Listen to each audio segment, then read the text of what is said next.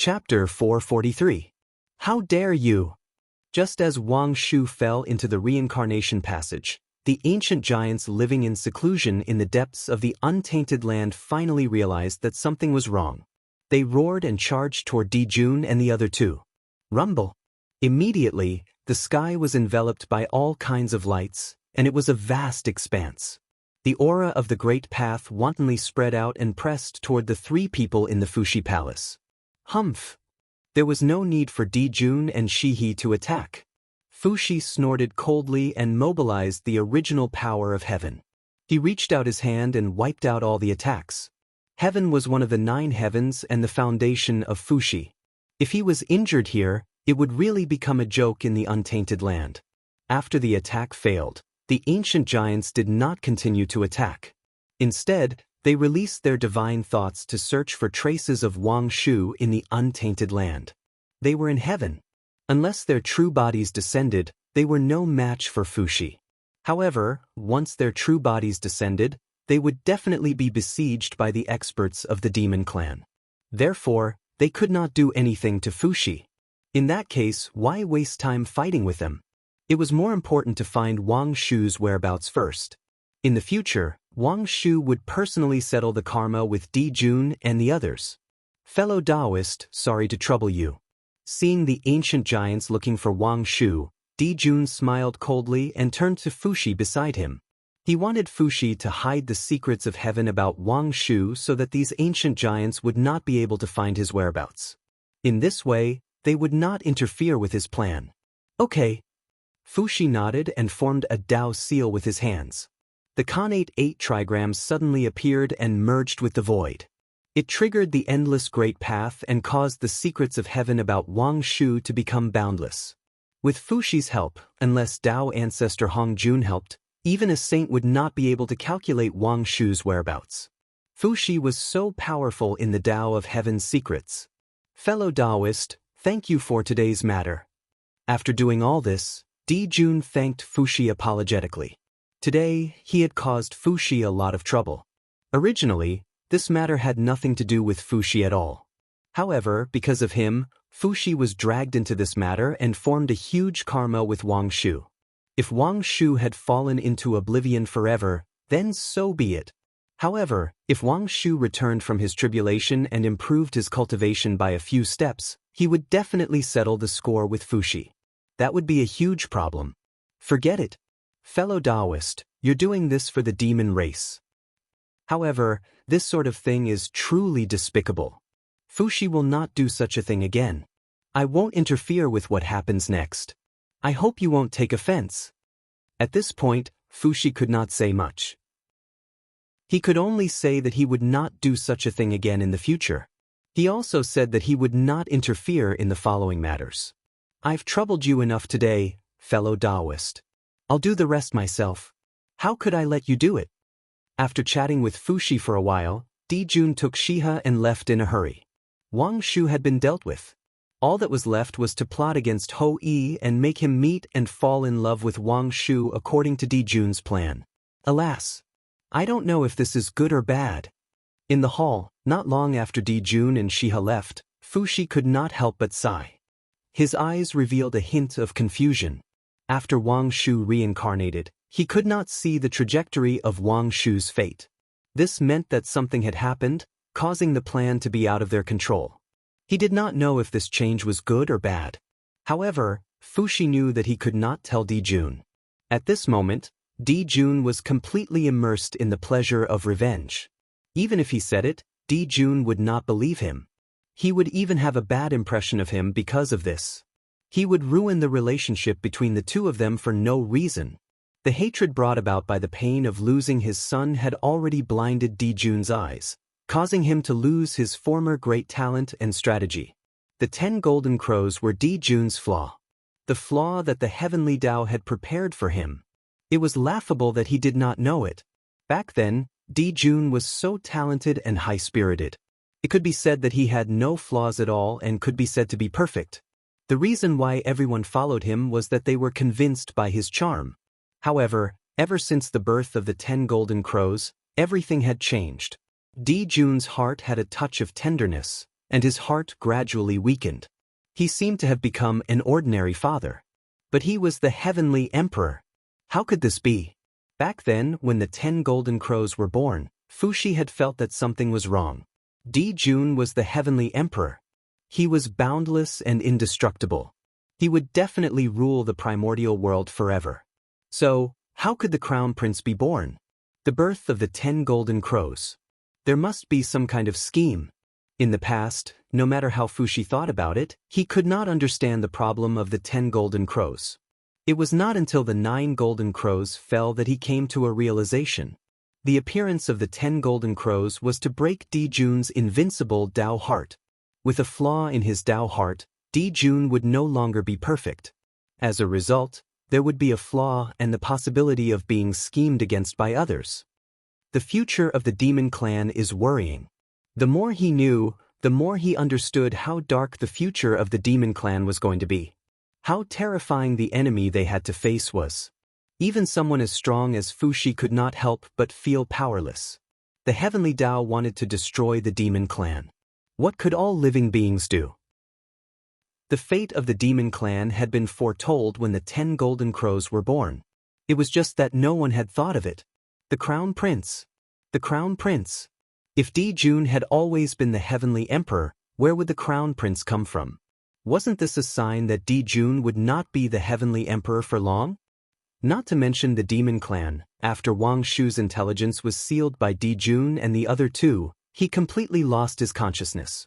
Even when he was sent into the reincarnation passage, he did not feel anything. He was ignorant, like a newborn baby. Therefore, no matter what Jun arranged for him, he could not resist. However, Wang Shu could not resist, but it did not mean that other things could not resist. In Wang Shu's body, the Taiyin divine pearl sensed that its master's situation was not good. Suddenly, it trembled violently. Wisps of Khanate Taiyin origin surged out of its body and poured into Wang Shu's Khanate true spirit. When the Taiyin divine pearl saw that Wang Shu was in danger, it did not hesitate to destroy its own foundation to help him escape. The Taiyin divine pearl was simply a miniature version of the Taiyin star. Its origin power was the most compatible with Wang Shu. With its efforts at all costs, although it could not break the seal that Jun and the other two left in Wang Shu's body, it gradually stabilized his Khanate true spirit and was no longer so weak. This change was unexpected by Jun and the other two. It caused a change in Jun's perfect plan. Boom! In the reincarnation passage, the afterlife that Jun left behind was activated. Waves of reincarnation power surged out, pulling Wang Shu's Khanate true spirit and trying to push him into the reincarnation. This was a great technique that Jun created after observing Ho Tu's reincarnation. Although it was not as powerful as the 6 paths of reincarnation, it should be more than enough to deal with a severely injured Wang Shu. At least, that was what Jun thought. Unfortunately, he did not expect that the Taiyin divine pearl would be willing to destroy itself for its master so that Wang Shu could escape. This caused the situation to change. Buzz? Perhaps it sensed Wang Shu's danger. The Taiyin divine pearl trembled even more violently. The Khanate Taiyin origin poured out of its body like a vast ocean, protecting Wang Shu's Khanate true spirit and fighting against the reincarnation power. As the Taiyin origin and the reincarnation power were in a stalemate, a crisp cracking sound came from the Taiyin divine pearl. The Taiyin divine pearl was already dimmed by Jun and the other two. Coupled with the large-scale loss of its Khanate origin, it finally could not hold on any longer. It fell from the supreme-grade Khanate spiritual treasure level to the superior-grade Khanate spiritual treasure level. Even so, it did not give up. It continued to release the Khanate Taiyin origin to protect Wang Shu's Khanate true spirit, preventing it from being invaded by reincarnation power. However, under the suppression of the reincarnation power, its aura became weaker and weaker. Obviously, it could not hold on for much longer. Fortunately, without the support of Jun's Dharma power, the reincarnation power was like a tree without roots. Its power could not be endless. As it fought with the Taiyin divine pearl, its power was also weakening. Just like this, the two forces were in a stalemate. At the same time as time passed, The two forces became weaker and weaker. Finally, one day, the Tyene Divine Pearl's level fell to the level of a middle-grade Khanate spiritual treasure. The two forces reached a subtle balance. Wang Shu's Khanate true spirit gradually turned into a baby, and its power weakened. However, the power did not dissipate. Instead, it turned into flesh and bones, creating a new Khanate Taoism aptitude for Wang Shu. A Khanate Taoism aptitude in the form of a baby. Obviously, this was the effect of the reincarnation power. However, the strange thing was that Wang Shu did not reincarnate into any race in the primitive world.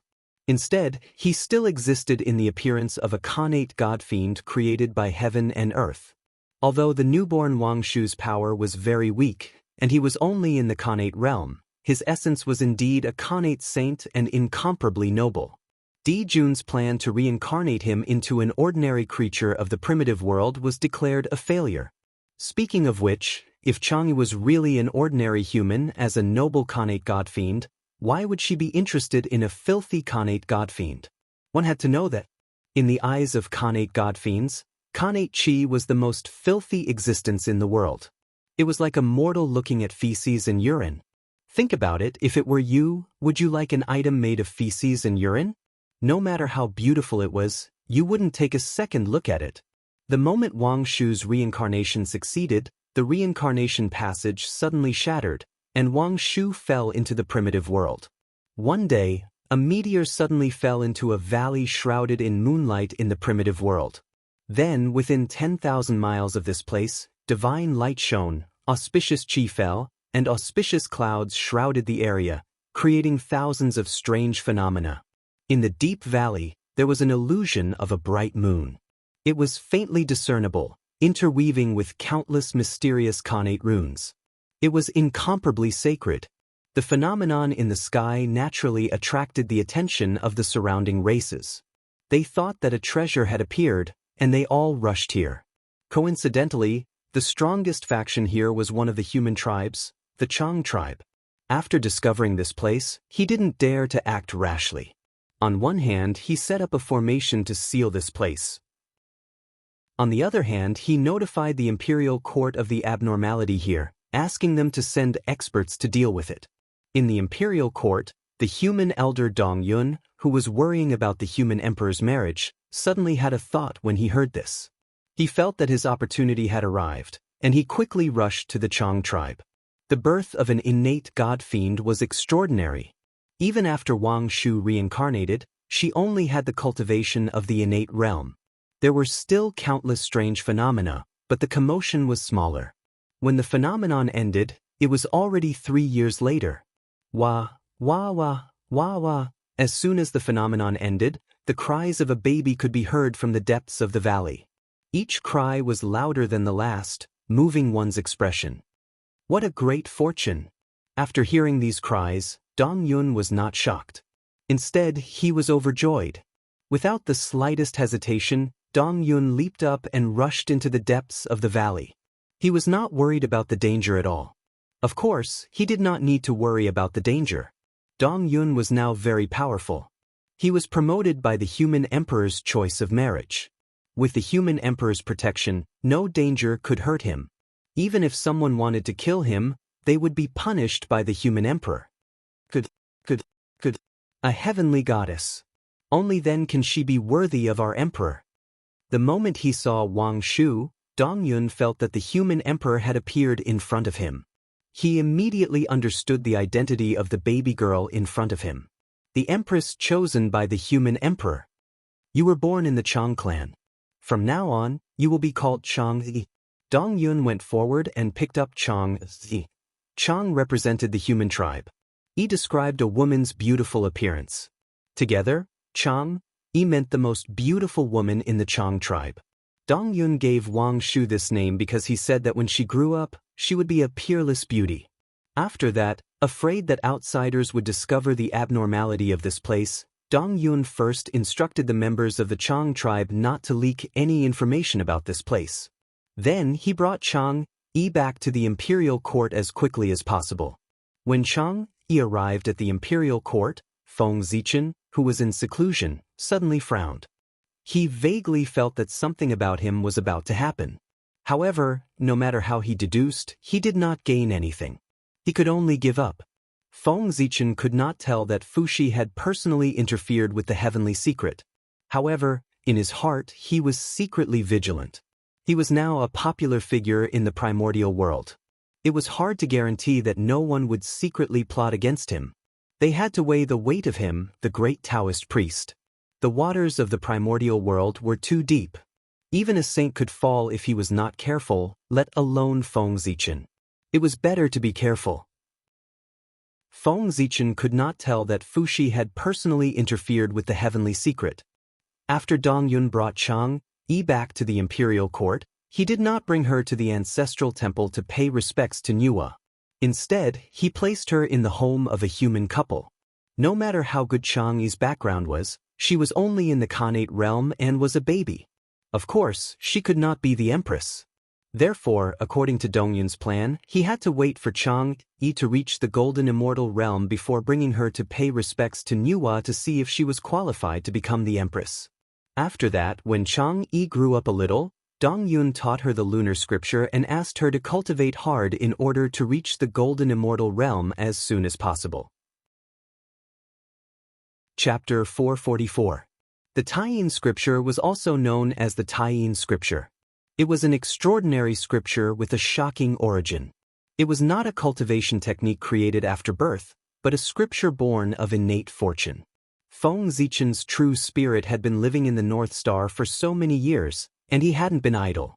Apart from comprehending the great Tao, he had been observing Zhouxing, hoping to gain some enlightenment. Not to mention, by observing the stars day and night, he had really comprehended 365 innate Taoist scriptures, which corresponded to the number of innate Taoist scriptures, and each of them led directly to the level of a perfected golden immortal. The Taiyin scripture was one of the Xiantian Dao scriptures born from the Taiyin star. It was also the supreme scripture among the 365 Xiantian Dao scriptures, mainly describing the Tao of Taiyin. However, the Tao scripture was too famous. Feng Zichen was afraid of causing trouble, so when he passed it down to his clansmen, he simplified it and renamed it the Taiyin scripture. Only when his clansmen reached the golden immortal realm would they pass down the true Xiantian Dao scripture. This way, it wouldn't attract the attention of outsiders. As an elder of the human race and a half-step Daluo Jingxian, Dong Yun naturally cultivated the true Taiyin scripture. What he passed to Chang Yi was naturally not the simplified version cultivated by ordinary clansmen, but the true Taiyin scripture, the Xiantian Dao scripture personally passed down by Feng Zichen. Chang Yi's previous life was Wangshu, the most ancient moon god born from the Taiyin star. She had dabbled in all the Xiantian Dao scriptures born from the Taiyin star and walked her own path. It could be said that she had a deep understanding of them. The Taiyin scripture was naturally among them. As such, Chang Yi displayed astonishing talent as soon as she came into contact with the Sutra of the Highest Demon. A cold, bright moon rose from behind her, resonating with the supreme star, the lunar star, that resided in the boundless starry sky. Then, under Dong Yun's incredulous gaze, strands of innate Taiyin origin drooped down from the Taiyin star and merged into Chang Yi's body along the moon's shadow behind her. How is this possible? Seeing this scene, Dong Yun sure seemed to have received a great shock. She repeatedly exclaimed that this was impossible. When an ordinary person first started cultivating the scripture of extreme yin, they would only absorb the moonlight from the lunar star. Only when their cultivation base continued to increase would they be able to draw upon the power of the lunar star from the boundless starry sky. As for someone like Chang Yi, who directly used the innate great yin essence to establish her foundation, this was simply unheard of. Even Feng Zichen could barely draw upon the power of the lunar star when he first cultivated the lunar sutra. He was far inferior to Chang Yi.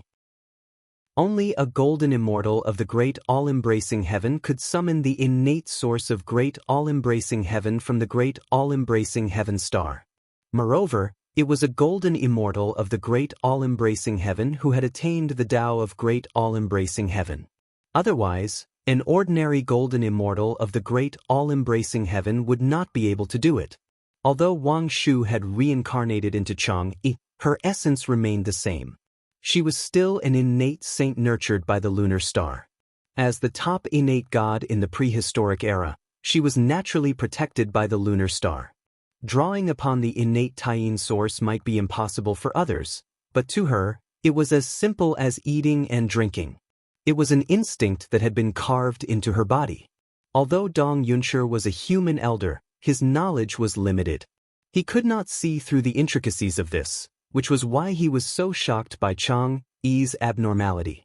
If it were a Tai Jingxian from the monster race, shaman race, or dragon race, they would be able to deduce Chang Yi's origin upon seeing this scene. This was the difference in foundation. It was not something that could be made up overnight. It required time to settle down. The human race still had a long way to go before they could become the main characters of the world. But what an ordinary Daluo Jingxian could not do, Chang Yi easily did. Didn't this mean that Chang Yi's origin was far greater than Daluo Jingxian's? At this thought, Dong Yunshi couldn't help but suck in a cold breath. He knew that Chang Yi's origin was not simple. This could be seen from the phenomenon that came with her birth. But Chang Yi's origin was so great that he had not expected it. Would it be a blessing or a curse for him to bring such a person back to the human race? At this time, Dong Yunshi began to feel fear. Was it really appropriate to bring Chang Yi back to the human race so rashly? Would her identity bring great trouble to the human race? The worry in his heart made Dong Yunshi worry about the future of the human race. But soon, all the worry in his heart was replaced by ecstasy. Only such a woman was worthy of the human emperor and could become the empress of the human race. As for trouble, the human race was born from Nuwa's good fortune. It was her opportunity to attain the Tao. Who would dare risk offending a saint to exterminate the human race? Dong Yunshi and most of the human race had limited knowledge after all. They did not know the depth of the primordial world. They thought that with the saint's protection, the human race could sit back and relax.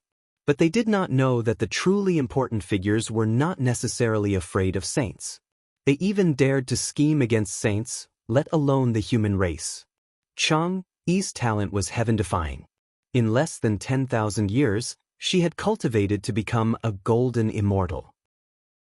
Dong Yunshi was worried that she did not know the evil of the human heart and that the world was difficult. It would be difficult for her to help Feng Zichen rule the human race, so he sent her out to gain experience and broaden her knowledge. He did not ask her to travel the entire primordial world. It would be enough if she could see the entire human territory. When Chang Yi returned from her experience, it would be time for her to pay a visit to Nuwa. At that time, as long as she obtained the Nuwa's consent, Chang Yi would be the empress of the human race. As for Feng Zichen's opinion, since the Holy Mother had agreed, Feng Zichen's opinion was not so important. Chang Yi spent more than 3,000 years touring the human forces in the primordial world. Then she set off for the East Sea to take a look at the Seven Planets Prefecture.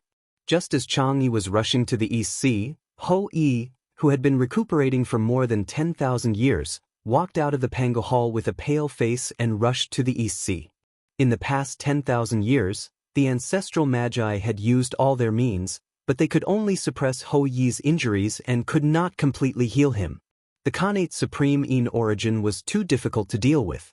Everyone was helpless and could only let Ho Yi go to the East Sea to try his luck. Dong Wangkung. The East Sea had Dong Wangkung. He was an Khanate saint born from the Khanate Supreme Yang origin. His achievements in the Tao of Yang were not inferior to Tai Yi and Dijun. He could definitely remove the Khanate Supreme in origin in Ho Yi's body. Although he had long died, his Tao field was still in the East Sea. It was hard to guarantee that there would not be any treasures left in it that could help Ho Yi. Besides, even if it failed, Ho Yi would not lose anything. Anyway, he had to give it a try. If he did not try, how would he know if it would succeed?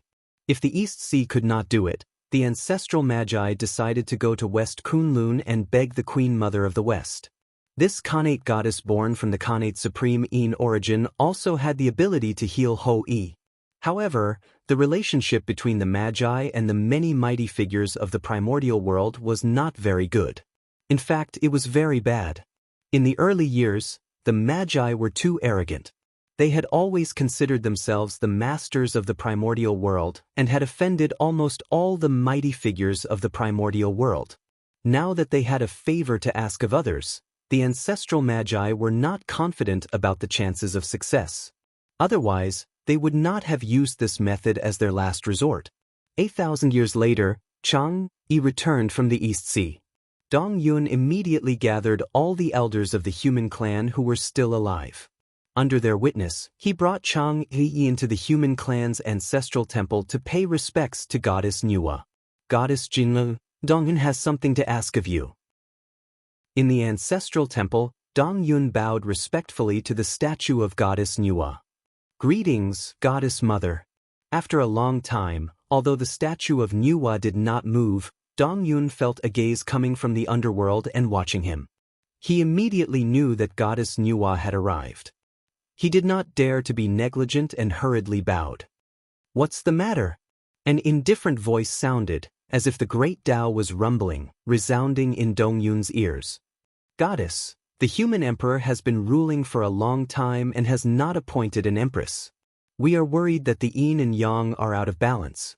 Therefore, we have searched for tens of thousands of years and found a gentle woman.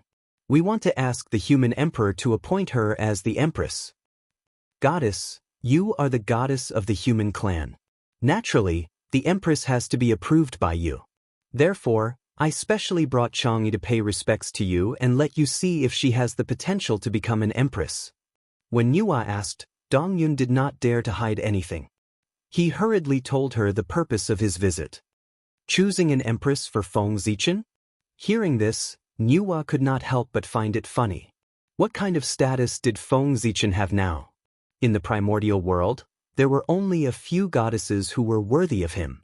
How could a mere human find a woman worthy of him? But since Dong-Yun had brought Chang-Yi here, it would be unreasonable to not take a look.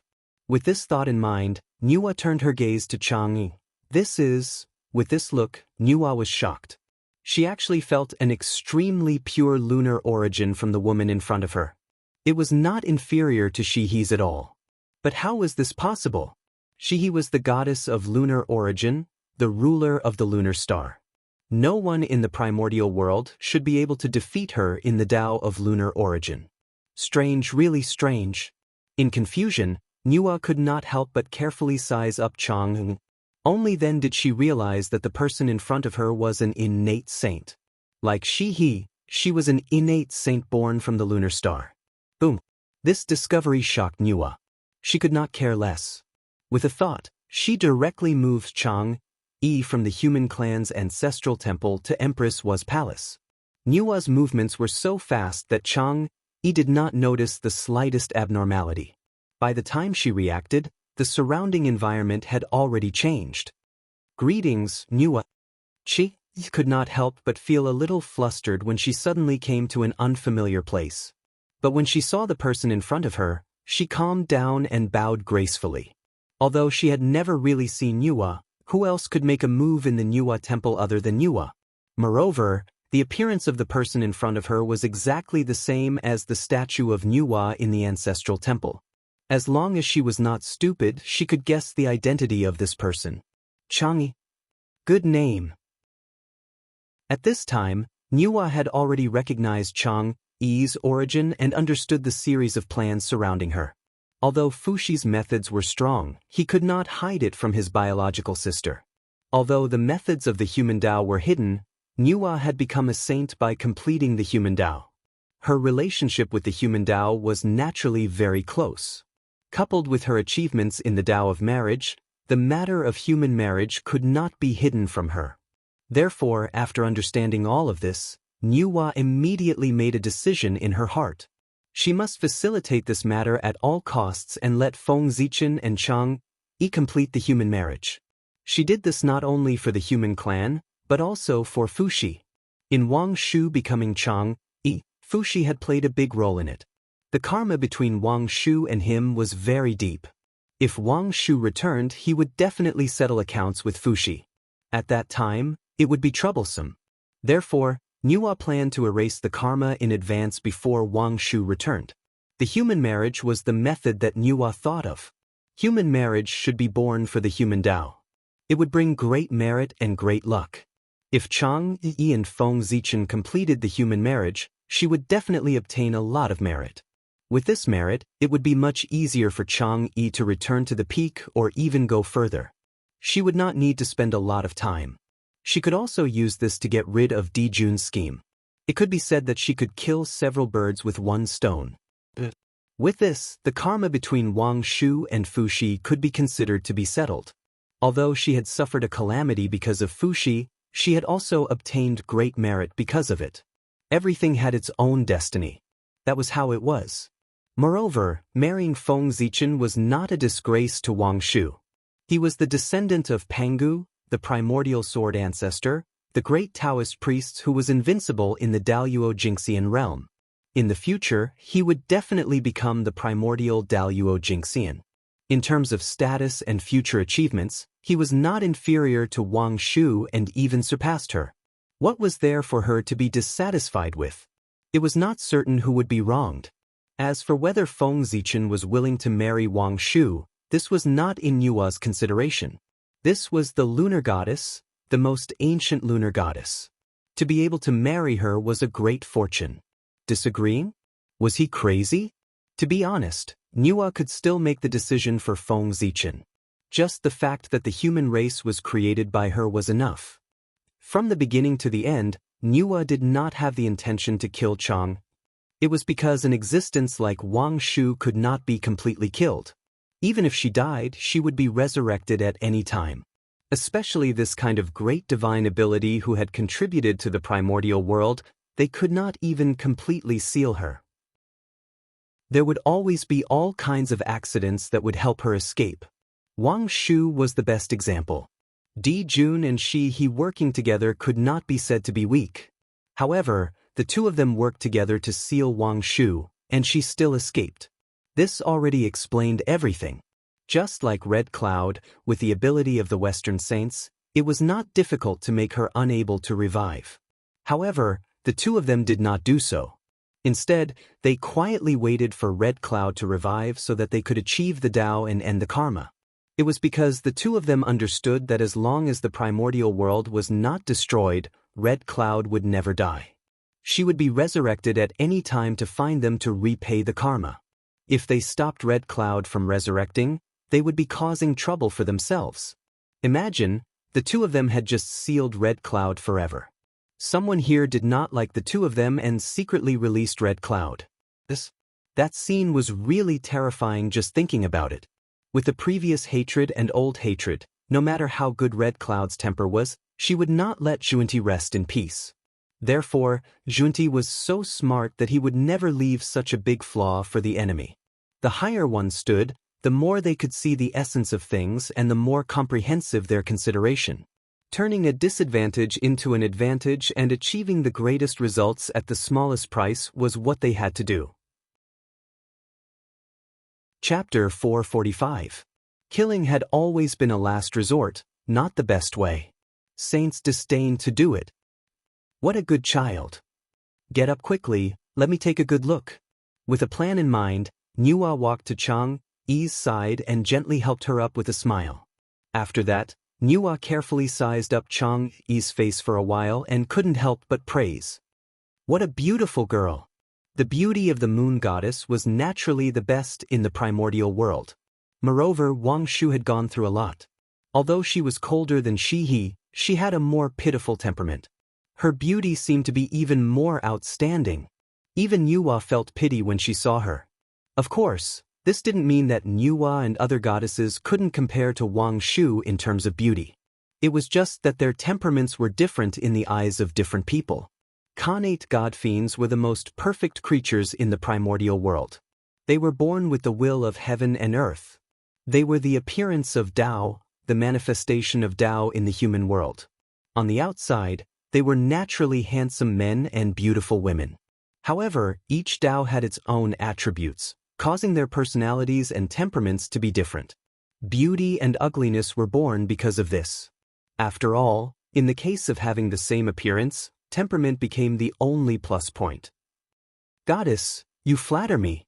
Chang Yi replied with some fear. being treated so kindly by Nuwa, she couldn't help but feel a little nervous. It was because the current her was not the ancient moon goddess Wang Shu, but the human girl Chang. Facing the creator of the human race, the supreme saint of the primordial world, it would be strange if she wasn't nervous. Alright, don't be nervous. Do you think I'll eat you? Seeing the existence of the primordial world acting so cautiously in front of her, Nuwa found it amusing and couldn't help but make a joke. Goddess. Nuwa's behavior made Chang even more nervous. She called out in a low voice and couldn't say anything. Hee hee. Nuwa chuckled twice. She also knew the principle of stopping before going too far. Otherwise, when Wang Shu returned and remembered that she had teased her, it would be inevitable that there would be another karma. Thinking up to this point, Nuwa adjusted her expression and returned to her previous serious appearance. Then, she began to talk to Chang Yi about serious matters. The human race wants to make you empress and marry Feng Zichen. That's why I brought you here to ask for my opinion. As for you, I am extremely satisfied. Therefore, I will not object to this matter. Now, it's up to you.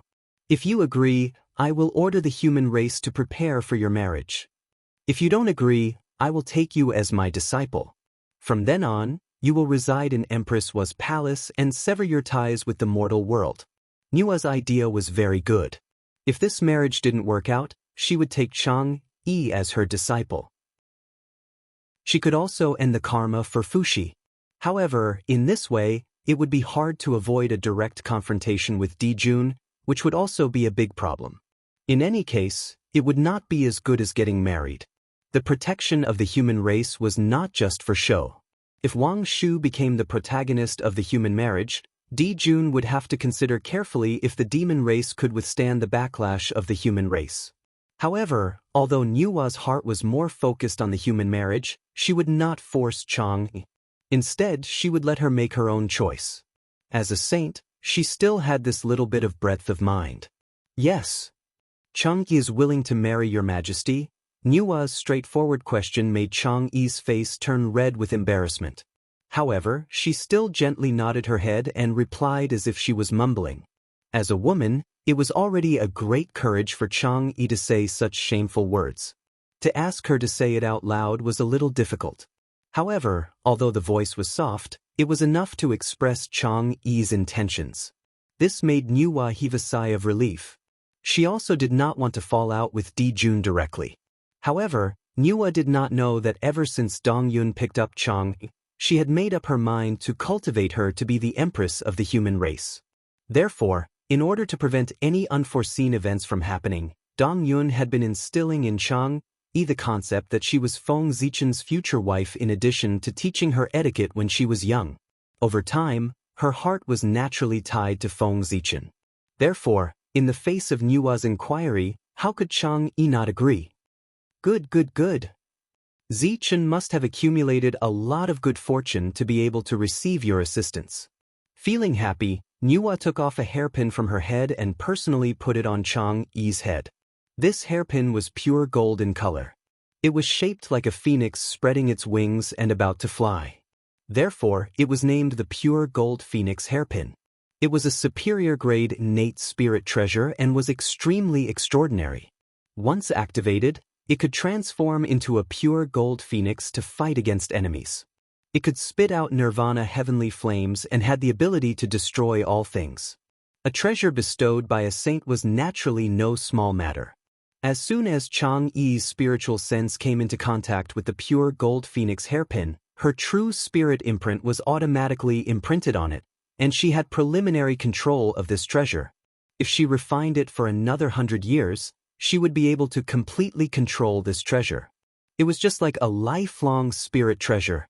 As Chang Yi refined the pure gold phoenix hairpin, the origin and use of it spontaneously appeared in her mind. Thank you, Empress.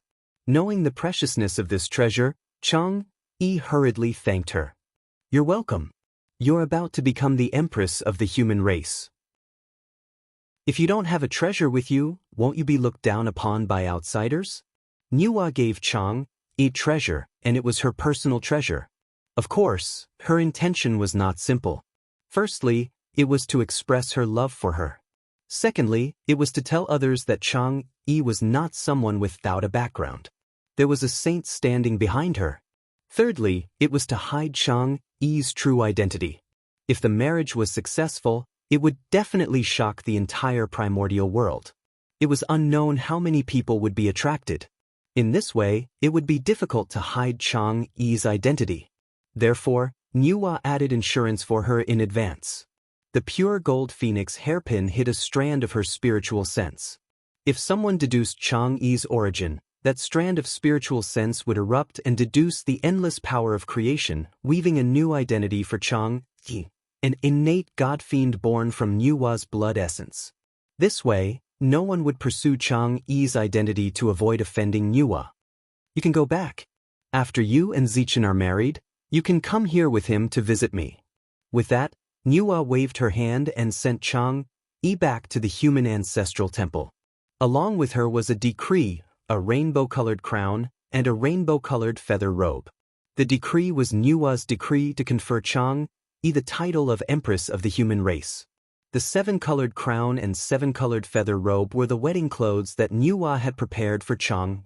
They were both middle-grade Khanate numinous treasures that could block Daluo Jinxian's attack. It had to be said that Nuwa had considered everything very thoroughly.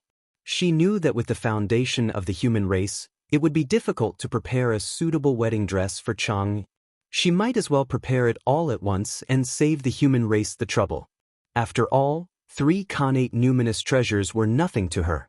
Nuwa might not have the most Khanate numinous treasures in the primordial world, but she definitely did not lack Khanate numinous treasures. Because she had the cauldron of heaven and earth, she could directly refine any Khanate numinous treasure she needed. It was very convenient. The 7-colored crown and 7-colored feather robe fell and disappeared into Chang Yi's glabella. The decree was laid flat on the altar and displayed in front of everyone. What was recorded on it was nothing more than Nuwa agreeing to make Chang Yi the empress. Her Majesty has agreed.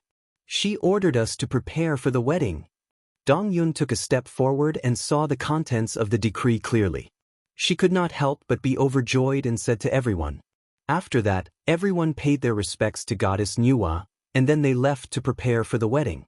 During this process, no one told Feng Zichen, and no one cared about Feng Zichen's opinion. It was because Nuwa had said that she would personally talk to Feng Zichen about this matter. This made the human race elders heave a sigh of relief.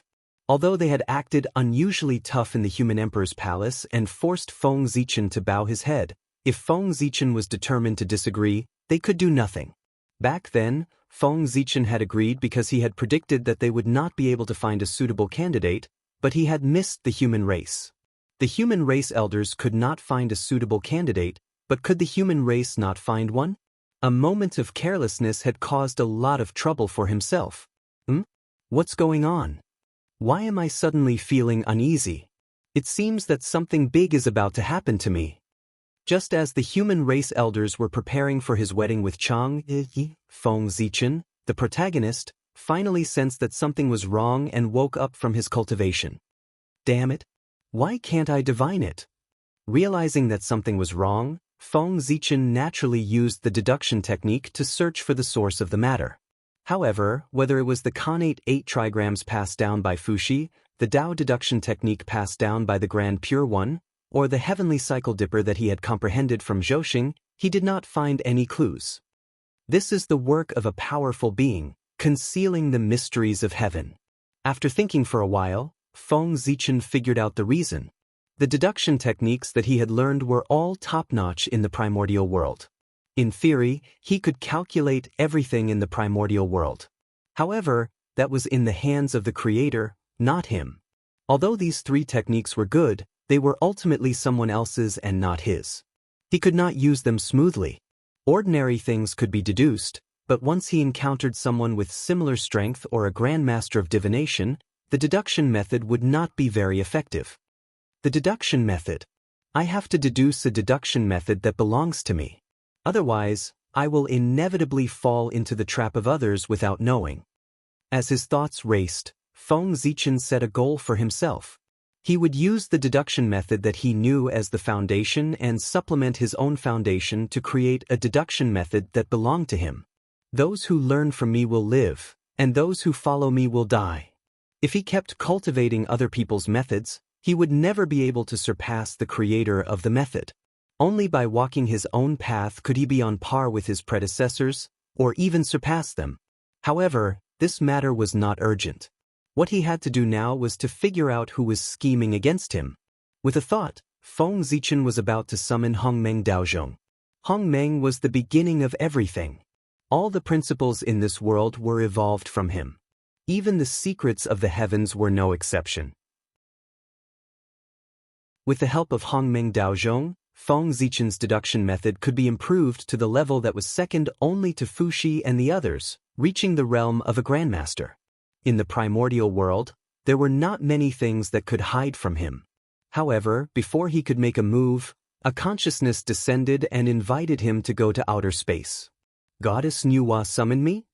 With a jolt of his heart, Feng Zichen followed the consciousness and rushed out of the sky. Nuwa summoned him at this time. It must have something to do with the matter that made him absent-minded. Perhaps he could get the answer from her. With the saint's guidance and Feng Zichen's leg strength, in an instant, Feng Zichen crossed countless space-time and arrived at the beautiful palace of Goddess Nuwa. Speaking of which, this was the first time Feng Zichen had come to Jinxiu. If it were in the past, he would definitely look around at the scenery here.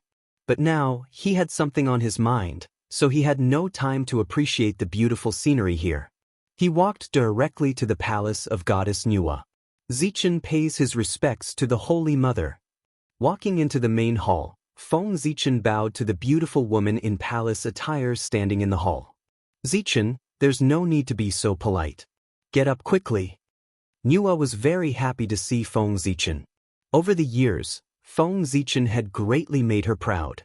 This made her awe-inspiring in front of the other saints for a long time. I wonder why the Holy Mother has summoned Zichen here. Is there anything important? After chatting with Nuwa for a while, Feng Zichen asked about the purpose of this trip. I called you here because I have a good news to tell you. Nuwa smiled and said, Good news? What's the good news that the Holy Mother is so moved? On the other side, Feng Zichen asked in surprise as soon as Nuwa finished speaking. If even Nuwa said it was a good news, it must be a great thing. It's a marriage I've arranged for you. Seeing Feng Zichen's curiosity, Nuwa was very satisfied. She didn't keep him in suspense and said directly, What? Marriage? At this moment, Feng Zichen's expression was very interesting.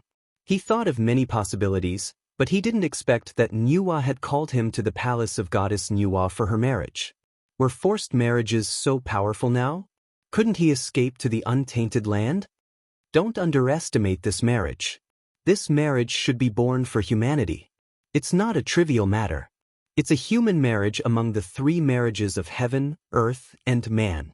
If you succeed, you can get great merits and be protected by humanity. Seeing Feng Zichen's expression, Nuwa thought that he didn't know the pros and cons of it, so she explained to him.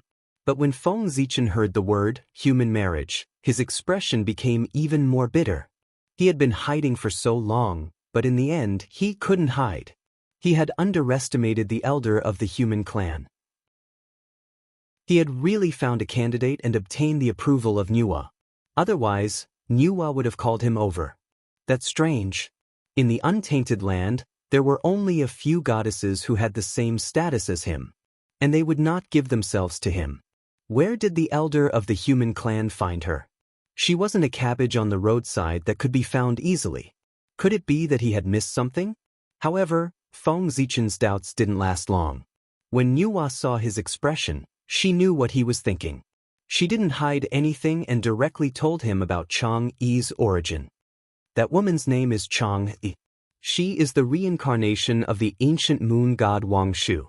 Because she had a feud with Di Jun, she was plotted against and fell into the mortal world. This matter couldn't be hidden. She had to explain it to Feng Zichen clearly. Otherwise, it would be a ticking time bomb that could explode at any time. Hearing this, the corner of Feng Zichen's mouth couldn't help but twitch. He didn't know what expression to make. Everything was clear. Why did he feel uneasy? So this was the root of it. Why couldn't he calculate it? It involved a saint, a celestial emperor, and several top-notch great divine abilities. If he could calculate it, that would be a miracle. However, he had really forgotten about Chang'e flying to the moon. He had been too busy recently, so much so that he had forgotten such a big matter. He really shouldn't have. With Wang Shu's identity, she was more than enough to be his match. However, if he remembered correctly, Chang'e's destined person should be Hou-yi. How did it have anything to do with him? Moreover, the matter of Chang'e flying to the moon was not simple. If Hou-yi shooting down the sun was the fuse of the great Magi Demon War, then Chang'e flying to the moon was another cause of the great Magi Demon War. It was after this matter that the 11 ancestral wizards made up their minds to create the 13th ancestral wizard. The demon race also discovered the abnormality of the human race because of this matter. They didn't hesitate to offend Nuwa and slaughter the human race to forge the witch-killing sword. After Chang'e flying to the moon, the great calamity of the human race was really not far away. What a headache! At this time, even Feng Zichen couldn't help but have a headache.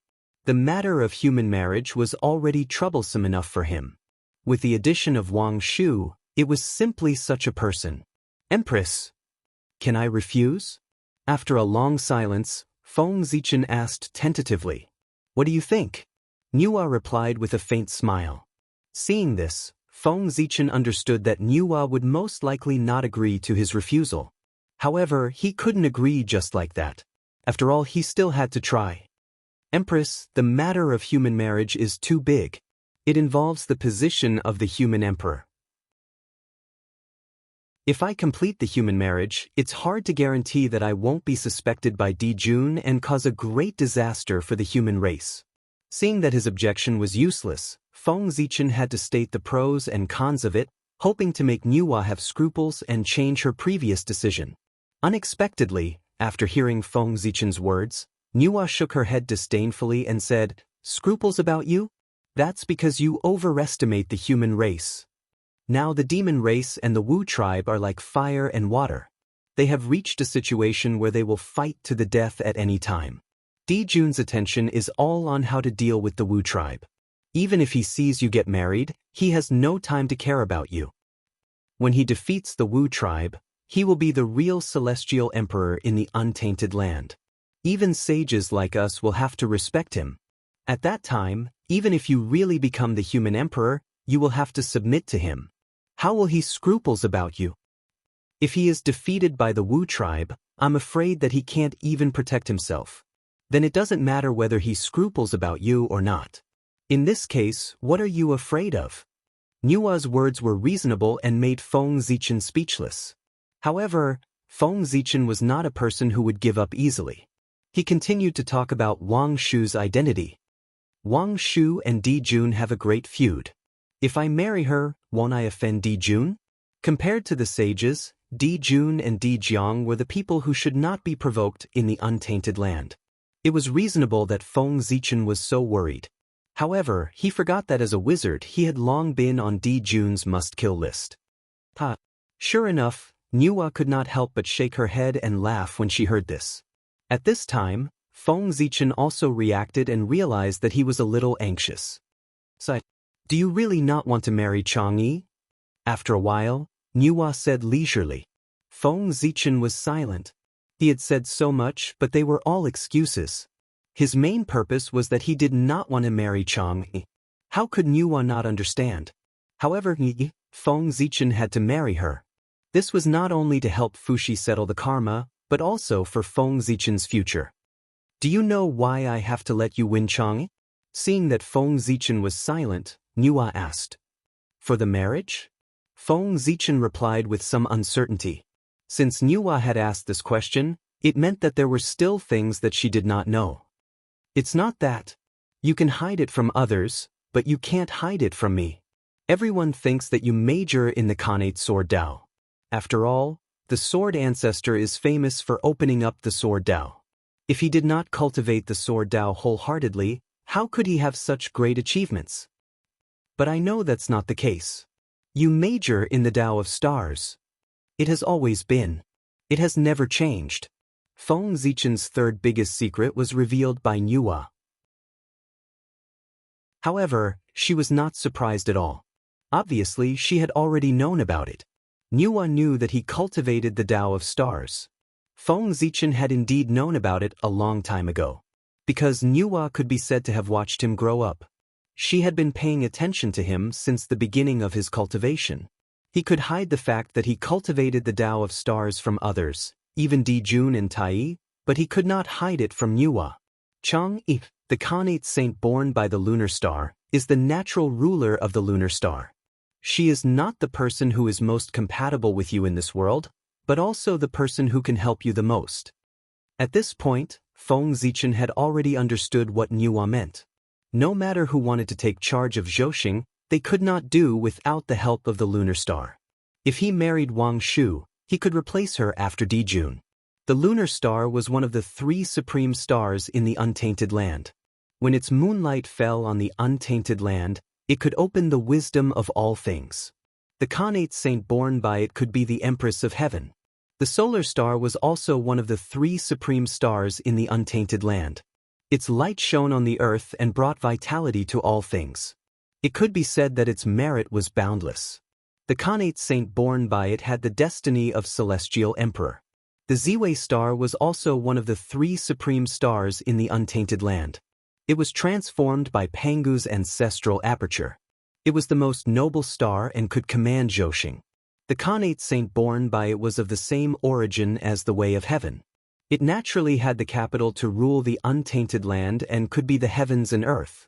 It could be said that between the Ziwei star and the solar star, whoever got the support of the lunar star could ascend to the position of celestial emperor. And this was Nuwa's plan for Feng Zichen. If Dijun lost his position, with Wang Shu's help, he might be able to ascend to the sky in one step and sit on the limitless position of celestial emperor. Thinking of this, Feng Zichen's heart was full of gratitude. Nuwa could be said to be extremely good to him. No one could find any fault with her. But in the end, he would fail to live up to Nuwa's good intentions. If there was no Ao Shui, it would be fine to agree to this matter. He would not suffer any losses anyway. Unfortunately, he knew Ao Shui first and had deep feelings for her. As for Chang, he had never even seen her, let alone know her. He could not abandon Ao Shui and marry Chang, goddess. Even so, I still can't agree. Chapter 446. Why? Nuwa was not angry. Instead, she asked in a low voice. For Feng Zichen, the benefits of this matter outweighed the disadvantages. It could be said that if he married Chang, it would be equivalent to him fighting for countless years less. This was a benefit that countless gods and demons of the primordial world could not get. Nuwa really could not think of a reason for Feng Zichen to refuse. I have a very good relationship with the ancestral dragon's granddaughter, Ao Shui. After thinking for a while, Feng Zichen said truthfully. He was someone who could not stay idle. How could he stay obediently in the human race for tens of thousands of years? During this period, he often appeared in the East Sea. A small amount of time, he asked the ancestral dragon for guidance on cultivation. Most of the time, he accompanied Ao Shui to tour the mountains and rivers. Cultivation also required a combination of work and rest. During this period of time, the relationship between the two of them, who were already in love with each other, could be said to have rapidly warmed up. If Feng Zichen was not worried about the tribulation of slaughtering people, he would have already proposed marriage to the ancestral dragon. However, even so, Feng Zichen had made up his mind. After the matter of the human race was over and the Lich demon tribulation was over, he would confess his feelings to Ao Shui. This was because only then could he be ranked at the top of the primordial world. He could use the world as a chessboard and all living beings as chess pieces to play with the saints. He would not be as restrained as he was now, worrying about this and that. Many times, he could not help himself. If the Lich demon tribulation did not end, his future would be difficult to determine. How could he promise others? When a man faced his lover, regardless of whether he could do it or not, he would want to give her the best of everything. However, plans could not keep up with changes. Before he could express his feelings to Ao Shui, Nuwa had already begun to force him to marry her. I was wondering what the reason was. So that's how it is. I didn't expect you to be a playboy. After knowing the reason for Feng Zichen's rejection, Nuwa could not help but feel that it was a little funny. She had thought that it was a big deal? After all this time, it was just a small matter? This is easy. Since you can't let go of Ao Shui, then marry her too. Nuwa smiled and said decisively. If it were someone else, he would definitely not say so. Be it Ao Shui or Chang, their identities were extremely precious. Few people in the primordial world could compare to them. Being able to marry one of them was already a great blessing. He even dared to ask for 2 women to serve one man. That was simply delusional. But Feng Zichen was different. His identity, enough for him to have all of this. Ever since Pangu created the universe, there weren't many innate saints born, but there were still quite a number of them. There were 6 sages, including the primordial chaos Daluo Jingxian. However, there was only one great Taoist priest, Feng Zichen. To be blessed by the 3 Daos of heaven, earth, and man at the same time, what a great fortune this was. Moreover, Feng Zichen had the bearing of a celestial emperor. He was the most promising existence to inherit the position of celestial emperor after Dijun. He was also the most suitable successor to the position of celestial emperor in the primordial world. With such a noble status, it wasn't impossible for him to marry a few more people, let alone 2. As long as the other party agreed. If it were in the past, Wang Shu would definitely not agree to marry Feng Zichen, let alone with someone else. But she was Chang Yi now, which made this matter possible. The only problem now was Ao Shui. He had to think of a way to make her agree to this matter. However, this was not a problem for Nuwa. Other than being a saint, she was also the first matchmaker in the primordial world. The marriage between Dijun and Wang Shu was the matchmaker she had mentioned. The heavenly marriage was presided over by her. She had experience in this matter. Empress, this isn't appropriate. He thought that Nuwa would break off the marriage between him and Chang Yi after hearing this. But he didn't expect that not only did Nuwa not break off the marriage, but she also let him marry her. This trick really made Feng Zichen a little confused. There's nothing inappropriate about it. You don't have to worry about this matter. Leave it to me. Waving her hand to make Feng Zichen shut up, Nuwa glared at him and said, this. Suddenly thinking that Nuwa still had the identity of a matchmaker, Feng Zichen could not help but shut his mouth resentfully. At this point, he had already understood that this matter was no longer something he could interfere in. He could only follow Nuwa's words and leave this matter to him. However, Feng Zichen was not completely without ideas in his heart.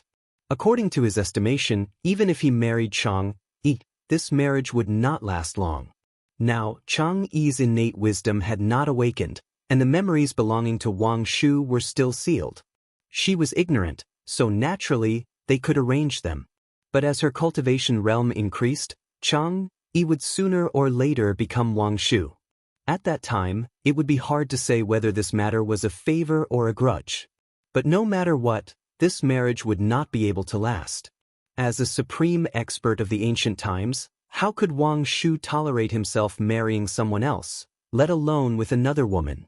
Therefore, this marriage was destined not to last long.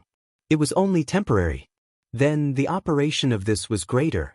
A marriage that was destined to have no result, why bother too much? It was fine to maintain it in name. Feng Zichen thought so. Men were so hypocritical. Unfortunately, one step back would lead to another. When it was time to get married, it might not be as he thought. Who could say for sure what would happen in the future? All right, you can go back. As for Ao Shui, I will talk to her personally. I will not let her be estranged from you. Thinking about how to communicate with Ao Shui, Nuwa did not have time to pay attention to Feng Zichen. She pointed at the door and motioned for him to leave. Your Highness, can you lend me the cauldron of heaven and earth? Feng Zichen would definitely not be happy to leave just like that. It was not easy to come to Empress Was palace. How could he return empty-handed? Take it. As soon as she finished speaking, The cauldron of heaven and earth appeared from the void and fell into Feng Zichen's hand. Niwa was still very generous to Feng Zichen. "Thank you, Your Highness." After putting away the cauldron of heaven and earth, Feng Zichen turned around and left. What's going on? After returning to the human emperor's palace and thinking about everything that had happened in Empress Was palace, Feng Zichen's heart was full of helplessness. He wanted to go to Donghai to explain to Ao Shui, but he did not know how to say it. In the end, he could only sigh helplessly and place all his hopes on Niwa. Empress Niwa had said that she would solve this matter. She should be confident. After sighing again, Feng Zichen took out the cauldron of heaven and earth and planned to refine a few clan weapons for the human race. The great calamity of the human race was coming. He could not indulge in love. He should work hard to improve the strength of the human race. Previously, Feng Zichen had already refined 3 clan weapons for the human race. They were the Swearin Lantern, Yuchao Hall, and Zi. But that was not enough. Of course, the stronger the human race was, the better. With a flip of his hand, Feng Zichen took out the virtuous golden net and put it into the cauldron of heaven and earth. This was the first postnatal fishing net. It was originally used to catch fish. Because of the merit, it had the ability to catch all living beings. Back then, Ao Shui was caught by this net and could not escape. Now, Feng Zichen wanted to refine it into the destiny of the human race and use it to become a clan weapon to protect all living beings. Tie silk into a net and collect all living beings. If this weapon was completed, it would be called the inescapable net. Boom! The long river of destiny of the human race appeared and fell into the cauldron of heaven and earth, refining together with the virtuous golden net. At the same time, the world origin, chaos origin, and Hongmeng origin flew out from Feng Zichen's body and surged into the cauldron of heaven and earth, enhancing the power of the virtuous golden net. Feng Zichen was no longer the same as before. The Chaos Bead, the World Tree, and Hongmeng Daozhong were the same. Its power had been greatly enhanced. The origin, which was not abundant before, was not in short supply now. Only then did Feng Zichen dare to continue refining the clan weapon. Swish, swish, swish. 100 years later, a large golden net flew out of the cauldron of heaven and earth and disappeared into the void. However, if Daluo Jingxian came here, he would be able to see that the entire human territory was covered by a large golden net that was densely covered in lightning. If anyone dared to attack the human territory, they would probably be smashed into pieces in an instant. This was called the inescapable net. Under the Daluo Jingxian, even if they did not die if they touched it, they would still lose a layer of skin. With this net, there was no need to worry about anyone causing trouble in the human territory. After the inescapable net was refined, Feng Zichen took out another clay jar. This was the first clay jar after birth. It was a superior grade postnatal merit numinous treasure. There was a space inside that could store people and items. It could also refine the essence of all things. Compared to the inescapable net, Feng Zichen valued this treasure more. Putting aside the ability of the clay jar to store people and items for the time being, the ability to refine the essence of all things was enough to raise the strength of the human race to a higher level. The human race was born weak. If they wanted to be strong, they had to work hard to cultivate. At this time, the role of the clay jar was displayed. It could remove impurities and refine the essence of all things, thus laying the strongest foundation for the future generations of the human race. Just this point alone, it was unknown how many treasures it had surpassed. This treasure was a supreme treasure that assisted in cultivation. With a thought, the cauldron of heaven and earth emitted a bright light. The Khanate Taoist rhyme spread out, and the auspicious air rippled, turning the surroundings into a fairyland. The clay jar flew out of Feng Zichen's hand and fell into the cauldron of heaven and earth. Not long after, it was refined into a ball of liquid. After all, the clay jar was just a superior grade postnatal merit numinous treasure, while the cauldron of heaven and earth was a Khanate supreme treasure. The difference in level was too great. Facing him, there was no resistance at all. The reason for refining the clay jar was that Feng Zichen felt that it was too ugly and wanted to refine it again. In the beginning, Feng Zichen planned to refine the clay jar into the shape of a pot. In this way, after the new clay jar was refined, it could be called the demon refining pot. However, as soon as he thought of this name, Feng Zichen rejected it. Not to mention that the real demon refining pot was in the hands of Nuwa. The demon race had not yet attacked the human race.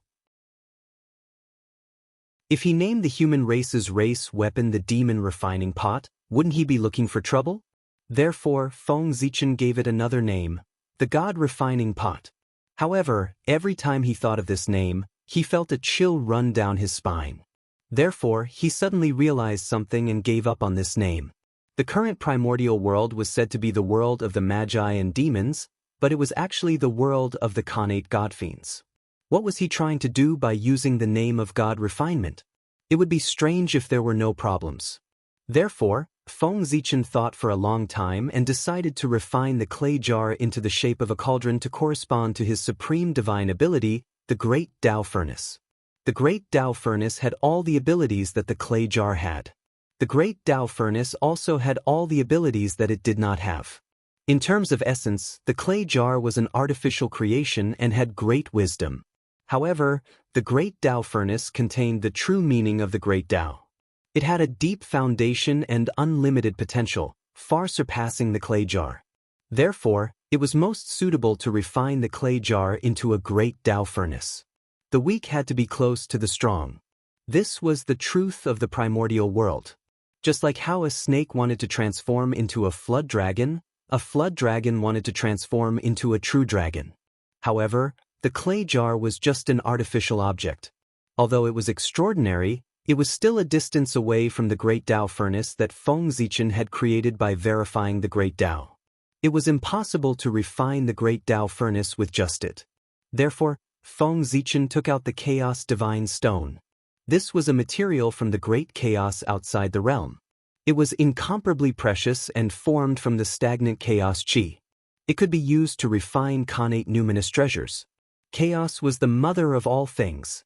With the Chaos Divine Stone, the ability of the Cauldron of Heaven and Earth to go against the Khanate heavens, and the merit he had accumulated over the years, Feng Zichen was confident that he could refine a superior grade Khanate merit numinous treasure.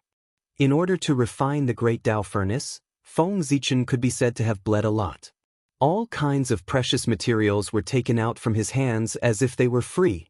Only after thousands of years could he refine the Great Tao Furnace. Very good. Looking at the large cauldron in front of him, it was simple and ancient, filled with the aura of the Great Tao, and surrounded by the aura of chaos. It was no different from his own divine ability. Feng Zichen couldn't help but nod in satisfaction. This treasure was definitely stronger than his divine ability. However, this was not the most perfect form of the Great Tao Furnace. According to Feng Zichen's speculation, the most perfect form of the Great Tao Furnace should be a top-grade Chaos Numinous treasure, not a Khanate cardinal treasure. The ability it displayed now was not even 1/1000th of its perfect form. With a thought, the Hongmeng Daozhong appeared behind Feng Zichen. On it, the imprints of the 3,000 demon gods were ready to move. This was the missing part of the Great Tao Furnace. To imprint the imprints of the 3,000 chaos demon gods on the Great Tao Furnace. Then, the Great Tao Furnace would immediately be baptized by the Great Tao. Even if it couldn't become a Chaos Numinous treasure, it could still become a top-grade Chaos Numinous treasure. Unfortunately, Feng Zichen's comprehension of the Great Tao was really limited. It couldn't support him to imprint the imprints of the Chaos Demon Gods on the Great Tao Furnace. Every time he imprinted the imprints of the Chaos Demon Gods on the Great Tao Furnace, this divine ability would collapse because it couldn't withstand the pressure of the imprints of the Chaos Demon Gods, causing it to be difficult for him to succeed. But today, it was completely different. He had refined the Great Tao Furnace into a Khanate numinous treasure. Its ability to withstand pressure had increased by countless times. With the hardness of a Khanate numinous treasure, it might be able to withstand the pressure of the imprints of the Chaos Demon Gods. As soon as he thought of it, Feng Zichen raised the Hongmeng Daozhong and imprinted the imprints of the Chaos Demon Gods on the Great Tao Furnace. Buzz! As expected, when the first imprint of the Chaos Demon Gods was imprinted on the great Tao furnace, it trembled violently. It was as if an invisible giant was beating it violently with a hammer. Buzz! When the second imprint of the Chaos Demon Gods was imprinted, the great Tao furnace suffered even greater pressure. It trembled even more violently, and its body became a little smaller. Buzz, buzz, buzz. As the imprints of the Chaos Demon Gods were imprinted on the great Tao furnace one after another, it also changed. Its body became smaller and smaller, and the chaotic aura around its body became thicker and thicker. Wisps of the true meaning of the great Tao flowed out from its body, making it more and more simple and profound. Finally, when the great Tao furnace turned from 10 feet to 1 foot in size, Feng Zichen stopped and no longer imprinted the imprints of the Chaos Demon Gods. At this time, the great Tao furnace had already been imprinted with 100 imprints of the Chaos Demon Gods. It had already reached its limit. If he continued to imprint, it would definitely be crushed into pieces by the true meaning of the great Tao carried by the imprints of the demon gods. This was an irreparable damage. Therefore, Feng Zichen didn't dare to continue. However, this was enough. It meant that Feng Zichen's deduction was completely feasible. In the future, as long as he continued to improve the power of the great Tao furnace, he could continue to imprint the imprints of the demon gods on it. And if he wanted to improve the level of the great Tao furnace, it wouldn't be so troublesome. It was already closely related to the luck of the human clan. As the luck of the human clan increased, its level would naturally increase. Feng Zichen didn't need to worry too much. However, it wasn't appropriate to call it the Great Tao Furnace now. It should be renamed the Human Tao Furnace. The human clan would eventually achieve unprecedented success. They would make all the races of the wilderness respect the human clan and redefine the human Tao. In the wilderness of the human Tao, a superior-grade Khanate merit numinous treasure contained a chaotic space. It could trace all things back to their origin and transform them into the purest source. That's right, after the clay jar became the human Tao furnace, its ability to refine the essence of all things also improved. It could directly refine all things into the most primitive source without leaving behind a trace of impurities. With this treasure, the human clan's descendants might find it difficult to cultivate to the Khanate God-Fiend Tao, but as long as they were willing to work hard, it wouldn't be difficult to go against the Khanate Tao. This was the foundation of the human clan's strength. After refining the human Tao furnace, Feng Zichen didn't continue refining other clan artifacts. Instead, he summoned the Swearin Lantern, Yuchao Hall, and Black Robe to refine these three treasures. The human clan's providence was limited. It couldn't support too many clan artifacts. 5 was the limit of the human clan's providence. Any more and they wouldn't be able to unleash the power that the clan artifacts should have. 9 was the limit. According to Feng Zichen's calculations, even if the human clan's providence was at its peak, it could only refine 9 treasures of providence at most. This was the limit of heaven and earth. It couldn't be reversed by humans. The 3 treasures of the Swearin Lantern were treasures that Feng Zichen had refined in his early years. At that time, his cultivation was far less powerful than it was now. He also didn't have a Khanate cardinal treasure like the Cauldron of Heaven and Earth. The treasures he refined naturally couldn't fully unleash their potential. Therefore, Feng Zichen refined these 3 treasures again to increase their power so that they could better deal with the future calamity. Just as Feng Zichen was refining in seclusion, Nuwa, who hadn't appeared for many years, moved today. She walked out of the beautiful Nuwa Palace and rushed to the East Sea. Obviously. This was for the matter between Feng Zichen and Ao Shui. Of course, the first person Nuwa wanted to see was not Ao Shui, but the ancestral Greygon. Ao Shui was the ancestral Greygon's granddaughter. If he wanted to marry her, he had to get the ancestral Greygon's consent. Otherwise, even if Ao Shui agreed, this matter didn't count. Only by dealing with the ancestral Greygon could he go find Ao Shui. It's Hou-Yi? What is he doing here? On this day, Feng Zichen, who was in seclusion, suddenly felt that the inescapable net that enveloped the entire human clan seemed to have encountered a terrifying existence. It was trembling violently and he couldn't help but wake up from his seclusion. He released his divine consciousness and saw that it was Ho-E. He couldn't help but feel a little surprised. What was he doing here in the human clan? But immediately, Feng Zichen thought of why Ho-E was here. Wasn't it for Chang'e? Other than Chang'e, what else in the human clan was worth him coming here personally? However, there was one thing that Feng Zichen was puzzled about. How did Ho-E and Chang'e know each other? Ever since he came to the primordial world, many things had changed. Not to mention anything else, just Chang'e's fate had changed a long time ago. She wasn't just an ordinary human cultivator like the legend said. Instead, she was the queen of the human race who was nurtured by the elders of the human race. She grew up in the imperial court. The question came. How did the two of them know each other? Curious, Feng Zichen secretly used the Khanate 8 trigrams and began to calculate silently. It wasn't difficult to deduce this matter. Soon, Feng Zichen learned the cause and effect, and his gaze became strange. It turned out that when Chang'e went to the East Sea, she happened to meet Ho-E, who had come to the East Sea to look for the ZG state. Perhaps it was because he sensed the power of the same attribute. When Ho-E touched Chang'e, the source of the moon in his body suddenly acted up and broke through the seal set by the ancestral magus, freezing Ho-E on the spot. When the kind-hearted Chang'e saw this scene, she immediately wanted to help. Of course. Although Chang'e was kind, she wasn't stupid. She didn't directly help Ho-E remove the ice seal. Instead, she suppressed the power of the source of the moon and didn't let it continue to cause damage to Ho-E.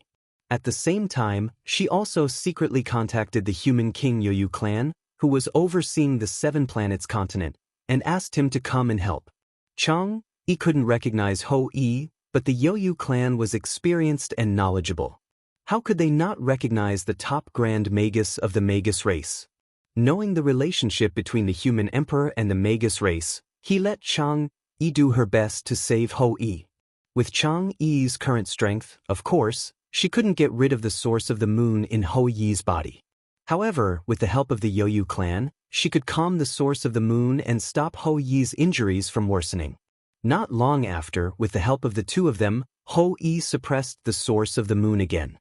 It was also because of this that Ho-E saw the possibility of recovering from his injuries. Since Chang'e could calm the source of the moon, it shouldn't be difficult for her to get rid of the source of the moon. Therefore, Ho-E asked Chang'e to lend him a hand. Unfortunately, he was mercilessly rejected by Chang'e. She was the future empress of the human race. How could she be involved with a man from another race? In order to avoid suspicion, she couldn't agree. Chapter 447. However, it was not easy for Ho-E to see the possibility of recovery. How could he give up so easily? If not for Feng Zichen, he would have dared to forcefully abduct her. The witch tribe was not a benevolent tribe. On the contrary, they were very cruel. If not, how could they rule the primordial world? The demons occupied Zhoushan and intercepted the stellar power of the heavenly cycle, causing the living beings of the primordial world to be unable to cultivate with the stellar power of the heavenly cycle. They formed a huge karma with the living beings of the world, causing boundless negative karma. What about the Magi? They did not occupy the sacred mountain of the primordial world, nor did they destroy the primordial world. However, they could attract negative karma that was no less than that of the demons. It could be seen how cruel they were. This was all negative karma that they had killed. The Magi had dominated the primordial world for so many years. Countless living beings had died in their hands. One had to know that. The Magi were famous for their brutality in the primordial world. This was not made up by outsiders. They had killed themselves. As a giant of the Magi, Ho-E was obviously not to be trifled with. The negative karma on him was definitely shocking. If not for the fact that he had obtained great fame from shooting the sun, his previous reputation would definitely make people change their expressions. In the primordial world, the Magi were the law, the Tao, and the only truth. Those who did not agree with this either lived in seclusion or became food for the Magi. The tyranny of the Magi could be seen from this. A mere Chang'e He actually dared to disobey his orders. This was unimaginable in the past. Unfortunately, Ho-yi could not do anything to Chang. Although he did not know the identity of the woman in front of him, she clearly had a high status in the human race to be able to make the king of the human race personally accompany her. If he touched her, Feng Zichen would definitely find trouble with him. At that time, Chang Yi's identity had not been confirmed by Nuwa, so she naturally could not call herself the queen of the human race. Therefore, although her status was high, she could not tell outsiders her exact identity. It was normal for Ho-yi not to know her identity. However, the Magi and humans had been friends for many years, and there were even marriages between them. Chang Yi could not refuse Ho-yi's request. She could only helplessly promise that when her cultivation level improved, she would remove the source of the moon for Ho-yi. Just like that, 10,000 years passed. And during these 10,000 years, Ho-yi had been influenced by the extreme red embroidered ball of the great Yin origins. It could be said that he had been thinking about Chang Yi day and night. Unknowingly, he had fallen into a love tribulation, and his feelings for her were deeply rooted. This was not a big deal, but Feng Zichen was going to get married. Naturally, he had to inform the shaman tribe. When Ho-yi got the news, his love tribulation exploded on the spot. His mind was blinded and he rushed to the human clan angrily. He wanted to see Chang Yi. Unfortunately, Chang Yi's heart was completely tied to Feng Zichen, and she had long forgotten about Ho-yi, whom she had only met once. From the moment the human Tao intervened, Di Jun's perfect plan completely went awry. While Feng Zichen was deep in thought, Ho-yi had already arrived at the heart of the human race. He was about to force his way into the human Tao imperial court to find Chang. Grand Shaman Ho-yi, what is the meaning of this? Outside the human Tao imperial court, the two human kings, Dating and Yoyu, who had already rushed back to the human clan, saw Ho-yi coming over aggressively. They came out together and blocked him. Ho-yi's name could be said to have resounded throughout the primordial world ever since he shot down the sun. The two of them knew that even if they joined forces, they would not be Ho-yi's match. Therefore, after the two of them came out, they did not attack Ho-yi directly.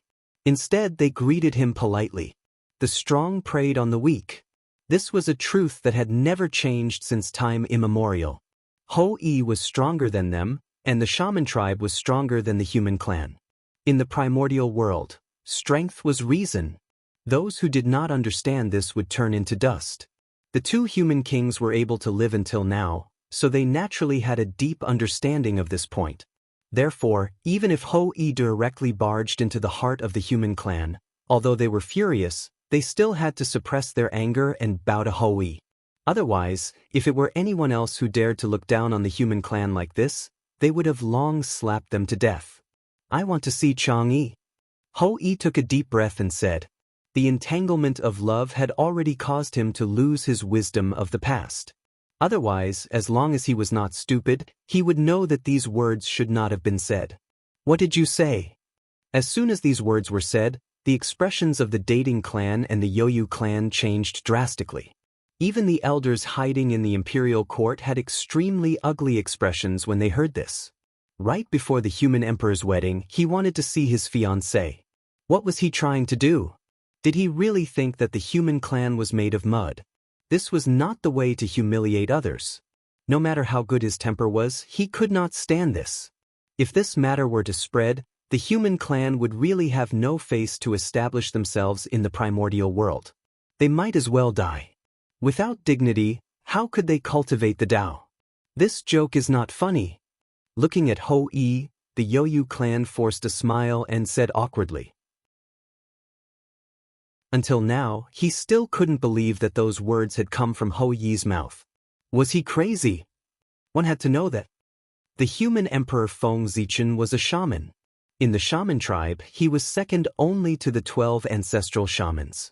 No matter how powerful Ho-yi was, he could not compare to him. If news of Ho-yi humiliating Feng Zichen spread back to the shaman tribe, the ancestral shamans would be the first to not let him off. Offending one's superiors was a huge taboo. I'm not joking. I don't want to make things difficult for the human clan. Hand over Chang Yi and I'll leave. The more hatred Di Jun had in his heart, the greater Ho Yi's tribulation. From this, it could be seen how deep Ho Yi's tribulation was. He had already sunk into it and only had Chang'e in his heart. He could not care too much. It seems that Grand Shaman Ho Yi is determined to go against the human clan today. At this point, there was no need to say anything else. They could only fight.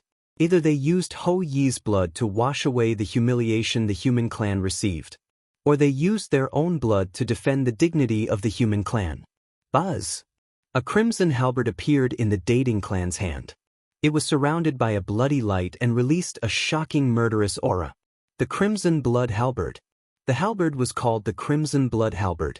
It was a middle-grade Khanate spiritual treasure made of Khanate divine iron and the blood of the Chaos Fiend God. It had shocking destructive power and could destroy one's body and primordial spirit. It was a top murderous weapon in the Eldritch world. The bloody light that surrounded it was formed by the blood of the Chaos Fiend God. The dating clan was also a person with amazing luck. He obtained the Crimson Blood Halberd by chance. He relied on the halberd to make a name for himself in the east of the Eldritch world. Whoosh! The sound of a long sword being unsheathed was heard. A long sword appeared in the Yoyu clan's hand. It was the Seven Luminaries' sword. It was also a middle-grade Khanate spiritual treasure. The Yoyu clan had been in charge of the Seven Luminaries state for many years and had a connection with the Seven Luminaries.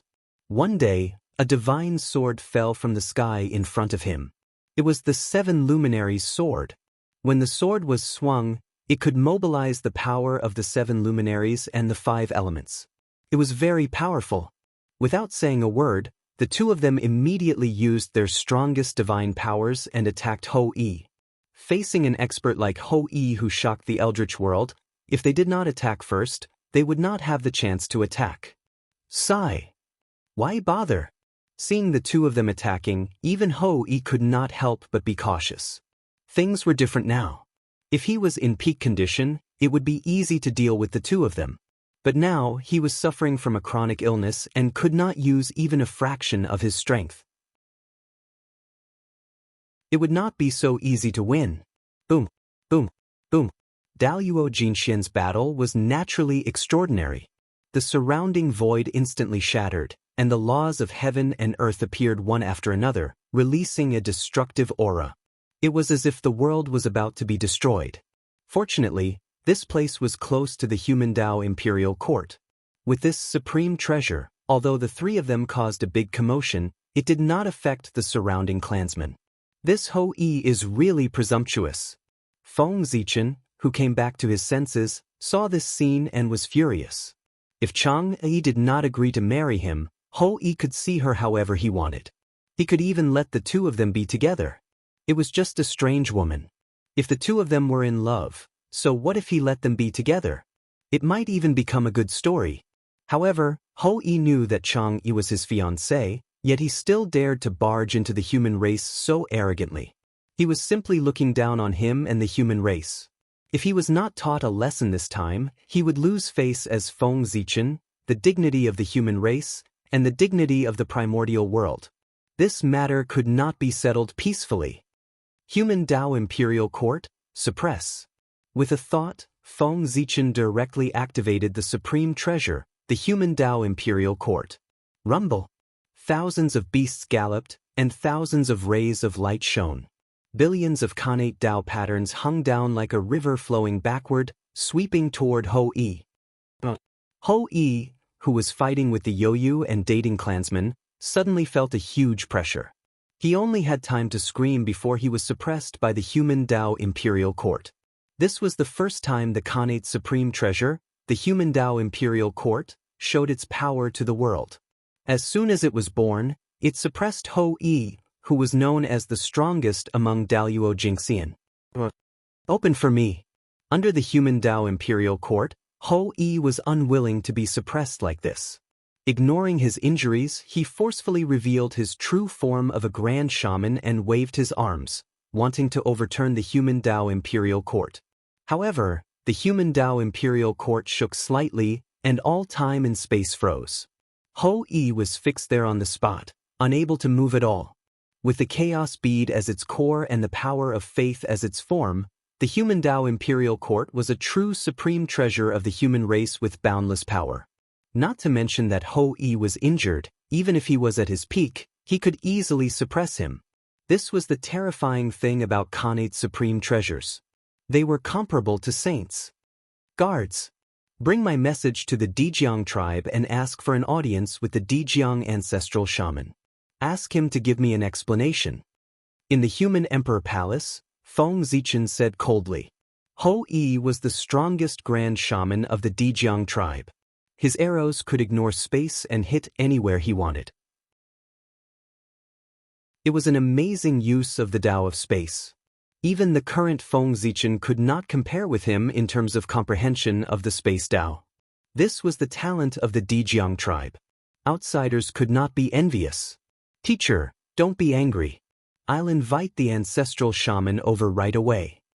As soon as Feng Zichen finished speaking, a sorcerer from the sorcerer tribe, who was traveling among the human tribe, shouted loudly before the human tribe could reply. As the shaman shouted, he rushed into the void without looking back. He was afraid that if he was a step late, Ho-E would be killed by the humans. In recent years, the relationship between the humans and shamans had become closer. Many shamans would come to the human race to travel and see the new creation.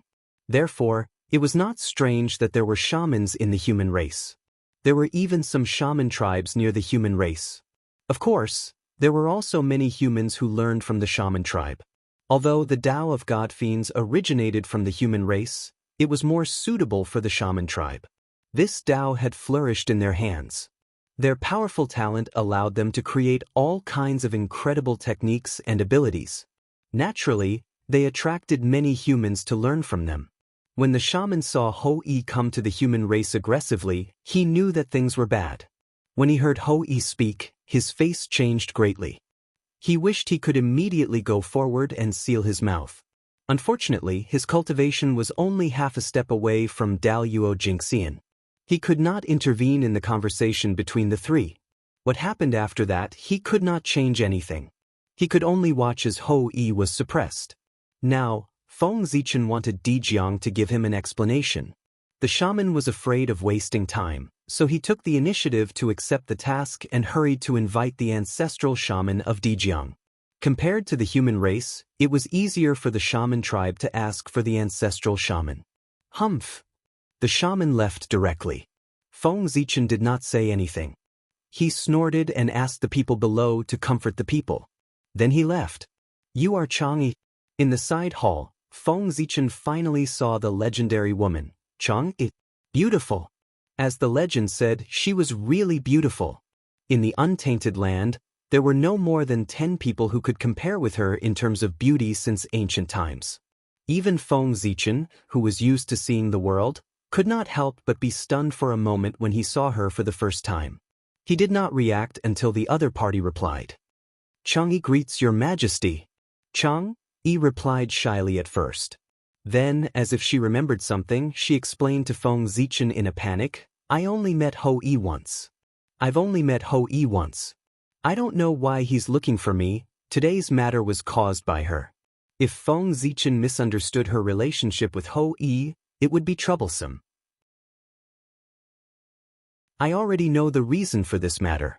It really has nothing to do with you. This is because Ho-E was schemed against, causing his true spirit to be ignorant and fall into the love tribulation. You were just implicated. Even if you were not involved, there would be someone else. Waving his hand, Feng Zichen briefly explained the matter to Chang'e. Nuwa had set her eyes on Chang'e. As long as she was still a human, this marriage could not be cancelled. Then, there was no need to create estrangement because of a small matter. Then why did your majesty? Hearing this, Chang'e asked hesitantly. Although she did not say it out loud, Feng Zichen understood what she wanted to ask. It was nothing more than knowing that there was a problem with Ho-E. Why did he still make things difficult for the witch tribe? I don't care why he is so presumptuous today. If I don't teach him a lesson, he won't be able to raise his head in the untainted land in the future. With a smile, Feng Zichen said, face was still very important in the untainted land. Alright, it's time for me to leave. After chatting with Chang Yi for a while, Feng Zichen got up and left. In the blink of an eye, it was almost the day of Feng Zichen's wedding.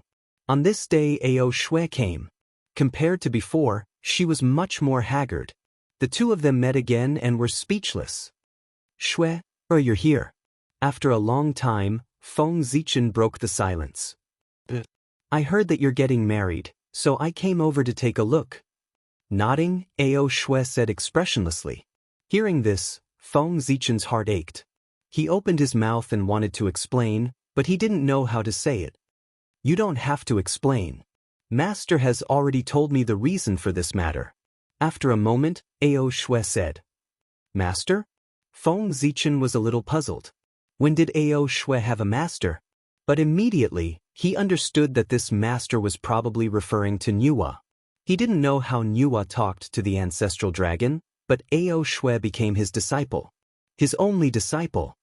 Feng Zichen was about to say something when he suddenly saw a strange red light flash across Ao Shui's body.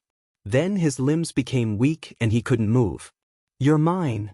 Ao Shui walked to Feng Zichen's side, took off his clothes, and rolled onto the bed with him. Pure ignorance. After that, Ao Shui put on her clothes and said to Feng Zichen, who was still weak, I'll wait for you at the palace of Empress Hua. I'll wait for you to fulfill your previous promise. After saying that, Ao Shui turned around and left. Promise? After being stunned for a moment, Feng Zichen understood. Previously, he had promised Ao Shui that after the Lich and Demon calamity, he would officially propose marriage to the ancestral dragon and marry Ao Shui. Ao Shui had always remembered this matter in her heart.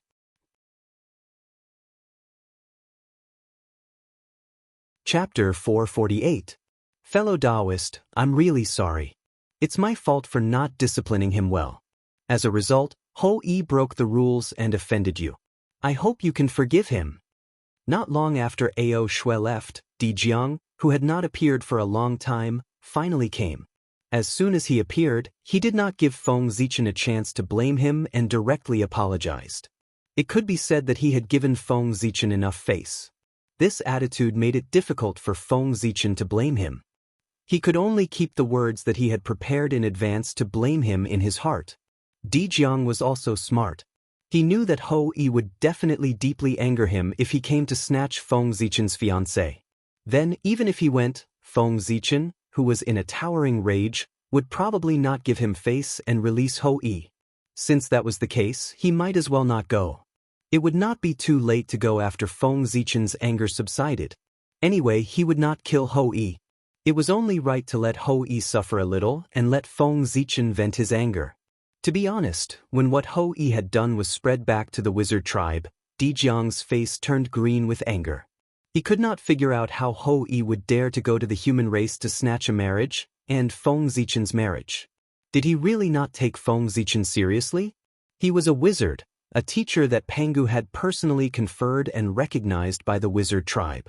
If Ho Yi was not a Khanate wizard with a noble status second only to the ancestral wizard, Di Jiang would really want to slap him to death. Fellow Taoist, where is Ho Yi now? He dares to offend you like this. I will definitely punish him severely. After exchanging pleasantries with Feng Zichen for a while, Di Jiang finally told him the purpose of his visit. He wanted to take Ho Yi away. What he meant was, fellow Taoist, it's been so long. You've punished him and your anger should have subsided. Shouldn't you let him go? Even if your anger hasn't subsided, I'll take him back and punish him well. It'll be considered as appeasing you. It was not appropriate to keep suppressing the human race. Dao brother, you're exaggerating. I already know the reason this time. Ho Yi was also schemed against by others. He really can't be blamed. Feng Zichen did not want to ruin his relationship with the witch tribe over such a small matter. Since Di Jiang gave him face, he took the opportunity to cover up this matter. However, the matter of Ho Yi being schemed against by Di Jun still had to be told to him. A scheme? What's going on? Hearing this, Di Jiang could no longer sit still. He had long felt that there was something wrong with the matter caused by Ho Yi. Ho Yi was not a fool. How could he do such a brainless thing? There was clearly a problem. Taoist brother, please take a look. Feng Zichen smiled and didn't say anything. He projected Hou Yi's current situation in front of Di Jiang for him to see. At this moment, Hou Yi was exactly the same as when he was first suppressed. There was no change at all. His eyes were scarlet and his face was filled with madness. He wanted to devour someone. The time and space that belonged to him had been completely suppressed by the human Dao Imperial Court. As long as Feng Zichen did not remove the seal, Hou Yi would remain in his current state until the immeasurable calamity arrived. However, Di Jiang's attention was clearly not on the power of the human Dao Imperial Court. Instead, it was focused on Hou Yi's scarlet eyes. That red was abnormally bright. The aura of lust inside circulated endlessly, evolving into all kinds of scenes of love between a man and a woman. It was so mesmerizing that one could not extricate themselves from it and completely sink into it. Love tribulation. Di Jiang's pupils constricted as he cried out involuntarily. Hou Yi's current state was clearly that of someone who had fallen deeply into the love tribulation and could not extricate himself. The word love was the most hurtful. Primordial chaos was unharmed, but love hurt oneself. This was the injury that he had caused to himself. It was a wound on the great Tao, a wound on his Tao heart. It was the most serious and difficult to heal. The demons are really good. In a flash, Di Jiang figured out the cause and effect. This was definitely done by the demons. This was because in the current world, only Nuwa and the demons who controlled Zhoushan could lure Daluo Jingxian into the love tribulation. Feng Zichen was Nuwa's face outside. Nuwa would definitely not scheme against him like this. The mastermind behind this matter was obvious. It was the demons. They had enough motives. Fellow Taoist, can Hou Yi be saved? After a moment, Di Jiang asked Feng Zichen in a deep voice. He was deeply immersed in the love tribulation and his Tao heart had sunk. He really could not think of a way to save Hou Yi. He could only place his hopes on Feng Zichen. After all, Feng Zichen's wisdom was obvious to all. Feng Zichen pondered for a moment and said, if it's just the origin of the moon, after a period of time, my understanding of the path of innate yin and yang will improve. I will be able to remove the origin of the moon in Hou Yi's body and treat his injuries. However, the love tribulation on his body is more difficult to deal with. If it's an ordinary love tribulation, I might be able to sever his relationship by using the method of entering the Tao in dreams. However, Di Jun had calculated everything and did not give outsiders a chance to help Hou Yi. I can't do it. Shaking his head, Feng Zichen sighed. Hou Yi was crippled. With Di Jun's strength, even if the Magi used all their strength, they would not be able to protect Hou Yi. It would be easy to kill him. However, Di Jun did not want to. He wanted to torture Hou Yi and make him suffer a fate worse than death to vent the hatred in his heart. However, this also meant that the battle of the Magi was not far away. It was easy for Di Jun to deal with Hou Yi, and it was also easy for Di Jiang to deal with the demon god. In the past, both sides had their own scruples or because of their identities, so they would not attack the Daluo Jingxian of the two clans. But now, Di Jun was the first to break the rules. He secretly attacked Hou Yi, a Khanate magus who had a chance of becoming a quasi-saint, and crippled him. Then Di Jiang would not be polite. He would definitely attack the demon god who had a chance of becoming a quasi-saint. In the future, the Daluo Jingxian of the two clans would be in danger. At this time, both sides were already unscrupulous. It was just a matter of who could not help but launch the final battle. Is there really no other way? Di Jiang was a little confused, as if he could not accept this result. Hou Yi was the top combat strength of the Magi. He alone could fight several figures at the level of the 10 great demon gods. Losing him would be a huge loss to the Magi. It's not that there's no other way. Why don't we put Hou Yi's true spirit into the reincarnation cycle and let him experience 100 reincarnations? Maybe one of them can break through the love trial and return. After pondering for a moment, Feng Zichen suggested a solution that was not really a solution. This solution could be said to be half good and half bad. After 100 reincarnations, If Hou-yi could break through the love trial, not only would he recover from his injuries, but he would also be one step closer to becoming a quasi-saint. But if he could not break through, then it would be troublesome. He would probably sink forever until he was worn down by the reincarnation cycle. Golden immortals were immortal and indestructible, but the 6 Paths of Reincarnation disc was a chaos supreme treasure after all. Its might was immeasurable, and its profundity was beyond imagination. Perhaps it could really wear down a golden immortal. After all, the essence of the chaos treasure had far surpassed that of a saint. No one knew what it would be like when it was fully unleashed. Let's do as you said and put Hou-yi's true spirit into the reincarnation cycle. After thinking, Di Jiang made up his mind. Hou-yi's appearance would be like sending himself to death if he participated in the battle between the Magi and the demons. It would be better to send him into the reincarnation cycle.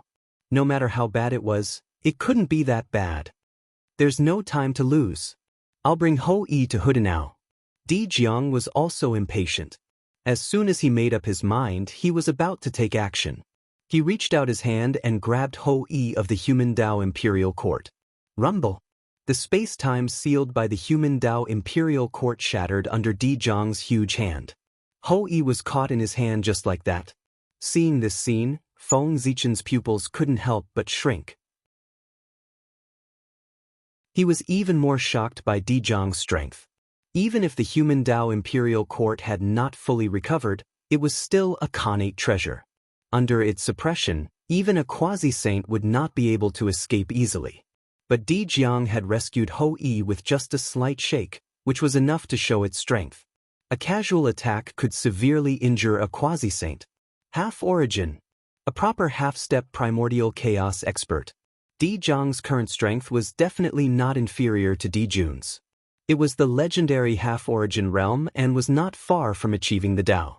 And all of this, it was all brought about by the Dao of gods and demons. According to the normal course of history, although Di Jiang was strong, he was only at the peak of the quasi-saint realm. He was far from being as strong as he was now. This made Feng Zichen very excited.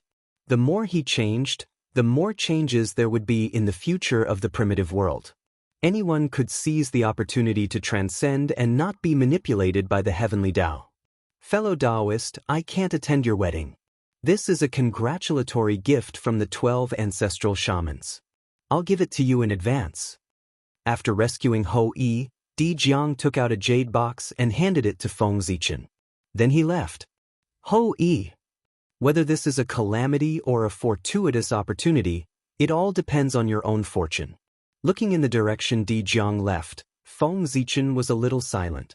With Di Jiang gone, there would be no Wu Gang in the future. He didn't know if it was a blessing or a curse for Hou-yi. The wizard tribe has dominated the primitive world for many years. It can be said that they are very rich. The gift they sent must be extraordinary. At this time, Feng Zichen had time to look at the gift from the 12 ancestral shamans. In terms of wealth, Ancestor Hong Jun deserved to be the first in the primitive world. The second was between the wizard tribe and the demon tribe. In the primitive world, there were endless fortunes and countless natural treasures. No one would believe that the wizard tribe was poor. Hey! It's the natural Taoist jade. The wizard tribe is really rich. It's just a gift box, but it's made with a whole piece of natural Taoist jade. How extravagant! The natural Taoist jade was a special jade formed by the natural Taoist connotation. It contained the mystery of the great way of heaven and earth. It could help people understand the heaven and earth. It could also be branded with the Taoist connotation of the heaven and earth. It could even be refined into an acquired supreme treasure. The value of this item was no less than a congenital magic treasure. It could even be said that it was no less than an ordinary congenital spirit treasure.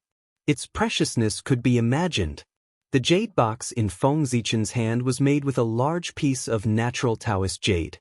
It could be refined into a good acquired supreme treasure. If it was stored in the chaos bead for a few hours, it might become a congenital spirit treasure. However, it was precisely this sort of treasure that was used as a storage container. Thus, the treasures inside must be even more precious. Chapter 449. With this thought in mind, Feng Zichen could not wait to open the jade box. As this item was personally handed to Feng Zichen by Dijiang, there were no restrictions on the jade box. Feng Zichen opened the jade box easily. There was no shocking phenomenon, nor was there any abnormal fluctuation. There were 12 pearls lying quietly in the jade box, blooming slightly. Connate pearls. These 12 pearls were the Connate pearls. They were born with the Connate Tao, and their bodies were surrounded by Connate Tao. They were extraordinary. Their attributes were different.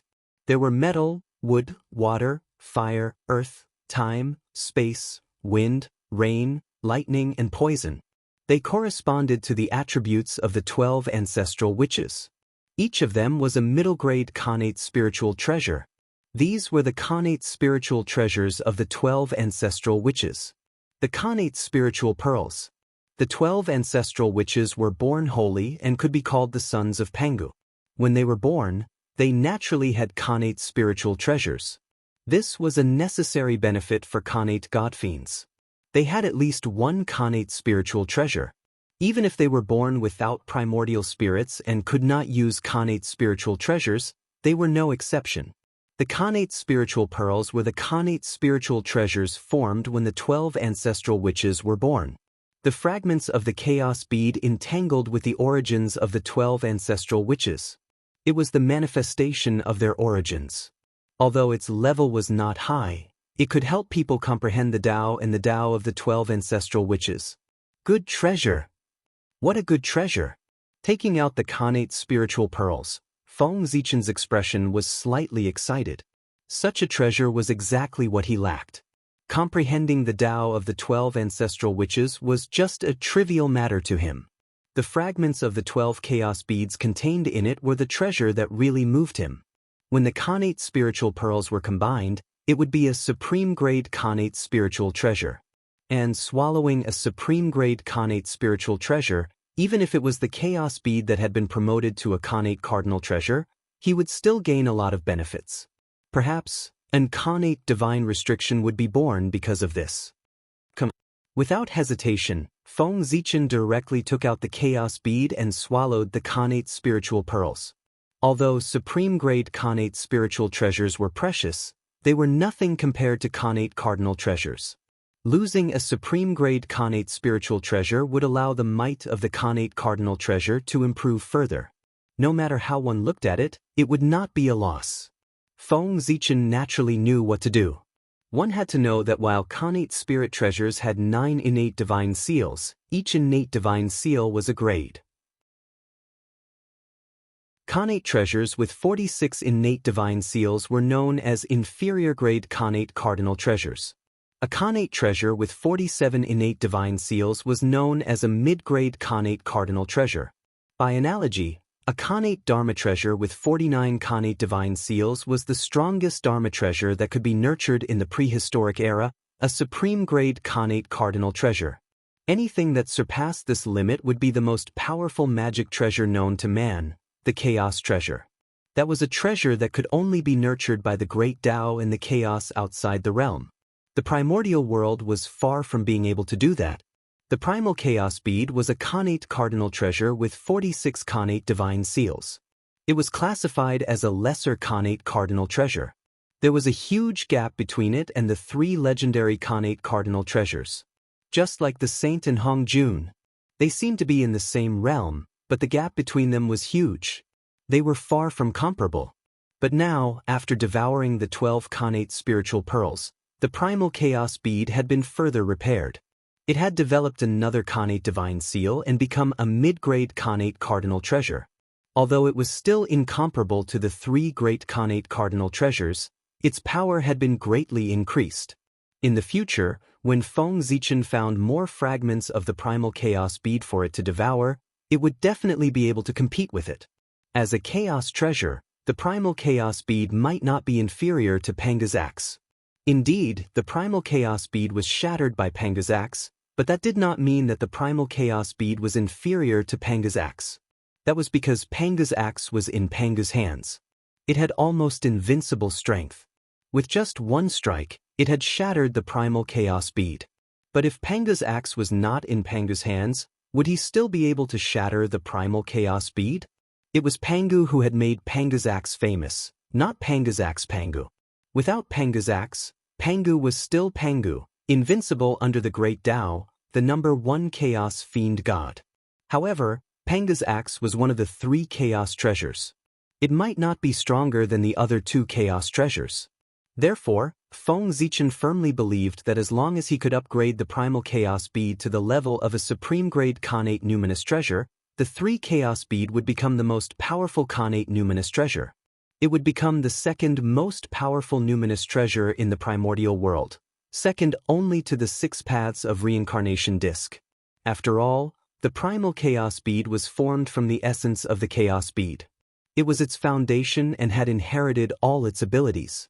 As for the 3 chaos treasures, they were Khanate cardinal treasures formed from the chaos treasure Panga's axe's essence after it shattered. They each inherited a portion of its power, but they were far from being comparable to the real Panga's axe. In that case, the 3 chaos treasures were inferior to the primal chaos bead and the chaos green lotus of the same grade. It could be seen from their names. Panga's banner, Taiji diagram, and primal chaos bead were no longer known as Panga's axe. As for the other 2 chaos treasures, although they were more thoroughly shattered, their names were still preserved. This meant that they had the possibility of reappearing, but Panga's axe did not. Boom, boom, boom. After devouring the 12 Khanate pearls, the primal chaos bead underwent a shocking change. Countless mysterious runes were born from the void, densely packed and endless. They interweaved inside the primal chaos bead, forming a new Khanate divine restriction. At this moment, the primal chaos bead was upgraded from an inferior-grade Khanate cardinal treasure to a middle-grade Khanate cardinal treasure. The Tao light on its body became deeper and darker, like a black hole that devoured all the light around it. It made one feel as if they would sink into it and be swallowed by the endless primal chaos sea with just a glance. And this was only the external change.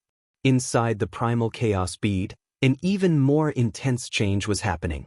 In the center of the primal chaos, the ancient door, the space-time door, became larger and clearer. It exuded an ancient aura, even more ancient than heaven and earth, as if it existed with the primal chaos. Wisps of purplish-black airflow surged out of the ancient door and wandered around the primal chaos space. Wherever it passed, the surrounding primal chaos chi seemed to have met a king and retreated, expressing their submission. Domineering. Incomparably domineering. Even more domineering than the primal chaos chi. This was a power that was higher than the primal chaos chi. It was the product of the combination of the power of the great Tao and the primal chaos chi. It had a power that was closer to the Tao. Such power was born in the depths of the primal chaos, the place where the great Tao lived in seclusion. That was the most sacred place in the world. The power of the great Tao was so majestic, unimaginable, and unsurpassable. It was truly omnipotent. Where the great Tao was, the primal chaos chi bathed in its power all year round. Of course, it would undergo a shocking change and become the power that was closest to the Tao. After the primal chaos bead was upgraded, the ancient door of primal chaos also rose in power. Its power was greatly increased, and it actually opened a passage that led to the depths of the primal chaos bead, stealing the power of the great Tao from there. Although it was only a trace, and it was not the purest power of the great Tao, it was still an extremely incredible thing. That was the power of the great Tao. Even if it was only a trace, it could still bring great benefits to people. Moreover, the power of the great Tao stolen by the door of primal chaos was more than a trace. It could only steal a trace at a time, but it was stealing this power all the time. In the long run, it would definitely be able to steal a lot of power of the great Tao for Feng Zichen. Regardless of whether it was used for cultivation or refining treasures, this energy was extremely valuable. In fact, if there was enough of this power, it might even be able to refine the Hongmeng purple gas or the origin of the great Tao. Of course, this required a lot of power.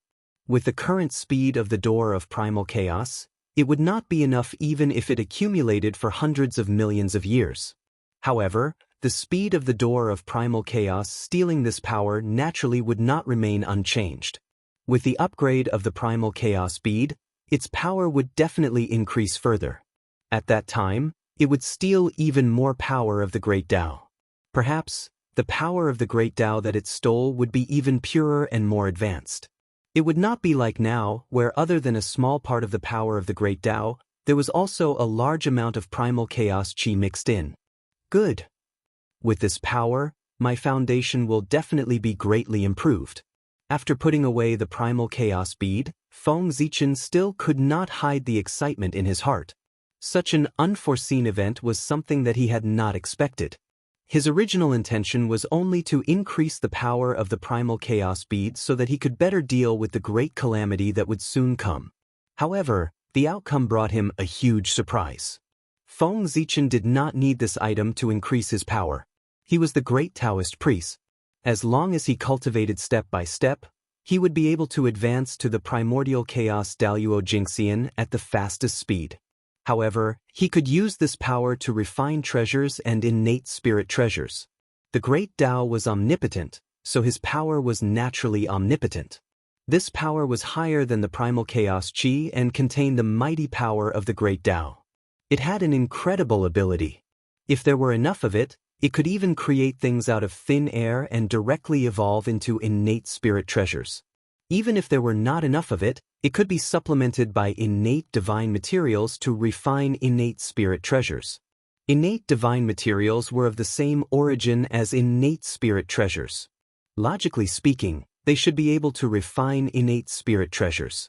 However, innate spirit treasures that were refined after birth had an additional trace of craftsmanship. It was far from being as natural as those that were born from the creation of heaven and earth. Just this trace of craftsmanship could distinguish between innate and innate spirit treasures. However, the mighty power of the great Tao could eliminate this trace of craftsmanship, making the Dharma treasures refined by humans no different from the Dharma treasures that were born from the creation of heaven and earth. With this, one could refine innate spirit treasures. Go! After thinking for a while, Feng Zichen threw the jade box made of innate Tao jade into the chaos bead, allowing it to absorb the mighty power of the great Tao to its heart's content. Although the mighty power of the great Tao was powerful, the mighty power of the great Tao that he obtained was obviously not pure. It still had some ability, so he had to test it out personally. He threw the jade box in because he wanted to see what stage the mighty power of the great Tao in the chaos bead could raise it to. If it was an innate spirit treasure, this power was worth paying attention to. If it was only an innate spirit treasure, then this power would be of little use. It was better to save it up. When there were more of it, he would calculate it. After doing all this, Feng Zichen put on the wedding robe that Nuwa had carefully prepared for him and strode out. After delaying for so long, the day of the wedding was right in front of him. It was time for him to go out and meet the guests. The auspicious time has arrived. Bow. In the ancestral temple of the human race, the ritual officer calculated the time and shouted loudly. Then, Feng Zichen and Chang Yi bowed according to the instructions. First, they bowed respectfully to the heavens and earth to show the kindness of the heavens and earth.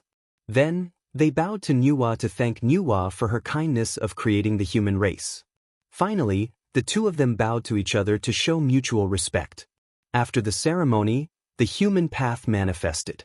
Golden clouds filled the world, turning into a bright golden glow that draped over the two of them, making them look exceptionally noble. This was the protection of the human path. From then on, the two of them were invincible. After the human path manifested a miracle, the heavenly path manifested as well. Above the sky, auspicious clouds gathered, auspicious chi fell, and boundless golden light appeared. That was the black-yellow merit. After the two of them finished the ceremony, it was a sign that they were married.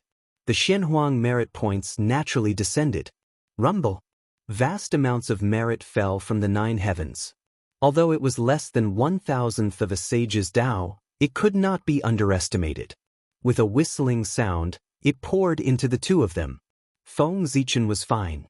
He was powerful and not a quasi-sage, but he was better than a quasi-sage. The chi of merit that entered his body was completely inadequate and of little help to him. With a thought, Shaochen put away the chi of virtue, saving it for his own use. But Chang Yi was different. Her cultivation in her previous life had been sealed by someone. Now, she had just entered the Tai Jingxian realm. When the chi of merit entered her body, before she could react, it all turned into cultivation and began to improve her realm. In an instant, Chang Yi's realm began to soar rapidly. Middle Tai Jingxian, late Tai Jingxian. In a few breaths, she had improved to the perfected Tai Jingxian realm, and it was still improving rapidly. Boom! Finally, with a loud boom, Chang Yi seemed to have broken some kind of boundary. She transcended from the river of destiny and came to the river of time and space. At this moment, she had become Daluo Jingxian. The merit of marriage directly raised Chang Yi's realm from Tai Jingxian to Daluo Jingxian, becoming an expert of the primitive world in one fell swoop. Fortunately, although Chang Yi's true spirit had been sealed, her essence would not change. She was still in the quasi-sage realm, a supreme expert who had begun to transcend the river of time and space. Now that she had become Daluo Jingxian again, it was just recovering her cultivation. It would not cause any damage to her foundation, nor would there be any drawbacks. It would not affect her combat strength. Directly using merit to improve one's cultivation might have undetectable drawbacks. But using merit to recover one's cultivation was completely harmless. If the human body was compared to a cup, increasing one's realm meant increasing the capacity of the cup to accommodate more power.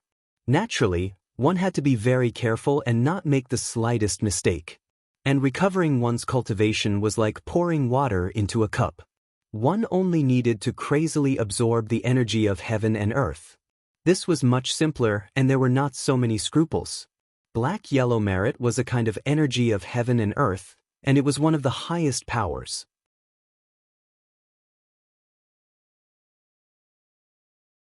Chapter 450. Using it to recover one's cultivation was naturally beneficial and not harmful at all. It was just a little extravagant. However, for the current Chang Yi, recovering her cultivation was the most important thing. Being a little extravagant was nothing. Boom! After her strength reached the level of Daluo Jingxian, the innate true spirit in Chang Yi's body was awakening. The power that belonged to Wang Shu began to recover, trying to break through the seal set by Di Jun and the others and descend into the world again. Unfortunately, the seal that suppressed Wang Shu's innate, undying true spirit was set up by Di Jun, Fu Shi, and Wang Shu together. How strong were these three gods? Since ancient times, there were only a few people who could stand shoulder to shoulder with them. The seal that they set up together could not be broken without the help of a saint. And Chang Yi's current strength was only at the level of Daluo. How could she break it? Therefore, the power that belonged to Wang Shu, just as it showed signs of recovery, was suppressed by the seal left behind by Di Jun and the others without any resistance. It continued to lurk, waiting for the next recovery. Who is it? The moment the marriage was completed, Di Jun flew into a rage in the Lingshao Hall above the heavenly court. His majestic divine consciousness surged out and swept across the entire untainted land. Those who married 3 times discussed the secrets of heaven and earth and described the Tao of Yin and Yang. It was the creation of all living beings.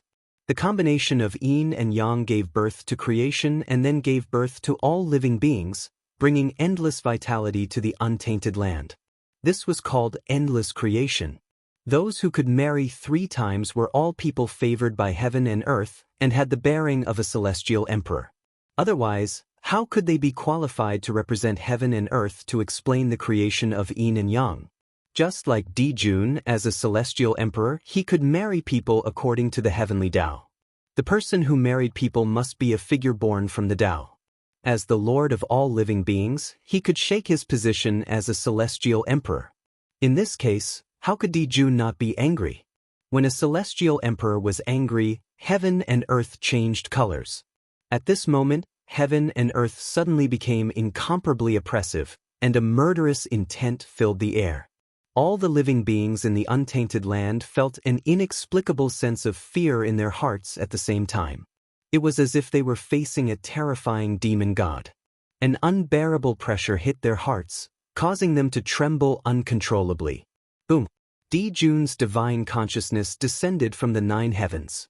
An unparalleled power erupted, distorting space-time and even interfering with the operation of heaven and earth. In a place where no one could see, Jun's spiritual sense seemed to have transcended time and space, standing at the end of time and space, overlooking the passage of time. In a trance, time paused at this moment. At this moment, everything that had happened in the untainted land was clearly reflected in Jun's mind. Feng Zichen. Do you know that you're courting death? In an instant, Jun found the source of everything, the human Feng Zichen. In the next moment, boundless killing intent gushed out from Jun's body, shattering the boundless void as it pounced towards Feng Zichen. On the shore of the East Sea, the boundary that Nuwa had set up to protect the human race seemed to have lost its effect under Jun's power. That boundless killing intent directly ignored Nuwa's enchantment and enveloped everyone at the wedding venue. How terrifying! What a terrifying killing intent! What's going on with this suffocating feeling? In an instant, everyone felt the surrounding temperature plummet, as if they had fallen into an ice cellar. This was a chill that came from the soul, causing great fear and the shadow of death to loom over their hearts. Fortunately, although Nuwa's enchantment seemed useless, it was still somewhat useful. After passing through Nuwa's enchantment, Jun's killing intent had weakened layer by layer and was much weaker than before. Otherwise, everyone present, except for Daluo Jingxian, would have been wiped out by Jun's killing intent. How could it be like now? Apart from feeling fear, there was nothing abnormal. Jun was just this powerful. Sensing the changes in the surroundings, Feng Zichen couldn't help but snort coldly. An invisible force erupted, shaking the void and forming ripples, shattering Jun's killing intent. Although Jun was strong, it was impossible for him to kill Feng Zichen with just a strand of killing intent. Not to mention him, even a saint couldn't do it. Therefore, Feng Zichen easily shattered Jun's killing intent. Your Majesty, what is the meaning of this? After doing all this, Feng Zichen asked in a deep voice. Jun was the celestial emperor personally conferred by the Tao ancestor and had obtained the recognition of the heavenly Tao. Even a saint would have to address him as Your Majesty to show respect. Feng Zichen was naturally no exception. In the sky above the East Sea, Jun's shadow silently appeared. He stared coldly at Feng Zichen and didn't say anything for a long time. In the end, he said silently, You're very good. Primordial sword ancestor, sorcerer of the witch race, great Taoist priests Pangu, human emperor Zichen clan. I admit that I underestimated you previously. I didn't expect you to cause such a big commotion. There's a faint trend of shaking my position. But from now on I won't. You've succeeded in attracting my attention. Humph. After saying that, Jun didn't make a move. Instead, he withdrew his spiritual will. This made Feng Zichen, who was secretly vigilant, let out a long sigh of relief. To be honest, he was no match for Jun at all. Although he was the great Taoist priests and Daluo Jingxian was invincible, Jun's realm was half-step primordial chaos. He had long surpassed the scope of Daluo Jingxian and mastered incredible power. He could subvert cognition and distort concepts. Don't underestimate this half-step. This was the gap between heaven and earth. This was an insurmountable gap. One was to prove the Tao and verify the Tao. The other was to achieve the Tao and be the Tao. Their strength couldn't be compared. Feng Zichen could roughly guess the reason why Jun didn't make a move today. It wasn't that he wasn't confident in killing him, but that he didn't have the courage to fight an all-out war with the witch race. He didn't want to offend Nuwa, who was behind him. After all, Feng Zichen was also a sorcerer of the witch race. Nuwa was the face of the primordial world. If Jun attacked him, the 12 ancestral sorcerers wouldn't sit back and watch. Nuwa wouldn't sit back and watch. In this way, the range of the impact would be wide. If things went wrong, it might trigger the great battle of the liches in advance. And Jun would never allow such a thing to happen. The current demon race was not prepared to fight an all-out war with the witch race. If they fought rashly, the chances of winning were not very high. Moreover, even if they could win, the price was not something that the current demon race could bear. Thinking of this, Jun retreated and didn't kill Feng Zichen. He didn't kill him today for a better future. When the demon race defeated the witch race, a mere Taoist priest would be nothing. Phew! Jun's retreat not only made Feng Zichen heave a sigh of relief, but also made everyone present heave a sigh of relief. It was as if a huge stone hanging in their hearts had finally fallen to the ground. Jun had put too much pressure on them. The feeling of not being in control of life and death was even more unforgettable. Speaking of which, most of the people present had grown up listening to the legend of Jun. They had lived under his majesty since they were young. It was inevitable that they were afraid of him. The Celestial Emperor is still so terrifying. At this moment, not only the people at the wedding venue, but also the countless living beings in the primordial world once again felt the power of the Celestial Emperor. After all, Jun's killing intent was earth-shattering. The entire primordial world was alarmed. Countless living beings prostrated themselves under his majesty and trembled. The scene was too terrifying. Who wouldn't be afraid?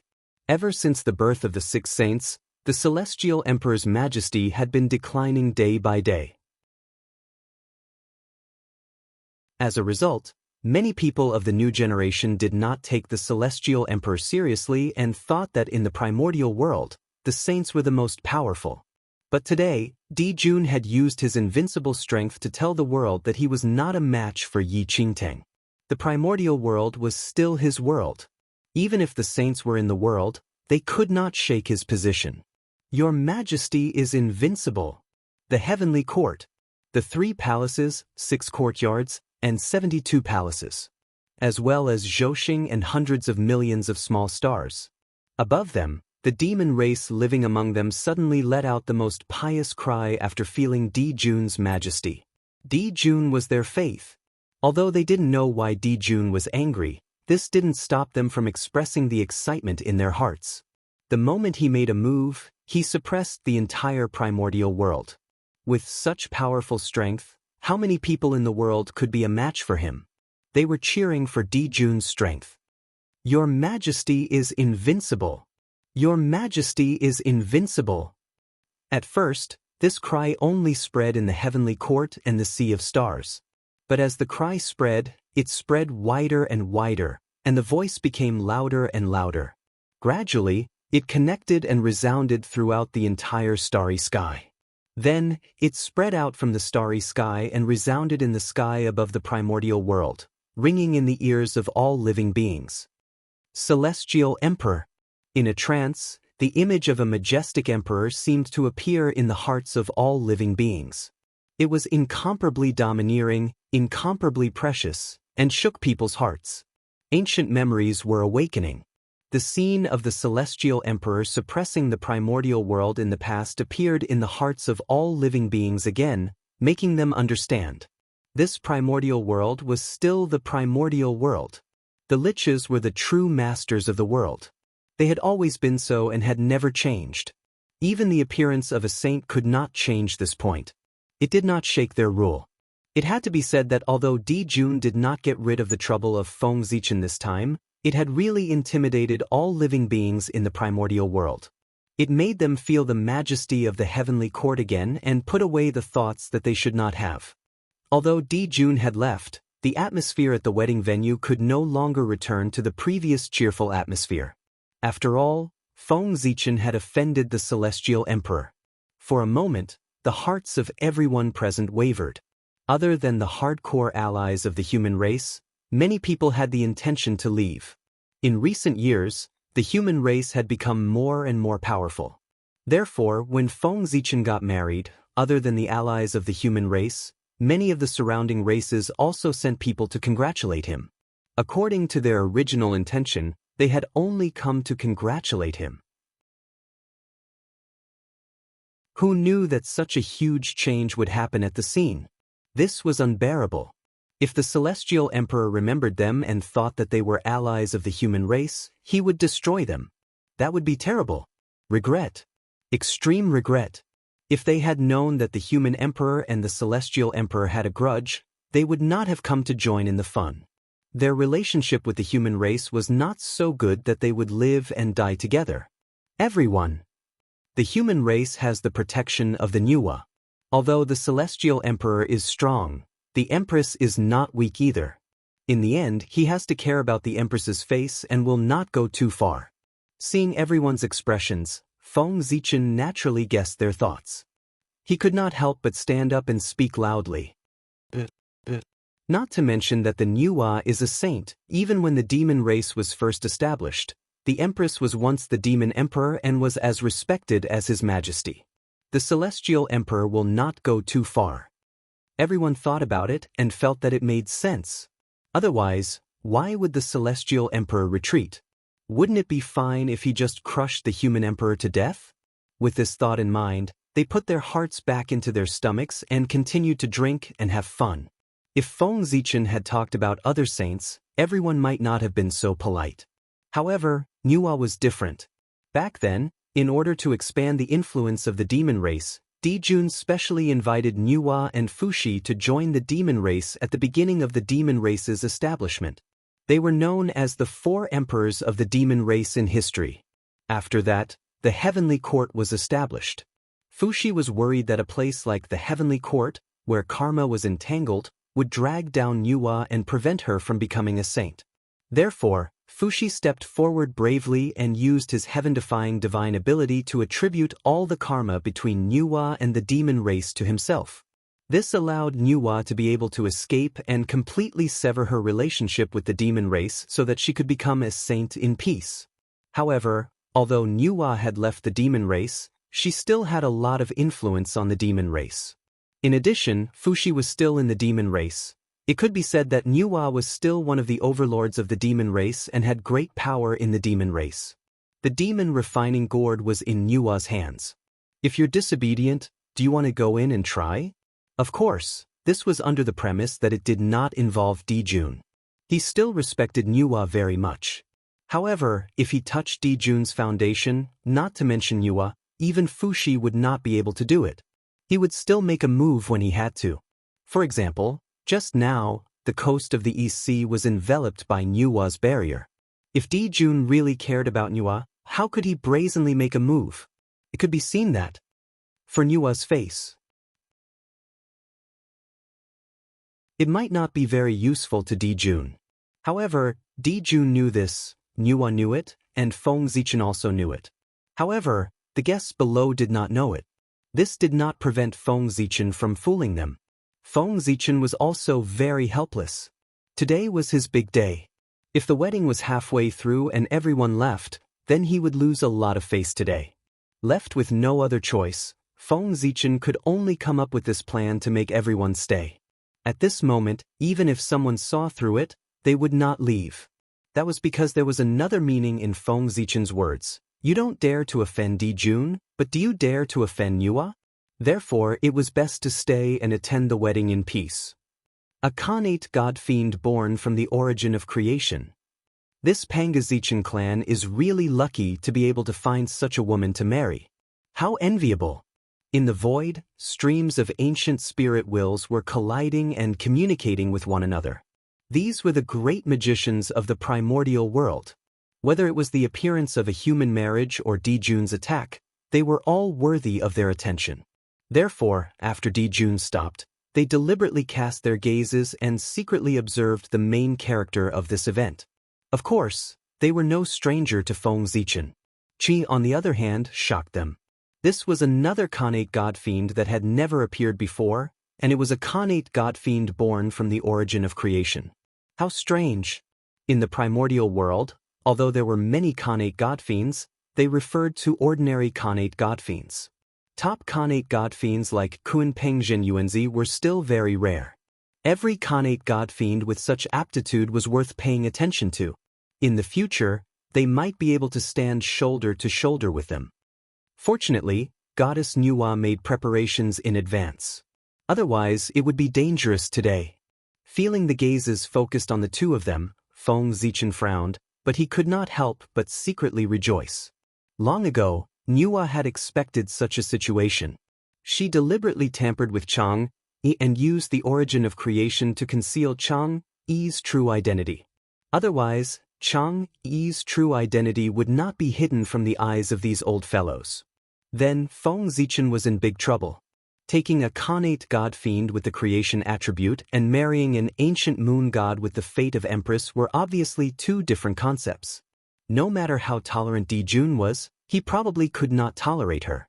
Fortunately, Nuwa's understanding of the Tao of creation was extremely deep and could be said to be the best in the primordial world. She personally covered up Chang'e, and it was almost fake. There were no more than 3 people in the primordial world who could see through it. Speaking of which, Nuwa and Fuxi were clearly Khanate god fiends born from the Tao of Yin and Yang, but they each broke their own boundaries and walked their own paths. One achieved the Tao through creation, and the other achieved the Tao through the Khanate 8 trigrams. It was amazing.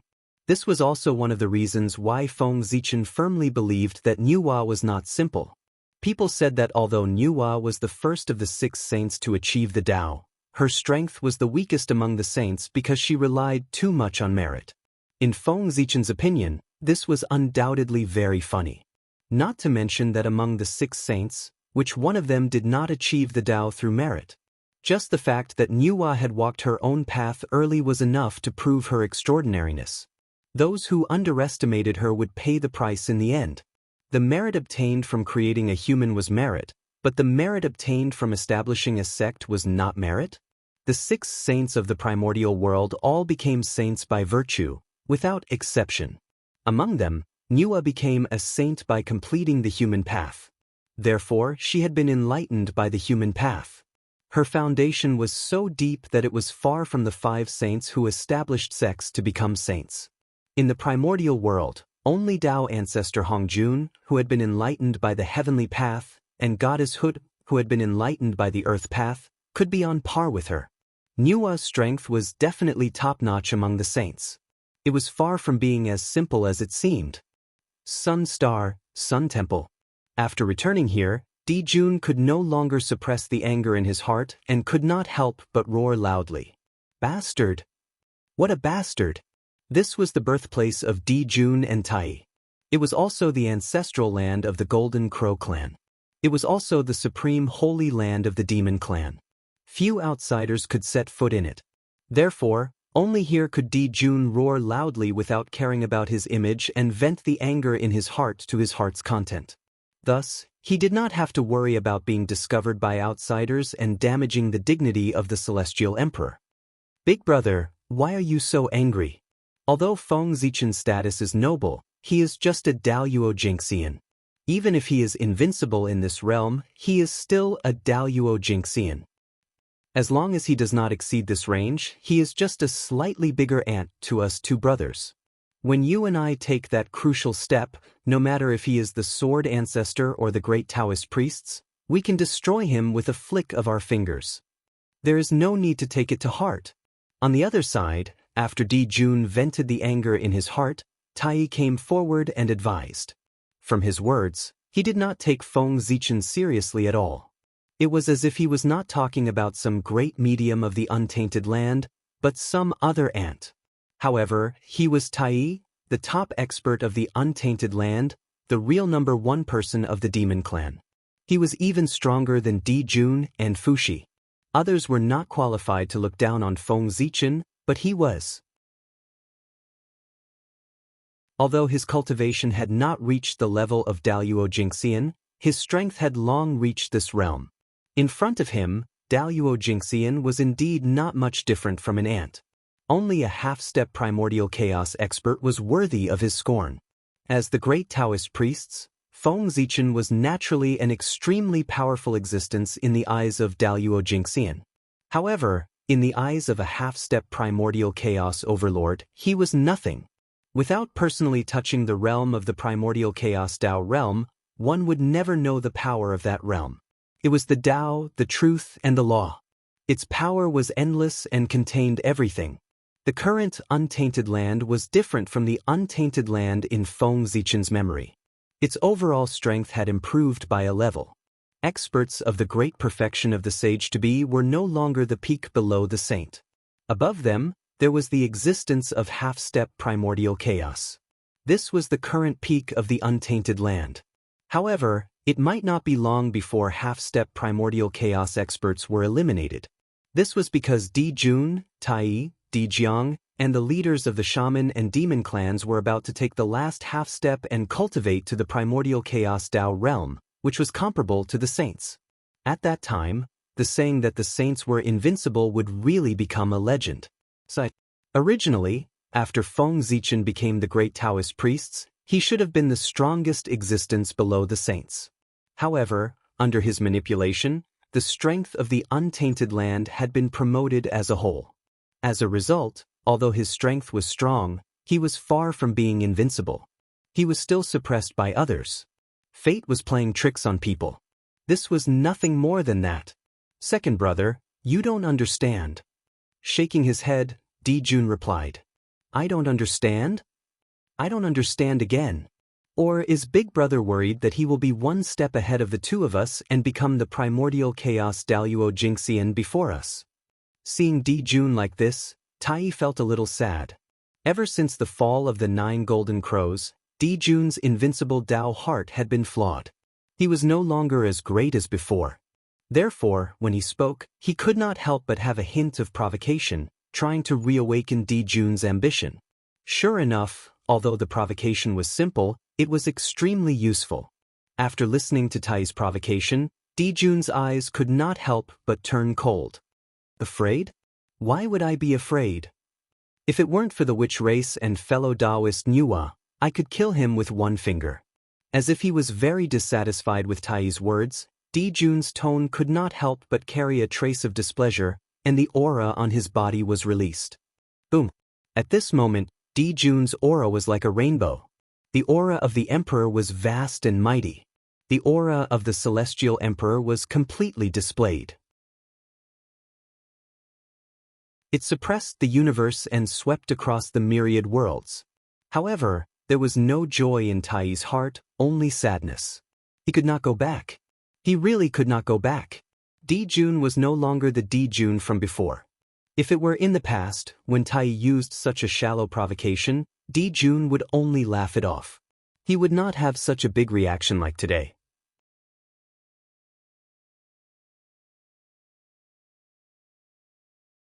Chapter 451. There was indeed a problem with Di Jun's Taoist heart. Of course, this was not necessarily a bad thing for Di Jun. As the saying goes, there can be no construction without destruction. When Di Jun's Taoist heart completely recovered, it would be the time for him to become the primordial Daluo Jingxian. However, if Di Jun's Taoist heart could not recover, then he would not have the chance to become the primordial Daluo Jingxian in this lifetime. The primordial chaos was about the great Tao being as one and the Taoist heart being perfect and flawless. If one's Taoist heart was damaged, it was already very good to be able to maintain his current strength. It was impossible to hope to take another step forward. Di Jun's anger seemed to be nothing, but the impact was not small.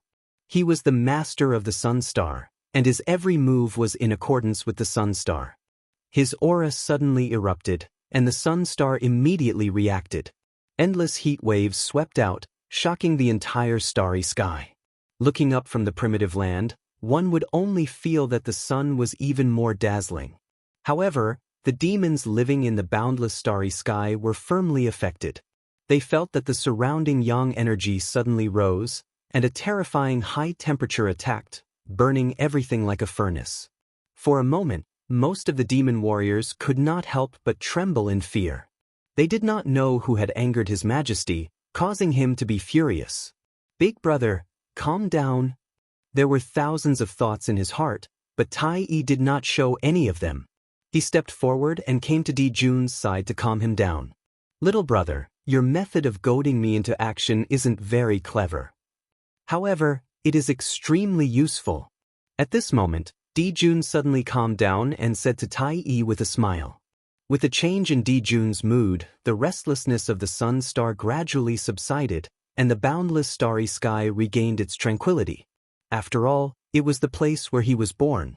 Returning here, Jun's heart seemed to have been baptized. There was a mysterious force protecting him, removing all negative effects for him.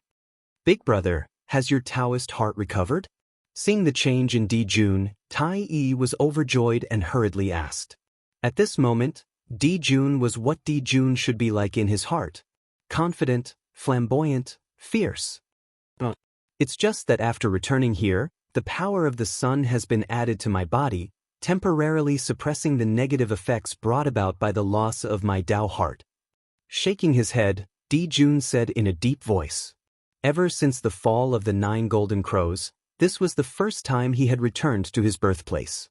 He didn't expect such a wonderful change to occur that could suppress all negative emotions. Don't worry. Here, Jun felt extremely relieved. It was this feeling that made him temporarily put down the pain of losing his son, and his wounded heart was comforted. Oh! The Sun God Temple has such a function? It seems that we still don't know enough about our birthplace. Tai Yi raised his eyebrows in surprise. It was the first time they had discovered that the Sun God Temple had such a function. In the past, the Sun God Temple's function was to gather the power of the sun. This was naturally very important at the beginning of their cultivation. It could speed up their cultivation. However, after they became Daluo Jingxian, they no longer needed the spiritual energy of heaven and earth. The Sun God Temple's effect on them became negligible. Other than having some commemorative significance, it didn't have much value. However, the Sun Star was formed by Pangu's left eye. How could the Khanate temple that was born in it be so simple? Of course, there were endless mysteries. It was just that Jun, Tai Yi, and the others didn't discover it. Or rather, there was some unknown power that suppressed the magic of the Sun God Temple and prevented outsiders from discovering it. However, treasures wouldn't be covered in dust forever. There would eventually be a time when they would reveal themselves. Jun, Tai Yi's death was imminent. As their common mother, the Sun Star couldn't bear to see her child die. Driven by instinct, she activated the Sun God Temple and reproduced the power of this supreme treasure. The power of the Sun Star spread throughout the primordial world and the myriad worlds. How great was that? Even a saint couldn't compare to it. If she wanted to activate a supreme treasure, who could stop her? Even the power that suppressed the Sun God Hall was unable to contend against the might of the Sun Star. It dispersed in an instant. That was why Jun's Tao heart was awakened. There's no hurry to investigate the Sun God Temple. It's here anyway. Can it run away? The most important thing now is to break through to the primordial chaos Daluo Jingxian. Only by stepping into this realm can our demon race have the capital to defeat the Magi. Otherwise, who can compete with the Lady of Earth among the demon race? Thinking of the Lady of Earth, Jun couldn't help but feel a little heavy. She was a true saint. If she interfered in the battle between the Magi and the demons, there would be many variables in this battle. Although if Jun asked Nuwa to deal with the Lady of Earth using their relationship with the demons back then, Nuwa would definitely not refuse. However, it was not Jun's character to place his hopes on others. If his hopes were not on himself, it would always make him feel uneasy. Therefore, it was better to place his hopes on himself. In the end, people still had to rely on themselves. Breaking through to the primordial chaos was the only way Jun could think of to deal with the Lady of Earth with his own strength. The primordial chaos Daluo Jingxian was a realm that was comparable to a saint. Other than not being able to borrow the power of the heavenly Tao, there was almost no difference between him and a saint. This was the true capital to compete with a saint. That's right. Only by becoming the primordial chaos Daluo Jingxian can our demon race defeat the Magi. Nodding, Tai Yi said with a solemn expression. The shaman tribe was too blessed by the heavens. As a race formed from Pangu's bloodline, other than being tainted by the baleful aura of the heavens, they did not have any flaws. They could be said to be perfect. The demon race could not compare to them. It could be said that since the birth of the demon race, they had been suppressed by the Magi. Even if the demon race occupied Zhousing, occupied the heaven realm, and established the heavenly court, they only had the capital to compete with the Magi. They could not win the battle and were still at a disadvantage. Since the Sun God Temple can suppress the injuries on my Tao heart, I'll cultivate in seclusion here and strive to reach the primordial chaos Tao realm as soon as possible. With a thought, Jun made a decision. If he wanted to recover his Tao heart and break through to the primordial chaos Tao realm in the shortest time possible, he could only do it here. In other places, although Jun was confident that he could reach the primordial chaos Tao realm, it would take a long time. Now, the great battle between the Magi and the demon race was imminent. What the demon race lacked the most was time. Jun could not delay. Oh! Don't worry, big brother. Just cultivate in seclusion. I'm about to break through too. When the time comes, you and I will reach the Tao together. If word gets out, it will be a good story. It's just a pity that fellow Taoist Fushi hasn't accumulated enough. He's still quite a distance away from becoming a primordial chaos Daluo Jinxian. I'm afraid he won't be able to break through before the battle between the Magi and the demon race. Seeing Jun like this, Tai Yi was naturally happy. However, when he thought of Fushi, he felt that it was a pity. In terms of aptitude, they were all Khanate saints. Fushi was not inferior to the two brothers. In terms of status, the three of them were all the three emperors of the demon race. The difference in status was not big. However, even so, Jun, Tai Yi and Tai Yi were still a step away from reaching the primordial chaos Tao realm. As for Fushi, he was still quite a distance away. He was far inferior to the two of them. The reason was because of the difference in birth. Jun and Tai Yi were born on the Sun Star. It could be said that they were born from the top of the primordial world. Even the three pure ones could not compare to them. The light of the sun shone on the primordial world, bringing endless vitality to the earth. This was an immeasurable amount of merit.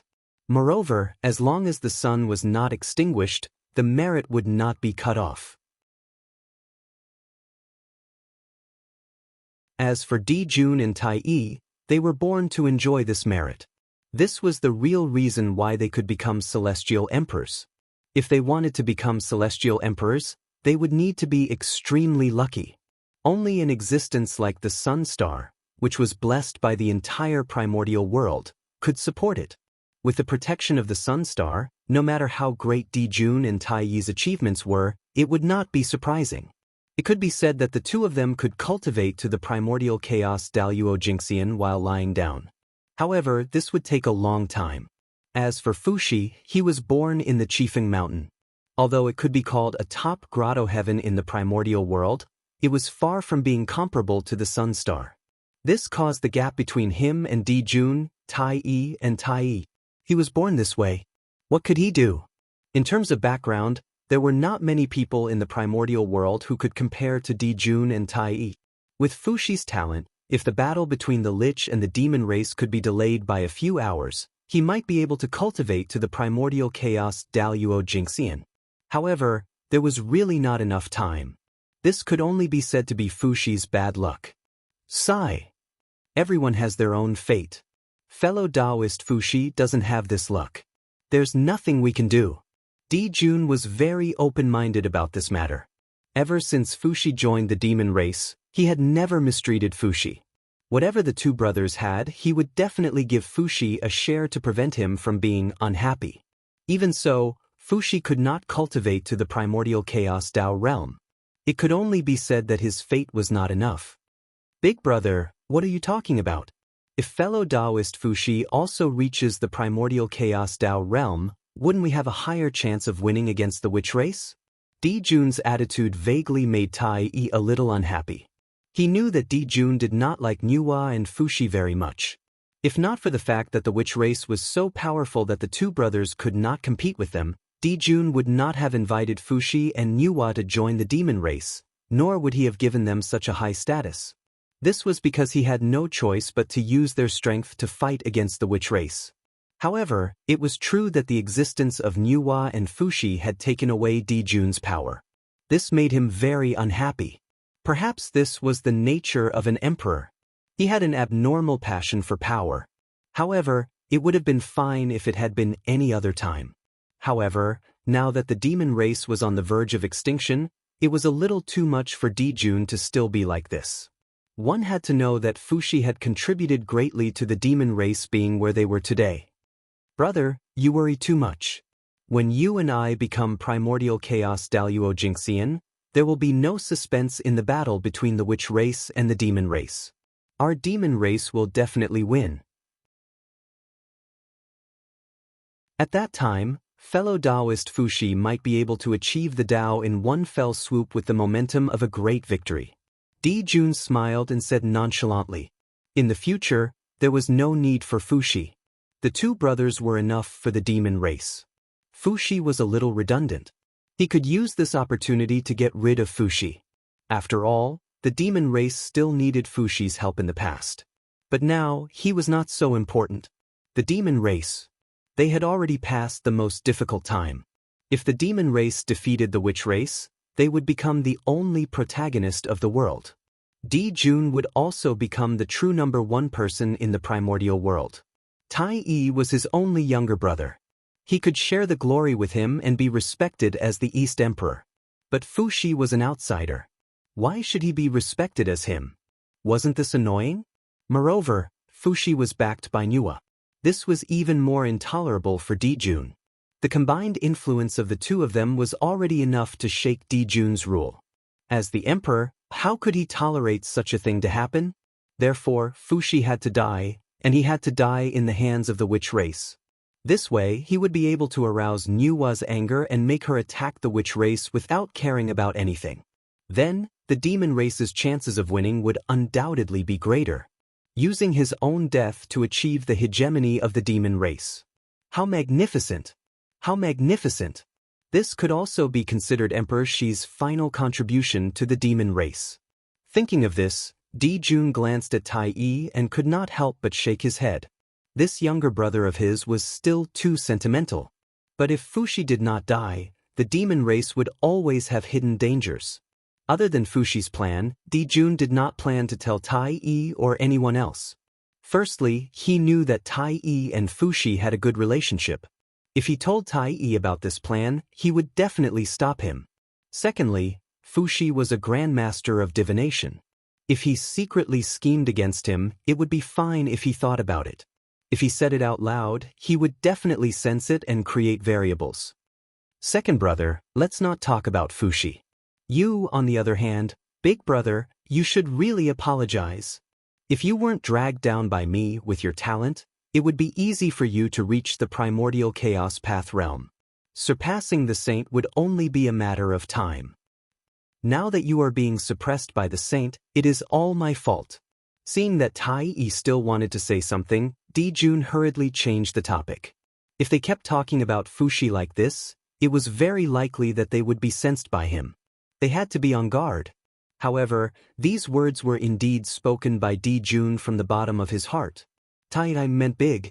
One meant one of Tao begets one. From this name, one could tell how extraordinary Tai Yi was.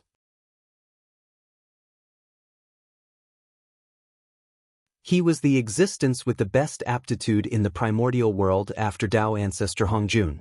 In the era when Tao ancestor did not appear, Tai Yi was the number one in the primordial world. Even the three pure ones did not dare to compete with him.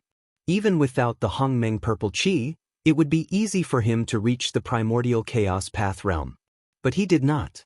Because he joined the heavenly court. The heavenly court was the place with the most karma in the primordial world.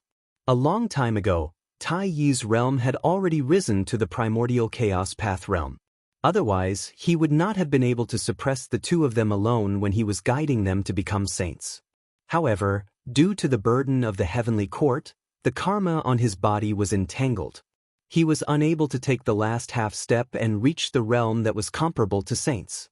Only then was he surpassed by the 6 saints step by step. Dijun was not wrong when he said that it was all his fault that Tai Yi could not reach the primordial chaos path realm. That was the truth. It was also what Dijun felt guilty about.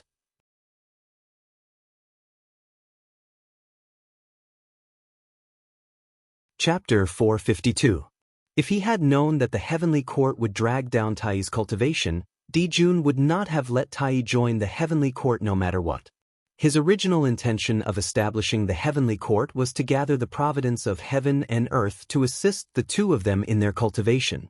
However, things did not go as he wished. He did gain benefits, but Tai did not. Jun regretted it. Without the heavenly court, Tai would have attained the Tao early on, primordial chaos Daluo Jingxian. Even if he was not as fast as the six saints, he would not be much slower. He would not be farther and farther away like today. On the path of cultivation, one step slower would lead to another. Especially for people with outstanding talent like them, if they were one step slower, it would be difficult for them to catch up. Unfortunately, when Jun realized this, it was already too late. The karma between Tai and the heavenly court had long been entangled. It was almost impossible for him to escape and leave. He could only brace himself and continue forward. Nuwa was more alert. She had escaped early and escaped the quagmire of the heavenly court. If Tai had left with Nuwa back then, his fate today might have been very different. Jun established the heavenly court and achieved himself, but he destroyed Tai. It was not an exaggeration to say that he had used Tai's future to exchange for his own. If such a thing had happened between other brothers, they would have fallen out long ago. However, Jun and Tai were different. The friendship between them was too strong. Their brotherhood was moving. It was even better than the relationship between the 12 ancestral shamans. Jun could scheme against everyone, but he would not scheme against Tai. Tai's strength was clearly stronger than Jun's. He also possessed the Khanate cardinal treasure, the Bell of Chaos. He could be said to be the #1 person in the heavenly court. However, he was willing to submit to Jun and fight for him to conquer the vast territory ruled by the demon race. It could be said that his brother's relationship with him was deep. After all, although the demon race was big, there were only 2 golden crows born from the Khanate. Big brother, don't say that. This is my own choice. Seeing Jun blaming himself so much, Tai hurriedly said. It was not entirely Jun's fault. Who knew that the heavenly court was a trap? In the beginning, Tai had indeed benefited from the celestial court. His cultivation progressed rapidly, and it didn't take long for him to reach the half-step origin Tao realm. It was also at that time that Tai realized that something was wrong. No matter how hard he tried, he could not break through the last half-step. After pondering for a long time, he realized that it was because of the heavenly courts. Unfortunately, he understood it too late. Besides, it's not necessarily a bad thing to be stuck in the realm for so many years. This will make my foundation more solid, and my accumulation more profound. With a strong foundation, I may not be weaker than the 3 pure ones. After a while, seeing that his persuasion was useless, Tai changed his words and continued persuading. That's true. Second brother's talent is the best in the primordial world. Even if he attained the Tao later than the 3 pure ones, he would still be weaker than them. As expected, Jun's eyes lit up when he heard Tai Yi's words. Tai's talent was indisputable. There were many Khanate saints in the primordial world, but Tai was the only one who was born with a Khanate cardinal treasure. This explained everything. It was not impossible for Tai to overtake others on the path of cultivation. Second brother, it's good that you're confident. Big brother, you have to work hard too. Otherwise, when you become a primordial chaos Daluo Jingxian and I'm still in the Sage-to-be realm, I'll be letting you down for all these years. For the heavenly courts, Tai had delayed his future. If Jun could not break through to the primordial chaos Tao realm, he would not have the face to stand in the primordial world even if others did not say anything. Yes, big brother, don't worry and go into seclusion. I'm going into seclusion too. I have a feeling that I'm not far away from attaining the Tao. When the time comes, you and I will attain the Tao together. I think the faces of the Magi will be very interesting.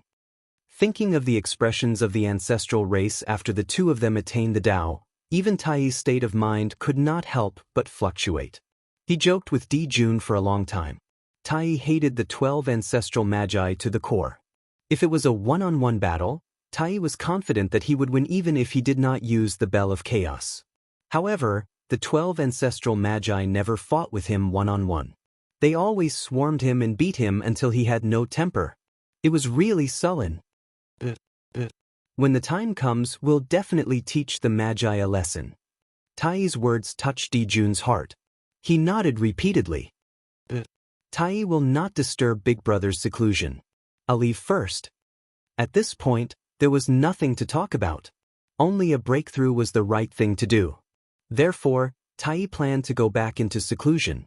However, before he left, he saw Dijun frown and say, "Although I don't take the Zichen clan seriously, I can't let him have an easy time. Otherwise, won't the world think that the demon clan is easy to bully?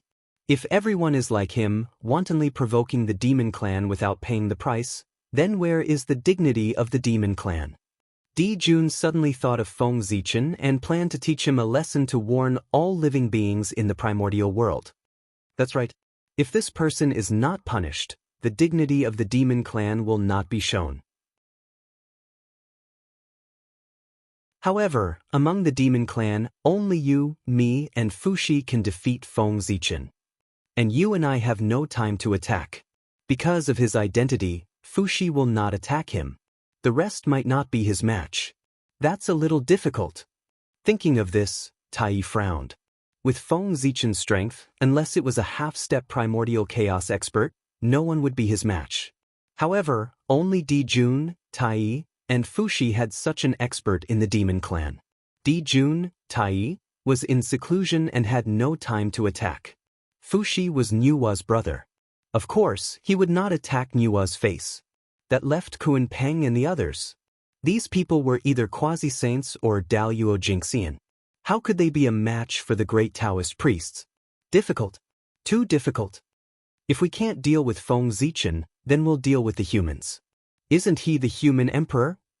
Then we'll use the blood of his people to wash away his sins. That's good. Everyone knows that this is the consequence of offending the demon clan. Dijun sneered and said, Feng Zichen was not easy to deal with, but were the humans not easy to deal with? With the strength of the demon clan, the humans were at their mercy. That's not good. If we attack the humans rashly, I'm afraid it'll be difficult to explain to fellow Taoist Nuwa. Tai was a little hesitant about Dijun's suggestion. The humans were a race created by Nuwa. If they attacked them, wouldn't it be a slap to Nuwa's face? If the demon clan didn't have a good relationship with Nuwa, it would be fine if they offended her. However, Nuwa was an ally of the demon clan and their relationship was extremely close. Wouldn't this be pushing Nuwa out? Second brother, don't worry about fellow Taoist Nuwa. If she cared about the past, she wouldn't have let the Zichen clan get married at this juncture. Obviously, she wants to completely separate herself from the demon clan. Speaking of Nuwa, Dijun's tone couldn't help but be a little angry. Feng Zichen was Nuwa's face in the primordial world. Nuwa must know that he was getting married. Perhaps she was supporting him behind the scenes. Nuwa knew the harm of human marriage to him, but Nuwa still did it. This was clearly not taking him seriously. How could Dijun not be angry? This was also why Dijun was dissatisfied with Nuwa. At that time, he ignored the barrier set up by Nuwa and directly attacked Feng Zichen. It might not be without this reason. Nuwa didn't give him any face. Then why should he give Nuwa any face? Big brother, I think you might be thinking too much. Fellow Taoist Nuwa might not think so. After a while, Tai deliberated over his words and replied carefully. He really didn't believe that Nuwa would be like this. What good would it do her if the demon clan declined? Nuwa was different from other saints. There was a relationship between her and the demon clan.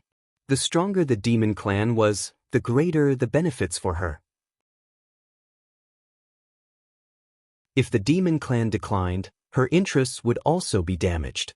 The gains did not make up for the losses. Besides, if a mere human marriage could shake the position of the Celestial Emperor, then the position of the Celestial Emperor would be too boring. It was better to abdicate early so that he wouldn't be ousted by others. Big brother, you're still a little petty. You've lost the spirit of the Celestial Emperor. Tai thought silently in his heart. Sigh. Second brother, you're still too emotional. You don't know how sinister people are. Dijun was helpless towards his younger brother. Perhaps it was the confidence brought by his own strength, but Tai was often disdainful of conspiracies and tricks. He thought that those things were not presentable. He was also sincere towards his friends and never cared about gains and losses. Perhaps this was why Tai Yi was so powerful. Only by being sincere in the Tao could one obtain the Tao. Tai Yi had displayed this perfectly. Di Jun, on the other hand, was good at scheming. His state of mind had fallen, so he was not as good as Tai Yi. Alright, second brother, you don't have to worry too much. Since the human race has already walked out of the ancestral land, it means that they intend to join the battle for hegemony in the primordial world. Then it's understandable for the demon clan to attack the human race. Fellow Taoist Nua can't say much. She can't always protect the human race, right?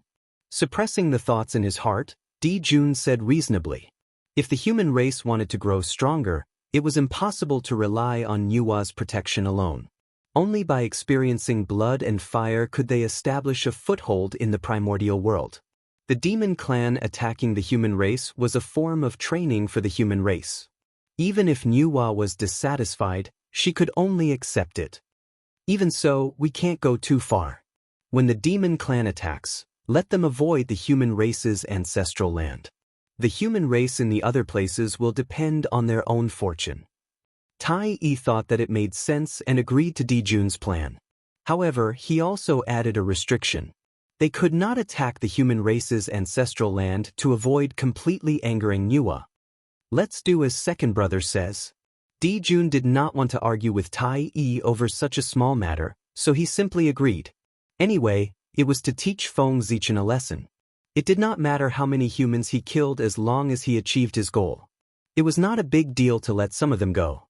In this way, he could save Nua's face. Why not? Although Di Jun said it happily, he could not bear to completely fall out with Nua. Now, the situation of the Lich was unclear. Nua was still useful to him. It was not a good time to fall out with her. He had to wait until the demon clan defeated the wizard clan and completely controlled the situation in the primordial world. At that time, Di Jun would have the capital to fall out with Nua. Under Di Jun's order, in the boundless starry sky, countless demon clans were ready to go to the lower world to find trouble with the human race at any time. And this would be the prelude to the massacre of humans by the demon clan. If Feng Zichen knew that the massacre of humans by the demon clan was caused by this, what would he think? The great calamity of the human race was about to arrive, but Feng Zichen did not sense it at all. That was because he was experiencing a joyous event in his life, entering the bridal chamber. As time passed, the wedding had reached the final stage, which was also the most important stage. The bride and groom entered the bridal chamber. Feng Zichen held Chang Yi's hand and walked into his bedroom amidst everyone's congratulations. According to Feng Zichen's original plan. At most, he and Chang Yi were husband and wife on the surface. Once their true spirit awakened, this marriage would naturally end. But, most of them did not mean what they said. They ate in the bowl and looked at the pot. Ching Yi was such a beautiful woman, and she looked at him shyly. How could Feng Zichen tolerate it? On impulse, he threw all his plans to the back of his mind. Haha, I think you can imagine it yourselves. Only this way is the most moving. After a night of wind and rain, Chang Yi collapsed in Feng Zichen's arms with a tired face. The light of the moon on her body surged and enveloped the two of them. On Feng Zichen's body, the light of the Khanate Supreme Yang flickered non-stop. It resonated with the light of the moon on Chang Yi's body and gradually merged into one, turning into a yin-yang taiji diagram. After that, a purple star rose from Feng Zichen's sea of consciousness and hung above the yin-yang taiji diagram. Wisps of purple gas hung down, reconciling yin and yang, and operating the two modes. The yin-yang taiji diagram slowly rotated, and boundless Tao runes were produced. Tao and truth intertwined, and countless mysterious runes appeared and disappeared. The mysteries of the Khanate Tao of yin and yang appeared in the hearts of Feng Zichen and Chang. The intersection of yin and yang was the most mysterious. With the Emperor Star in the middle to reconcile and operate the two modes, it added a bit of mystery. The two of them immediately fell into enlightenment. In a trance, Feng Zichen's understanding of the connate Tao of yin and yang deepened. The things that he didn't understand in the past were all understood now. The problems that he found difficult in the past were also extremely simple, as if he was suddenly enlightened. Moreover, the supreme divine power that he couldn't comprehend before, the connate supreme yang divine light, also had a rough idea now. A little bit of the moon light flickered in his body, entangling with the connate supreme yang divine light. They gradually evolved and corroborated each other, exploring the source of yin and yang together. It was getting closer to the connate supreme yang divine light step by step. This was another supreme divine power that Feng Zichen dreamed of, the connate supreme yang divine light. Yin and yang gave birth to all things, and everything in the universe was in yin and yang. Therefore, the connate supreme yang divine light contained all things and could melt everything. It was extremely powerful. Moreover, this divine power could be combined with the connate five elements divine light to form another supreme divine power, the connate five elements divine light. In this world, there was almost no one who could escape from the connate supreme yang divine light.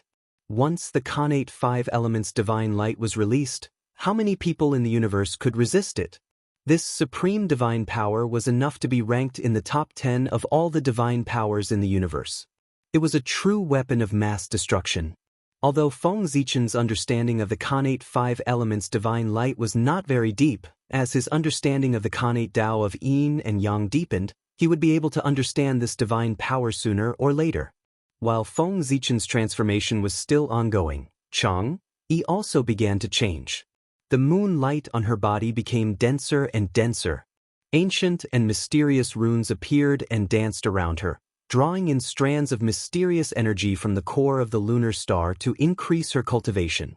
This was the power of the lunar pearl. Under the power of yin and yang, the lunar pearl was awakened. It absorbed the most fundamental energy from the lunar star to help Chang Yi recover. However, with Shi-He guarding the lunar star, the lunar pearl did not dare to draw in the lunar star's power on a large scale to avoid attracting Shi-He's attention. It could only steal the power intermittently when Shi-He was unprepared. This way, although it was beneficial to Chang Yi, it was far from enough to help her break the seal. It would take a long time for Wang Shu to reappear in the world. Thus, 100 years passed in a hurry. Feng Zichen and Chang Yi finally woke up from their enlightenment. The two looked at each other and smiled. They put on their clothes and walked out hand in hand.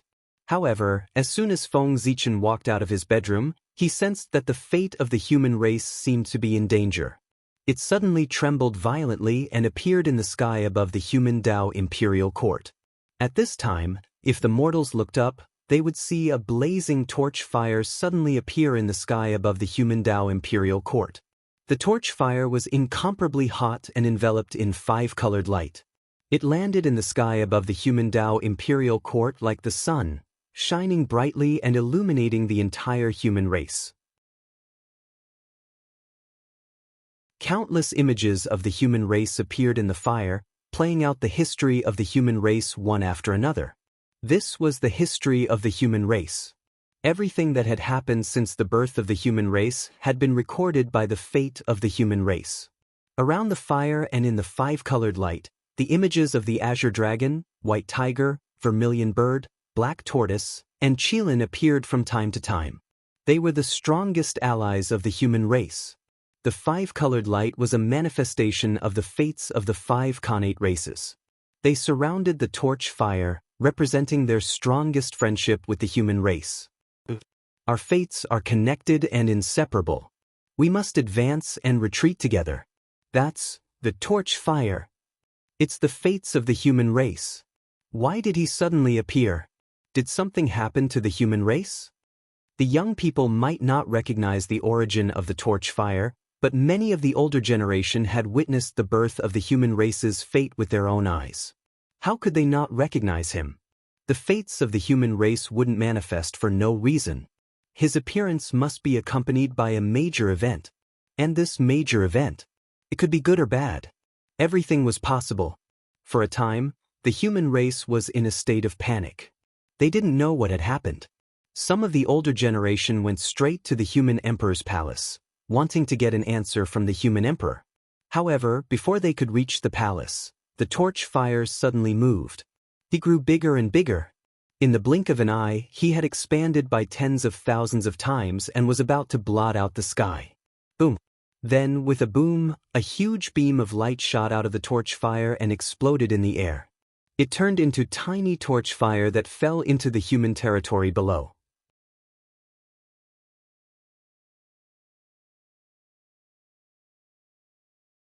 Chapter 453. The tiny flames didn't vanish after landing in the human territory. Instead, they burrowed into the bodies of the human primordial unity golden immortals and merged with their fortunes. All of a sudden, all the human Taijingxian felt that their fate was increasing rapidly. They were all puzzled as they didn't know what had happened to cause such a strange change. After Xinhua did all this, his solid body suddenly turned illusory, giving people a feeling that he was like a bubble that would burst at the slightest touch.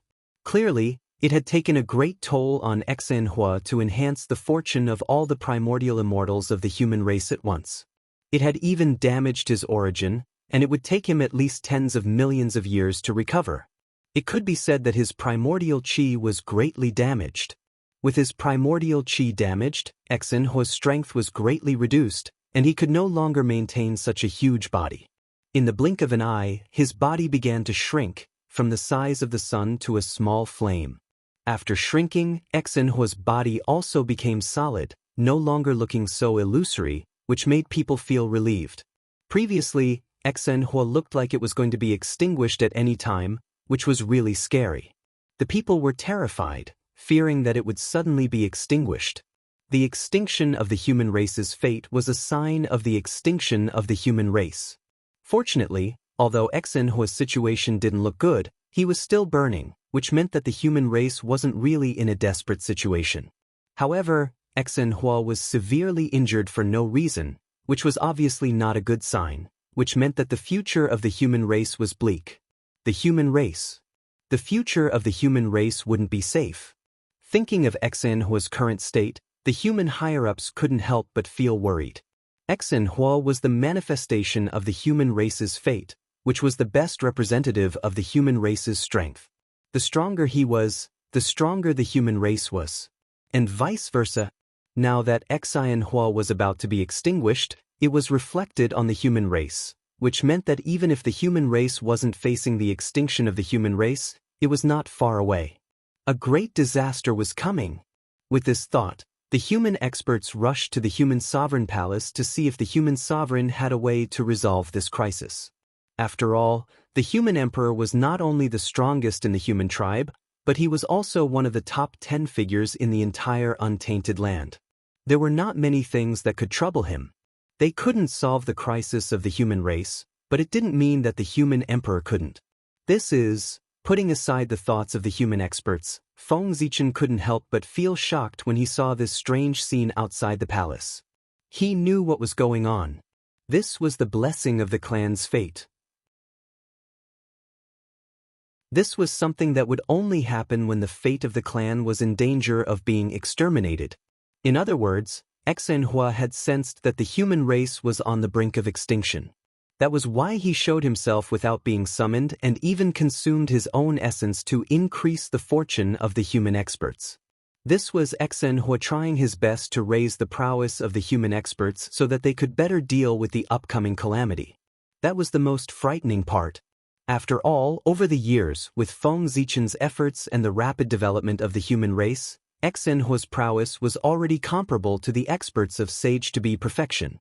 It was such a strong prowess that was still unstoppable in the face of the impending calamity of the human race.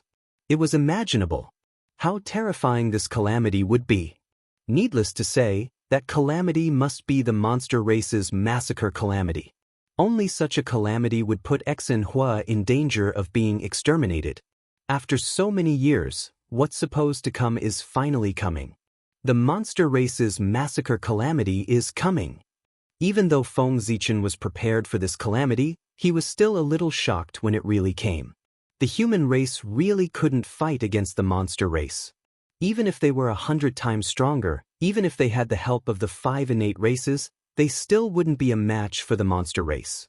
One of the 2 strongest innate races in history, the monster race that could make even the sages wary, their prowess wasn't bragging but fighting. The human race was just a postnatal race that was born less than 10 million years ago. How could they fight against the monster race that dominated the untainted land and occupied Zhoushan for billions of years? Could it be that the monster race were all idiots? Billions of years of development couldn't compare to 1,000,000 years of development of the human race? The human race fighting against the monster race was undoubtedly like hitting a rock with an egg. But even so, Feng Zichen still wanted to fight against the monster race. If he didn't fight against the monster race, was he going to wait for death with his arms tied? How could the monster race let the human race go just because they didn't resist? If they didn't resist, it would only encourage the monster race's arrogance. Therefore they had to fight. There were still 3 nails in a rotten ship. Not to mention a huge human race. Even if they couldn't win, they had to break a few teeth of the monster race. They had to let the world know that the human race didn't lack iron-blooded people. This battle could only be fought to the death. Other than that, there was no other way. The gap was too big. Besides, everything that the human race had was the result of Feng Zichen and the human race's hard work. Who could take it lying down and watch it be destroyed by the monster race? If they fought, they would die. If they didn't fight, they would die. Then fight. Fight hard. Killing 1 was enough. Killing 2 was a profit. Chang, Yi, go down and comfort the clansmen. I'll go to the human emperor palace to discuss with the elders. After turning his head and instructing Chang Yi, Feng Zichen strode towards the human emperor palace. Originally, Feng Zichen should have personally comforted the clansmen. However, husband and wife were one. After he and Chang Yi got married, Chang Yi could represent him in this kind of matter to comfort the people. It saved Feng Zichen a lot of trouble. When Feng Zichen arrived at the human emperor palace, there were already many people gathered here. And these people weren't just the elders of the human race. There were almost all the experts of the human race. None of these experts were weaker than the perfected Tai Jingxian. Among them, there were dozens of experts who had already stepped into the half-step Daluo realm and were about to prove their Dao. It could be said that this was the first time that the human experts had gathered together. Usually, they were traveling in the primordial world and rarely returned to the human race. The reason why they were gathered together this time was because they had specially come back to congratulate Feng Zichen on his wedding. Otherwise, it would take a lot of time just to summon these experts who were traveling outside. It's still too little. After a rough glance, there were only about 3,000 to 4,000 human experts present. Feng Zichen couldn't help but feel a little disappointed. 3,000 to 4,000 Tai Jingxian was naturally a terrifying force in the future. But now, it was an extremely weak force. It couldn't even be considered a mid-level force in the primordial world, let alone fight with the monster race. It was estimated that an army of the monster race would be able to destroy the human race. The human race had 3,000 to 4,000 Tai Jingxian, and the demon race had 3,000 to 4,000 Daluo Jingxian. How could they fight this battle? Therefore, in this battle, they could only defend, not attack. Everyone, the great calamity of the human race is coming. I'm sure you've all felt it. After a moment of silence, Feng Zichen glanced at everyone present and said in a deep voice. Xenho didn't hesitate to make a move. Without him saying anything, everyone present should have guessed what had happened. If they couldn't guess, they would be a little stupid. With such intelligence, it would be difficult for them to survive in the primordial world. Your Majesty, where does the calamity come from? As soon as Feng Zichen finished speaking, someone immediately stepped forward and asked.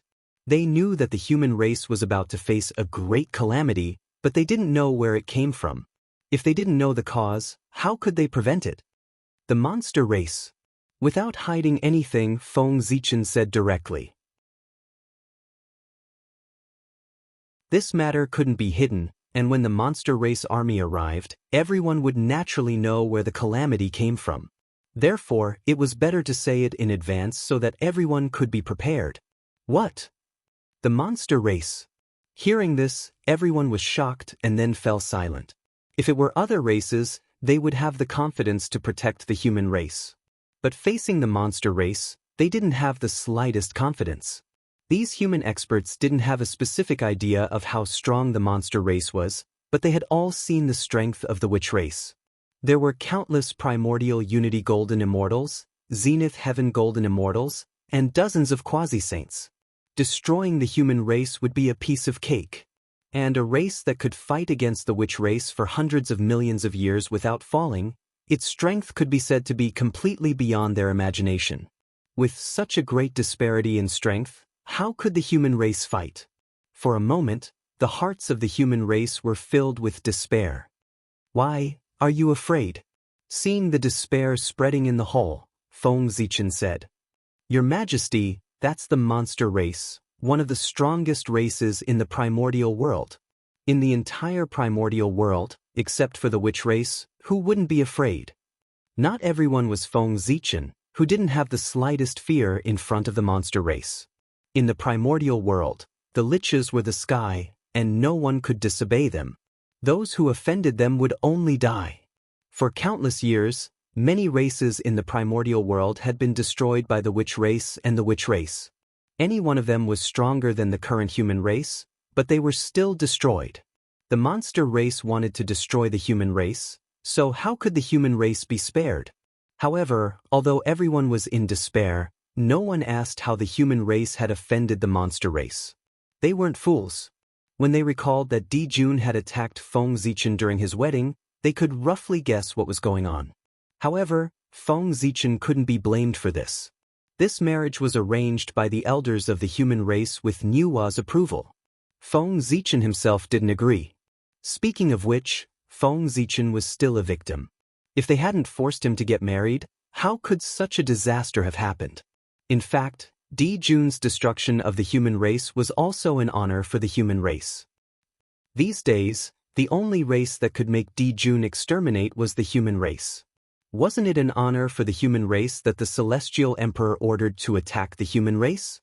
However, this honor required the flesh and blood of the human race. In the silence, Feng Zichen spoke. "That's true. The monster race is powerful. They dominate the heavenly court and control Zhoshing. Even the saints have to give in to them. The human race is just a postnatal race. Our strength is still at the bottom of the primordial world and is far from being comparable to them. If not for the care of the dragon race and the protection of Nuwa, we would have been destroyed countless times. It's normal to be afraid of the monster race. Who isn't afraid of the monster race?" At this point, Feng Zichen paused slightly and then said loudly, "But if we're afraid, will the monster race let us go?" "No! They will firmly carry out Di Jun's order and slaughter the human race. Therefore we have to fight. Even if we die, we have to die standing, not kneeling. Even if we can't hurt the muscles and bones of the monster race, we have to break a few of their teeth. Let them know that there are no cowards in the human race. Only then will we not waste our trip to the primordial world. Don't tell me you want to die kneeling." Everyone was silent, but Feng Zichen could not be silent. Everyone was in despair, but Feng Zichen could not be in despair. If he was like everyone else, then the human race would really be finished. That's right. Even if the monster race wants to destroy the human race, they have to pay the price. The human race has to fight to the end. The human race is not weaker than the human race. After being provoked by Feng Zichen, everyone swept away their previous decadence and roared loudly with red eyes. They looked like they wanted to fight to the death with the monster race. That's right. At this time, it's the moment of life and death for the human race. It's the time for us to be united and face the disaster together. Although the monster race is strong, why should the human race be afraid? At most, we'll die. Feng Zichen was very satisfied with everyone's attitude. They were afraid before the battle. Was this the attitude that the human race should have? Only when they were not afraid of death could they show the true colors of the human race. Fight the monster race, fight to protect the human race. What's there to be afraid of death? Fight to the death. Fight to the death. Fight to the death. Influenced by Feng Zichen, everyone's blood was boiling. Cries of fighting to the death came out of their mouths, and their heroic spirit was undeniable. When the voice spread out of the human emperor palace, even Exenhua seemed to be infected and became more vigorous. This attitude made Feng Zichen, who was sitting at the top, even more satisfied. If the human race was like this, there was no need to worry that the human race would not prosper. Everyone, please calm down. When everyone's blood gradually cooled down, Feng Zichen raised his hand, pressed a few times and said, "Things are not as bad as we thought. After all, the untainted land is the territory of the witch race. How can the monster race come and go as they wish? Therefore, even if the demon race wants to destroy the human race, they won't send great overarching golden immortals. At most, they'll send some primordial unity golden immortals and half-step great overarching experts. In this way, although the monster race's strength is still far beyond that of the human race, it will not be so difficult to deal with them. If the plan is right, the human race may be able to survive this calamity." When everyone calmed down, Feng Zichen continued to analyze. At this time, the witch race could not care less about the Tai Jingxian demons returning to the untainted land. But if the Daluo Jingxian demons came to the untainted land, they would die one by one. Did they really think that the witch race was weak? Daluo Jingxian was already the top battle strength of the two races. No one would let go of the opportunity to kill the other side's experts. Phew. It turns out that the demon god can't take action. Your Majesty, you didn't finish your words at once. You really scared us. Hearing that the demon god would not take action in this battle, everyone was obviously relieved. The reason why the monster race was powerful was because of the large number of Daluo Jingxian. To deal with the human race, the monster race only needed to send out hundreds of Daluo Jingxian to easily destroy the human race dozens of times.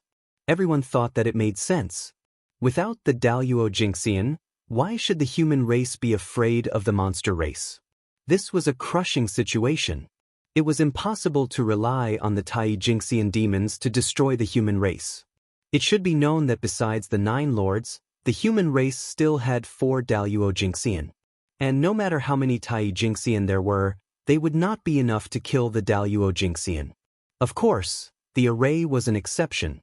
Seeing the joy on everyone's faces, Feng Zichen knew what they were thinking and said helplessly, he could only say helplessly, if the Daluo Jingxian of the monster race can't take action, then the Daluo Jingxian of the human race can't take action either. Otherwise, we will completely enrage the monster race and make them attack the human race without regard for anything else. Then even if the human race is protected by the witch race, they will be destroyed by the monster race overnight. It was true that the monster race was wary of the witch race, but if they relied on their cultivation to slaughter the monster race's citizens on a large scale, they would be courting death. The monster race had 3,000 to 4,000 Daluo Jingxian.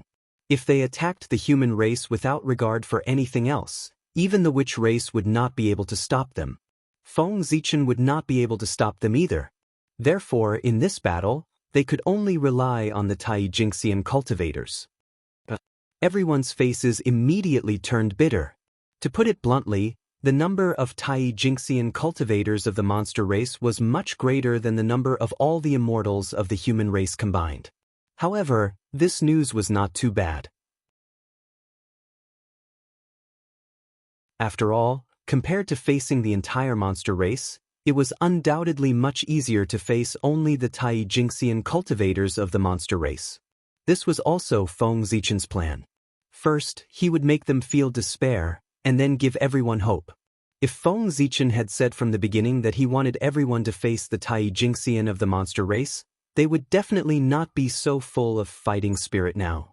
He first raised the difficulty level to the maximum level to make everyone feel despair. Then he lowered the difficulty level to give them a glimmer of hope. This move would undoubtedly greatly increase their endurance, and it would also be easier to stimulate their fighting spirit. Now, it seemed that this move was very effective. Everyone was rubbing their fists and rubbing their palms, waiting for the battle with the monster race. In a battle of the same realm, the human race might not be weaker than the witch race. One had to know that the human race cultivated the Tao of the fiend gods, and they paid attention to bloodline atavism, awakening the innate bloodline and reversing the innate life form. Those who could cultivate to the Tai Jingxian had all transformed into innate life forms. Their bodies were extremely powerful, and they were on the same level as the monster race. If they really fought, it would depend on their own methods. The only thing that was more worrying was that the number of monster race experts was much greater than that of the human race. Everyone, the monster race is powerful, and it's difficult for the human race to compete with them. Therefore, those who want to leave the human race now, please take the initiative to leave. Every race had people who were afraid of death, and the human race was no exception. What Feng Zichen wanted to do now was to make them leave the human race on their own accord, so as to avoid the trouble of cleaning them up in the future. As soon as he said that, the hall immediately fell silent. It was so quiet that one could hear a pin drop. No one dared to speak, and they even held their breaths. These words were too harsh. Although he said that they would take the initiative to leave the human race, what he actually meant was that they would leave the human race. This was not a small matter. If things went wrong, the human race might be divided because of this. However, there were also a few bold ones who looked around in the crowd, wanting to see who was so afraid of death that they would betray the human race at this time of crisis. Feng Zichen waited for a while, but no one stepped forward, so he continued. If you take the initiative to come out now, we can still part on good terms. However, if you want to leave after the war breaks out, don't blame me for being ruthless. As he spoke, Feng Zichen's tone could not help but carry a trace of killing intent. Everyone felt a chill run down their spines and inexplicably shivered. This time, not long after Feng Zichen finished speaking, a few people showed hesitation. In the end, they gritted their teeth and flew out of the hall with a resolute look on their faces. You're courting death. Seeing these people leave, the people in the hall were so angry that they could not speak. There were even a few hot-tempered experts who could not hold back their anger and used their divine abilities to kill them. Stop! However, before the divine abilities that everyone used could hit the few people who escaped, they were casually blocked by Feng Zichen. He gently stroked his palm, and all the divine abilities disappeared. Of course, the few people who wanted to escape were also stopped by him. Fellow Taoists, I've already said what I wanted to say. Let's part on good terms. If you want to leave, I won't stop you. However, since you have already left the human race, the things of the human race have nothing to do with you. I won't ask you to compensate the human race for the price they paid to nurture you. Now, as long as you leave behind the things that belong to the human race, you can leave. Feng Zichen glanced at them indifferently and said, these people were really courting death. Did they really think that they could survive after leaving the human race? The primordial world was dangerous. Without the protection of a mighty figure, they would definitely become cannon fodder in the great calamity of heaven and earth. Every time the world was in turmoil, the ones who died the most were those innocent living beings. For example, after the Lich and Demon tribulation, the world would collapse. Those who had a backer could sit back and relax, while those who did not could only wait for death. Moreover, how could it be so easy to be a traitor? Feng Zichen wanted to take back everything except cultivation. For example, magic treasures, pills, luck, and so on. It was fine if they didn't have magic treasures, but without luck, they would be trampled to death by ferocious beasts when they went out. Your Majesty is right. The few of them looked at each other and gritted their teeth. At this point, they had no other choice. Feng Zichen had already called them fellow Taoists. This was completely cutting off their hopes of returning to the human race. The only thing they could do now was, there was only one way to go. With a ruthless heart, the few of them first threw out their magic treasures and storage spirit treasures. Then, they severed their bloodlines and even destroyed their physical bodies that they had refined for many years. At the same time, Exenhua trembled and took back the luck of the human race from their bodies. In this way, their connection with the human race was almost cut off. Is it worth it? One of them saw this scene and asked in a daze. After severing their bloodlines and destroying their physical bodies, even if they recovered, their strength would be greatly reduced. The price was heavy. Was it really worth it to pay such a price just to leave the race that gave birth to them? Unfortunately, he did not understand. For these people who were afraid of death, living was the most important thing. They could give up everything else. Your Majesty, we will take our leave. After doing all this, the few of them bowed to Feng Zichen and turned to leave. This time, no one stopped them. Therefore they left easily. Your Majesty, please forgive us for taking our leave. Seeing that Feng Zichen really let those people go, many people secretly heaved a sigh of relief. They hurriedly got up and wanted to leave the human race. This time, there were dozens of people who stood out, several times more than before. Seeing this scene, the surrounding people were burning with anger, wishing they could burn their bones and scatter their ashes.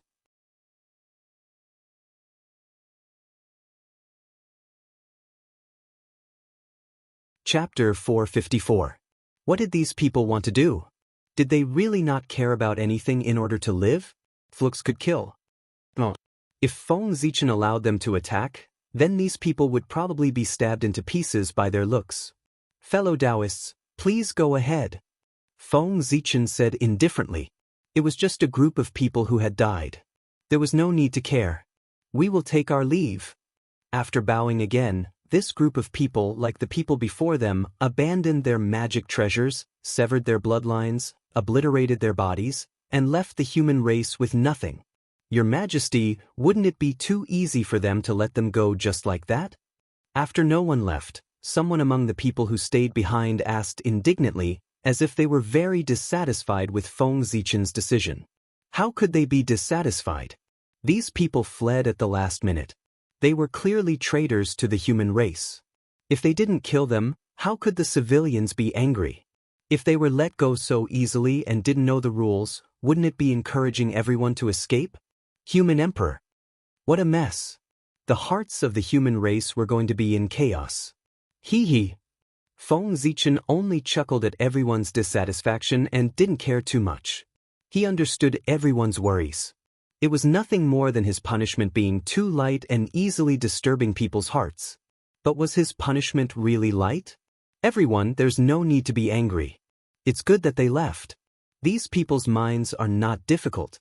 Leaving them in the human race is also a scourge. It's easy to shake the morale of the army. Now that they have been chased out, the human race will have no unstable factors. They can unite and fight against the demon race together.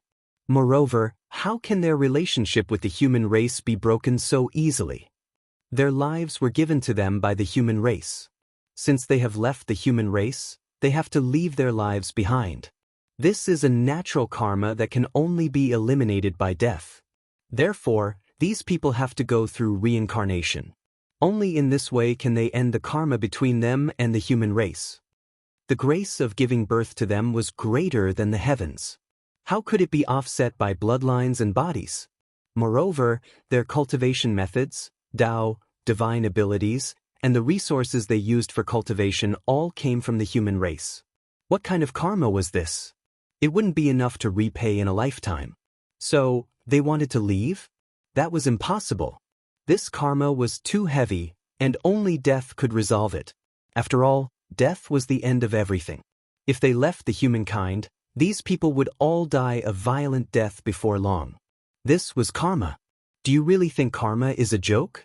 Even the saints were not willing to be tainted by it, so one could imagine how terrifying it was.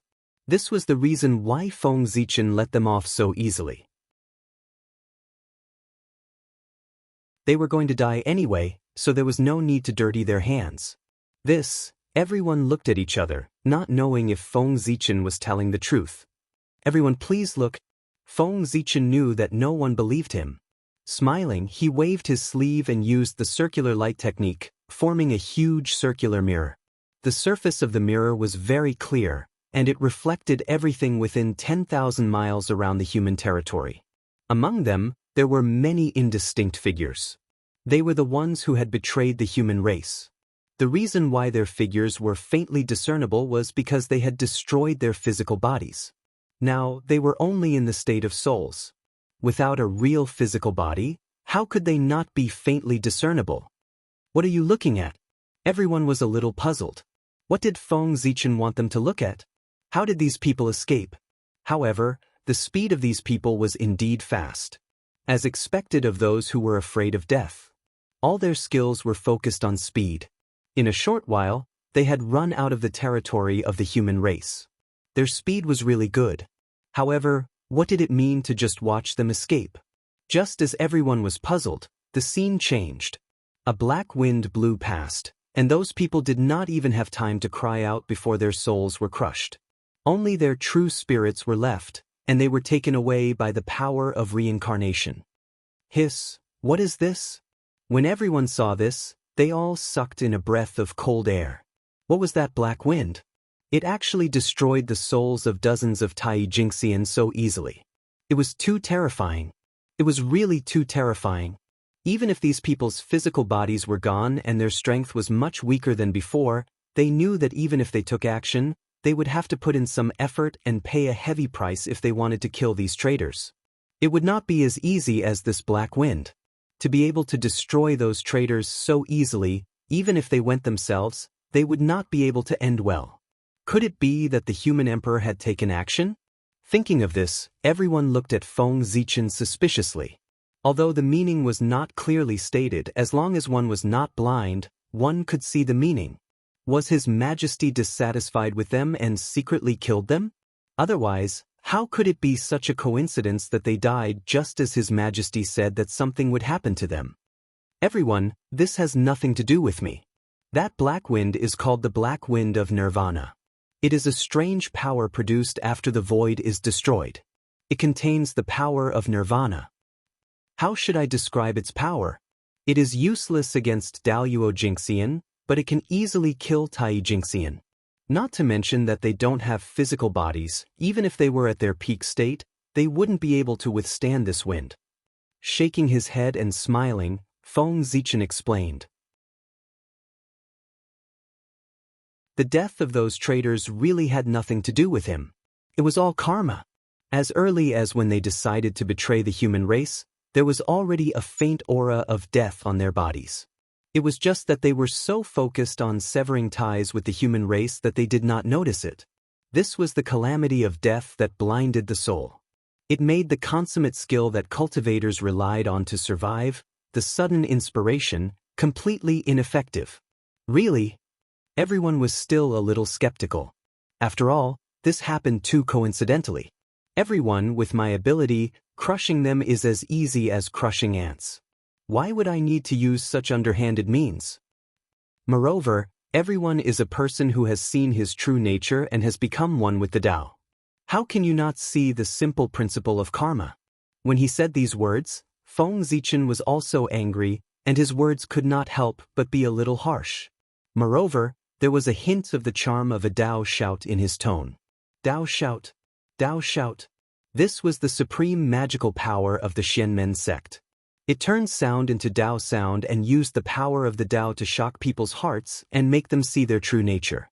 Sure enough, as soon as Feng Zichen finished speaking, everyone suddenly shuddered. It was as if the fog in their hearts had been lifted, and they suddenly felt enlightened. Before the tribulation arrived, the tribulation aura had already been released. There was still some time before the demons slaughtered the humans, but the tribulation aura that filled the world had already arrived and began to confuse everyone's minds. Previously, the reason why these human experts suspected that it was Feng Zichen who did it was because they were bewitched by the tribulation aura and lost their basic judgment. Feng Zichen used the Tao shout to wake them up.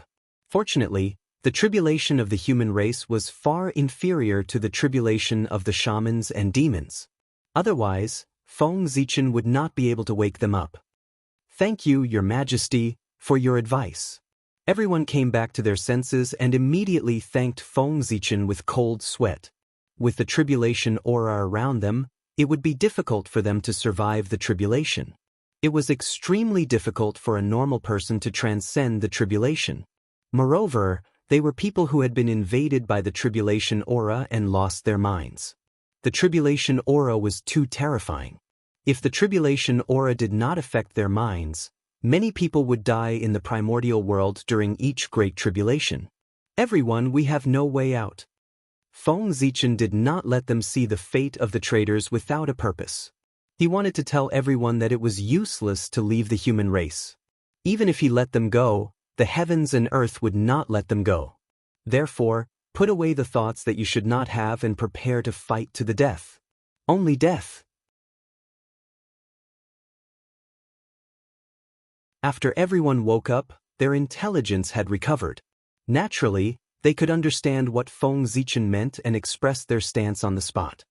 Very good, it's good that everyone has this ambition. The human race is fortunate to have everyone. Nodding, Feng Zichen was very satisfied with everyone's attitude. Regardless of whether they had really planned to fight the demons to the death or not, now they had no way out. They had to fight the demons to the end. By the way, how many human experts do we have outside?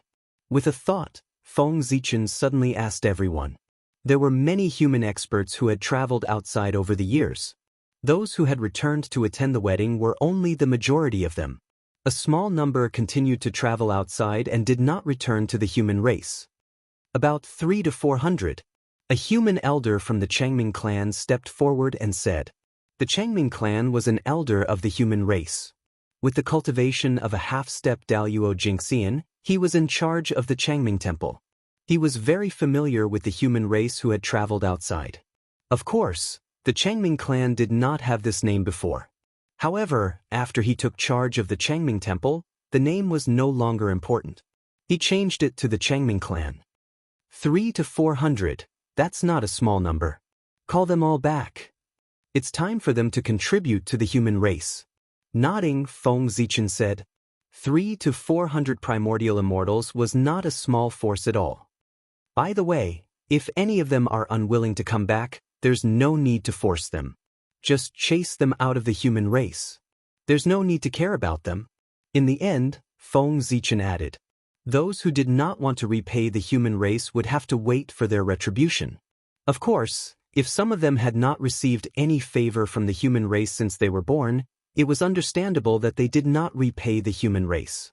The heavens were fair and would not kill the innocent. Yes, Your Majesty. The Changming clan received the order and hurried back to the Changming temple. The Changming temple stored the Changming lanterns of all the humans who had traveled outside. Naturally, they had a way to contact them. Everyone, the demons are too powerful for the human race to fight against. Therefore, we need to think carefully about how to fight this battle. With the internal conflict resolved, it was time to talk about how the human race would fight against the demons. Your Majesty, what do you suggest? The difference in strength was too great. The chances of the human race defeating the demons were too low. Therefore, they did not hope to defeat the demons. They only hoped to preserve the human race's strength as much as possible. Defend. Feng Zichen announced his strategy. Defend. Everyone was puzzled. That's right. That's right. Only defend and not attack. Feng Zichen nodded in affirmation. How do we defend? If the demons invaded, would the human race be able to defend against them with their strength alone? All the major cities are protected by the chaos formation.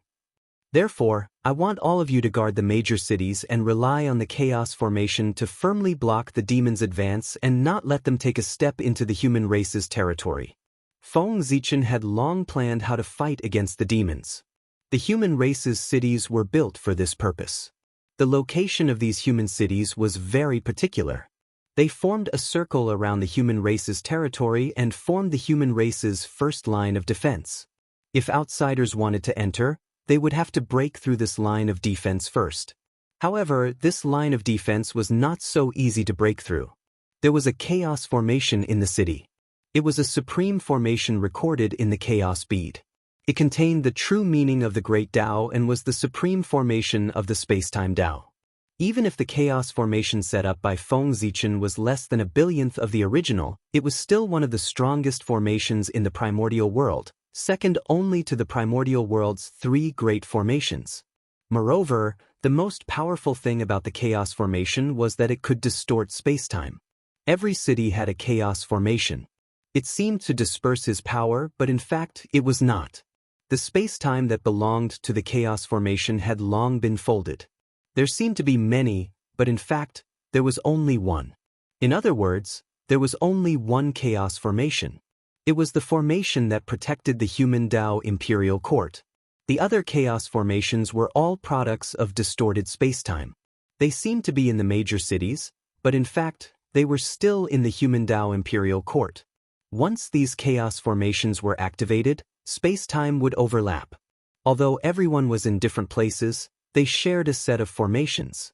This meant that they could provide support at any time. If any side was attacked by the demon's main force, the human experts in other places could quickly provide support. But they could not say that.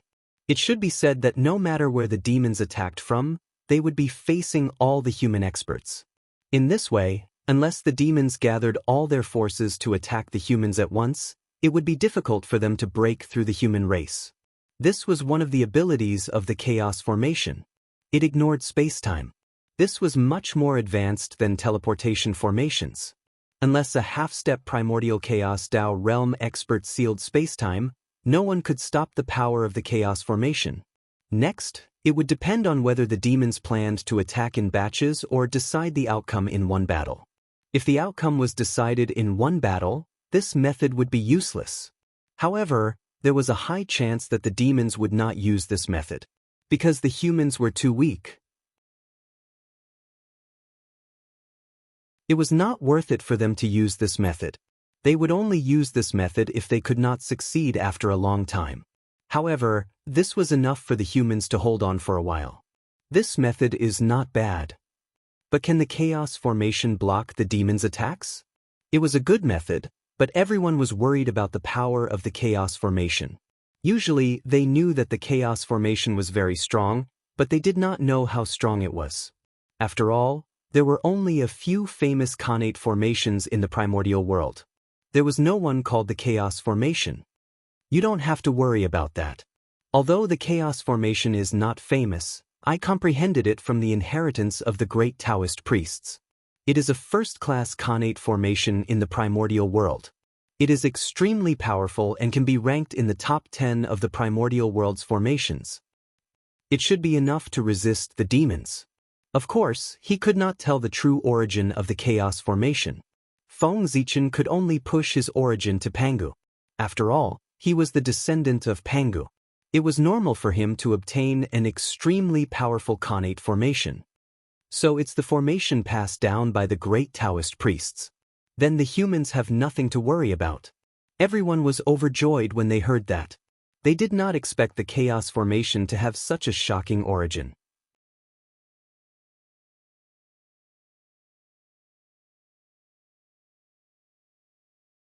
Chapter 455. That was Pangu, the founder of the primordial world, a supreme existence. Just thinking about it, one would know how extraordinary the array formation that he had left behind was. For a moment, everyone's confidence increased greatly. This was also the reason why Feng Zichen used the name of Pangu. Not only did he perfectly explain the origin of the chaos array, but he also gave everyone a lot of confidence. Then, Your Majesty, we will take our leave first. While there is still some time before the demons attack, we can familiarize ourselves with the chaos array. With a plan in mind, everyone stood up and was about to leave. The city lords were very familiar with the chaos array, but they had been traveling outside all year round and were not familiar with it. Since there was still some time, they might as well practice the array formation properly so that they would not be flustered and make mistakes. There's no rush. The most important thing now is to migrate the clansmen outside the ancestral land. If the demons invade the human race, they will definitely send out Tai Jingxian. In other words, this great calamity of the human race requires all the Tai Jingxian of the human race to block it. And the clansmen whose cultivation is lower than Tai Jingxian are not only useless in this great calamity, but they are also a burden. Therefore, I plan to migrate all the clansmen below the Tai Jingxian realm to the imperial court of human Tao. If you are defeated by the demons, I will gather all the strength of the human race and fight the demons to the death in the imperial court of human Tao. This was the second line of defense set up by Feng Zichen. He gathered all the clansmen of the human race who had not reached the Tai-Jinxian realm to the imperial court of human Dao. If the Tai-Jinxian of the human race could not block the demon's attack, then he would use the power of the human race to activate the imperial court of human Dao and fight the demons to the death. How powerful would the combined power of the entire human race be? Perhaps they would be able to activate the power of the imperial court of human Dao, a Khanate supreme treasure. At that time, even if they could not block the demon's attack, they would leave an indelible wound on the demons. However, Feng Zichen only had one chance to strike. After this strike, he would be torn to pieces by the furious Di Jun. This was a desperate move. Unless it was absolutely necessary, Feng Zichen was unwilling to use it. After this strike, no matter if it was a success or failure, the age of shamans and demons would come to an end. The fall of civilization, the loss of inheritance, the death of all the experts, the near extinction of the human race, and the return of the human race to the primitive era, was probably the real situation of the human race at that time. Your Majesty is right. After our clansmen have retreated, we can completely let go of our hands and feet and fight the demon clan with all our strength. You don't have to take care of your clansmen, which will affect your combat power. Everyone agreed with Feng Zichen's suggestion. After their clansmen left, they no longer had anything to worry about. Thus, they were able to use a lot more methods. However, I wonder how many Tai-Jinxian the demons will send? This was the only thing that everyone was worried about. After all, there were too many Tai-Jinxian in the demon race. There were so many that all the immortals of the human race combined were not as many as them. If the demon race sent out tens of thousands of Tai-Jinxian, they could rely on the chaos array to resist. However, if the demon race sent hundreds of thousands of Tai-Jinxian, then the human race would be in danger. Tens of thousands of Tai-Jinxian working together to set up a Khanate array could make the Daluo Jinxian nurse a grudge, let alone hundreds of thousands of them. Everyone, don't worry too much. It's still the same thing. The primordial world is the territory of the shamans. It's definitely not a place where the demon race can do whatever they want. They can send people, but they definitely won't send too many. Otherwise, if they anger the shamans, they'll kill as many as they send. Even if the demon race has a lot of business, they won't be able to bear this price. According to my calculations, the number of Tai-Jinxian sent by the demon race will not exceed 10 times that of the human race's Tai-Jinxian. If there are more, they will be targeted by the shamans. Therefore, although this tribulation is difficult, it's not impossible for the human race to get through it. Feng Zichen analyzed calmly to the crowd. If hundreds of thousands of Tai-Jinxian entered the primordial world aggressively, it was hard to say whether they would attack the human race or the shamans. After all, was it necessary to mobilize so many people to deal with a small human race? Therefore, the shamans would never allow hundreds of thousands of Tai-Jinxian to enter the primordial world. The demon race would not be so stupid as to send so many demons over. Of course, if the demon race really sent so many demons over, the shamans would not mind killing them all. In this way, they could weaken the strength of the demon race. Why not? That's true. Although the difference of 10 times is huge, if we risk our lives, we might still have a chance. After Feng Zichen's analysis, everyone understood the key points. Although their expressions were still very serious, they were somewhat relieved. Alright, the war is imminent. I won't keep you here. Go and prepare. However, before that, you can send your family members to the ancestral land. Seeing that everything had been arranged, Feng Zichen waved his hand and signaled for everyone to leave. However, before everyone left, he asked everyone to send their family members to the ancestral land. They were not kept as hostages, but to protect them. No matter what, the human race was a race created by goddess Nuwa. No matter how strong the demon race was, they had to leave her with dignity. They did not dare to do everything and completely destroy the human race. The demon race would definitely leave a chance for the human race. And that chance of survival could only be the shore of the East Sea, the ancestral land of the human race. After all, there was a barrier set up by goddess Nuwa there. No matter how arrogant the demon race was, they did not dare to attack this place. Not every demon was Jun and was not afraid of Goddess Nua's revenge. Feng Zichen asked everyone to send their family members to the ancestral land to tell everyone. Even if the human Dao imperial court was broken through by the demon race and the human race suffered a destructive blow, their family members would still be fine and would still live well. This was to comfort their hearts. It was also a reward for them to protect the human race with their lives. The human race never mistreated those who had contributed. Your Majesty, the ancestral land has its own rules. How can it be broken because of us? Besides, the human race gave birth to me and raised me. We are willing to die for them. Your Majesty, why do you have to do this? Hearing this, everyone's expressions changed and they said anxiously. Many years ago, the human clan had set up a rule. Except for the first generation of the human clan and the golden immortals of the great all-embracing heaven, any human clan who had cultivated the immortal Tao was not allowed to stay in the ancestral land for long.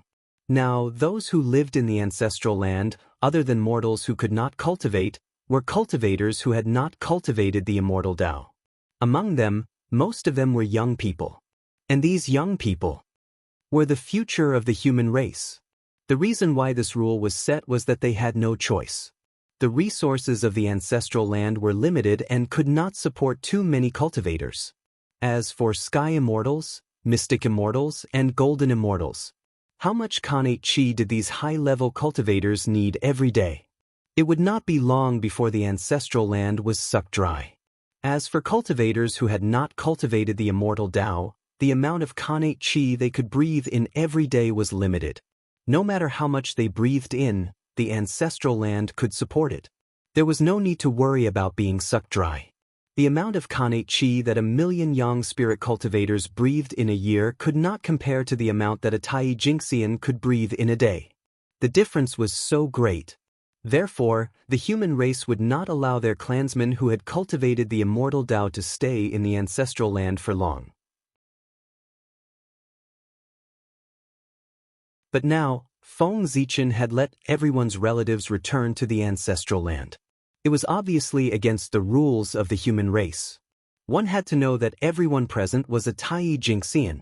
It was nothing in the primordial world, but in the human race, they were the upper echelons.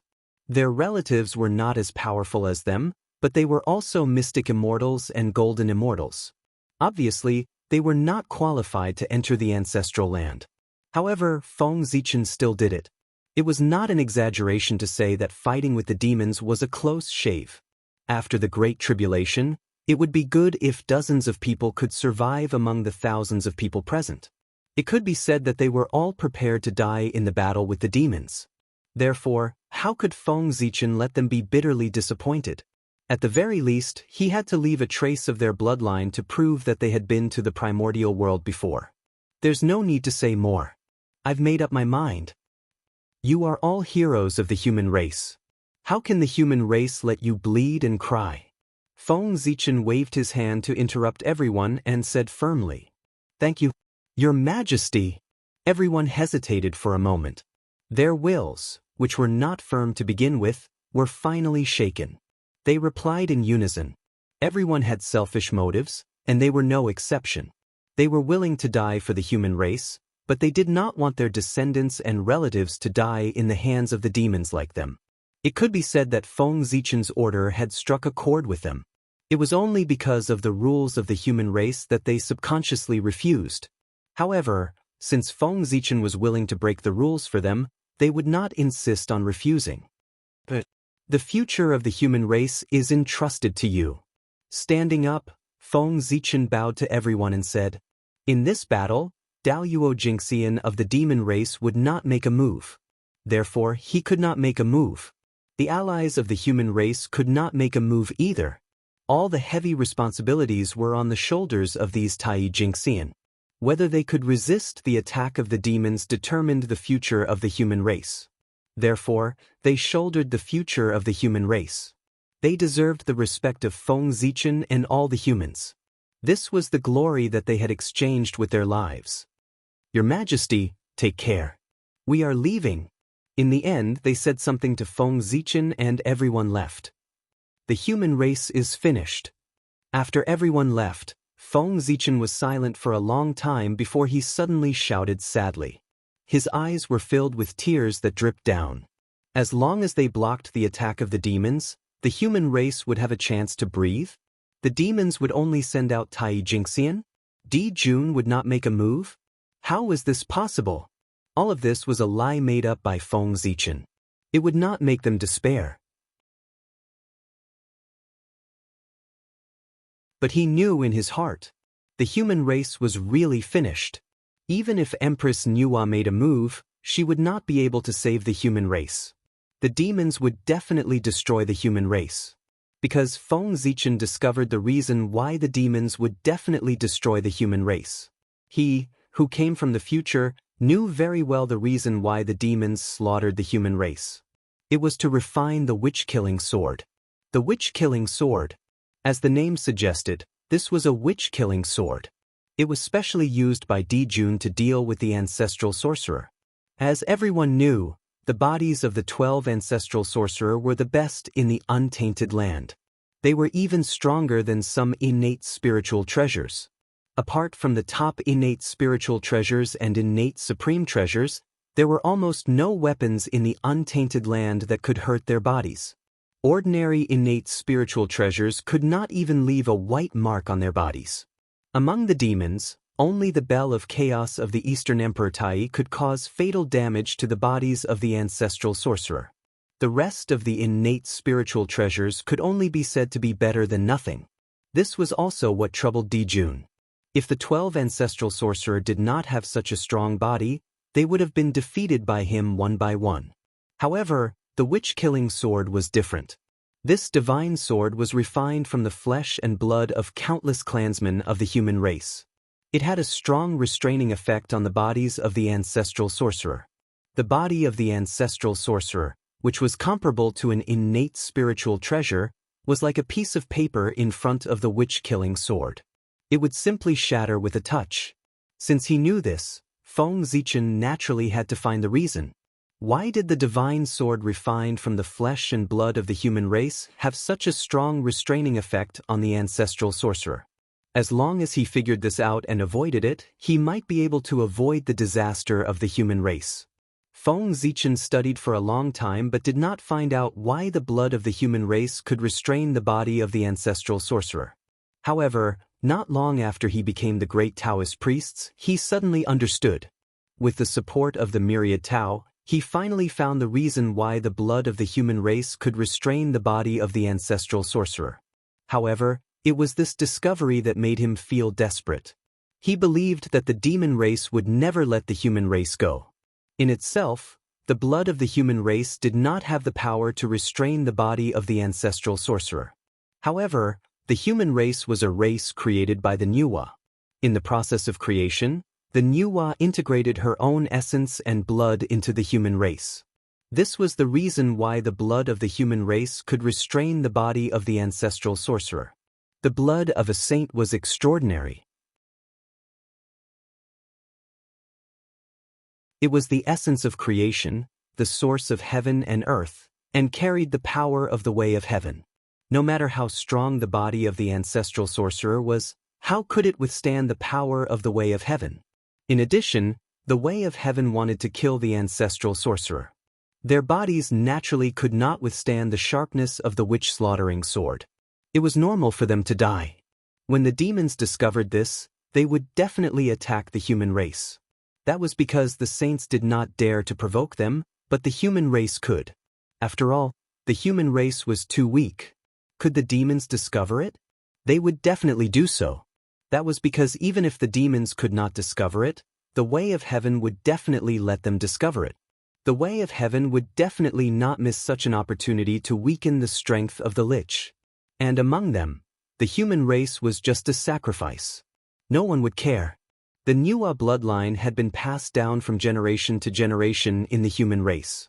It had long become extremely thin. It was definitely not enough to refine the witch-slaughtering sword. Fortunately, there were enough humans. If the quality was not enough, the quantity would make up for it. Slaughtering the entire human race would definitely be able to gather the Nuwa bloodline needed to refine the witch-slaughtering sword. That was the reason why the demons slaughtered humans. As for whether this would offend the Nuwa, it was not important. To the demons, destroying the witch race was the most important thing. For this, they would not hesitate to pay any price. So what if he offended a weak saint? Hee. How ironic. What a great irony. The Nuwa bloodline that the human race is most proud of has actually become the human race's greatest death sentence. It's simply laughable. In the middle of the hall, Feng Zichen sat there paralyzed and laughed self-deprecatingly.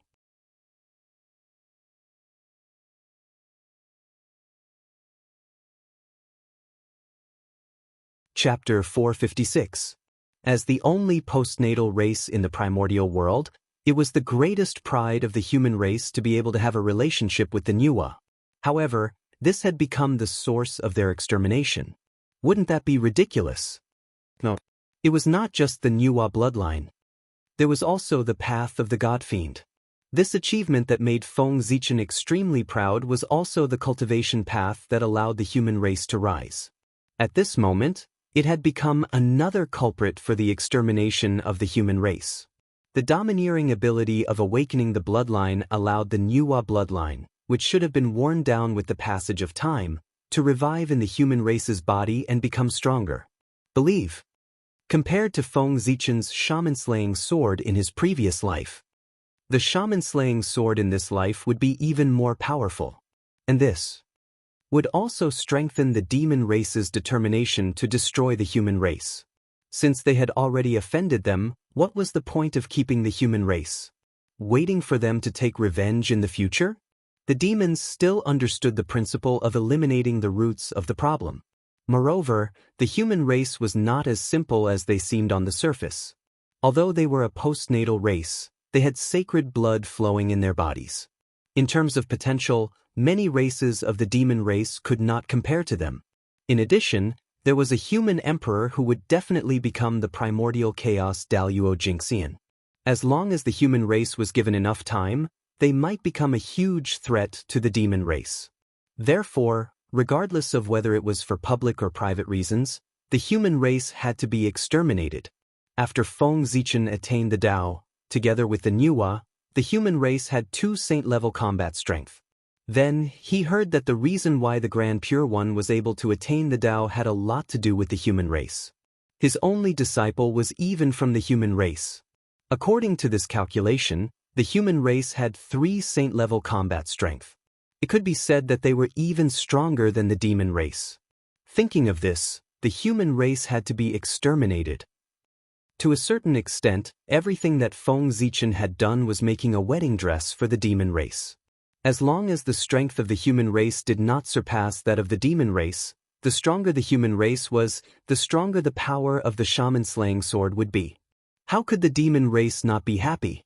From this point of view, it would not be an exaggeration to say that Feng Zichen's efforts were all for the benefit of the demon race. However, there were 2 sides to every coin. One couldn't just look at it from one side. Whether Feng Zichen worked hard or not, the human race would be exterminated by the demon race. However, with Feng Zichen's efforts, although the outcome did not change, the process had changed. At the very least, the human clan had once been mighty in the untainted land for a period of time. They were not completely powerless in the face of the demon clan. They also left some hope for the future and did not completely lose their inheritance. In the human emperor palace, Feng Zichen laughed at himself for a while. He suppressed the sadness in his heart and all the negative emotions, allowing himself to regain his composure. The human warriors had already gone to the front line to meet the enemy with the determination to die. As the human emperor, he could not stay idle. It was time for him to fight for the future of the human race. World passage, open for me. After calming his mind, Feng Zichen came to the chaos bead and mobilized all his strength. He followed the roots of the world tree and blasted towards the 3,000 sectors. He wanted to open a passage to the 3,000 sectors and send the geniuses of the human clan into it, leaving a seed of hope for the human clan. These people who entered the 3,000 sectors would become the pillars for the human clan to dominate the untainted land in the distant future. They were also the key to whether the human clan could escape the control of the saints in the future and become the real protagonists of the untainted land.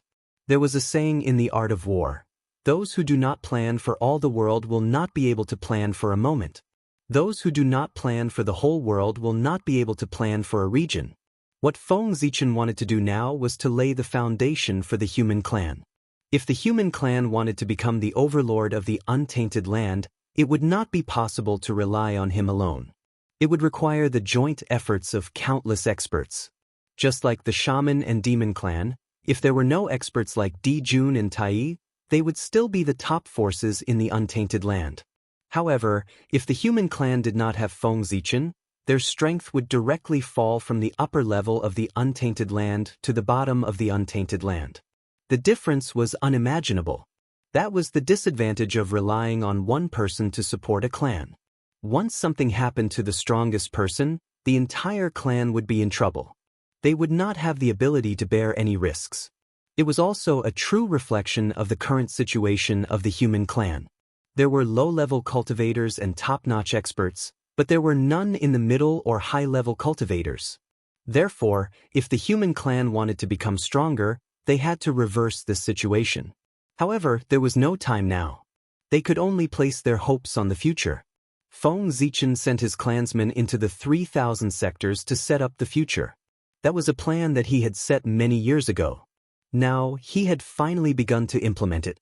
Unfortunately, there were still flaws in this plan.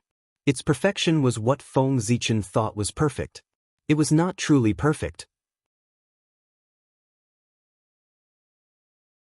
It still had all sorts of flaws. However, Feng Zichen could not discover them. There was a limit to an individual's wisdom. Only by gathering everyone's wisdom and combining everyone's wisdom could they formulate a relatively perfect plan. However, Feng Zichen could not announce this matter. This plan involved the future protagonist of the untainted land and the plans of many saints. The impact was too great. Once it was said, it would definitely be sensed by the saints and produce inexplicable variables. Therefore, this matter had to be kept secret. Even if he knew that the plan he had made might have imperfections, Feng Zichen could not discuss it with others. As for whether this plan could succeed, he could only place his hopes on the illusory future. Feng Zichen was not omniscient and omnipotent. What he could do was to do his best to facilitate this matter. As for the result, it still depended on whether the fire seeds that went to the 3,000 sectors were hardworking enough. Everything depended on human effort. Humans could conquer nature. That was the philosophy of the human clan, and it was also the inheritance that the human clan would never lose.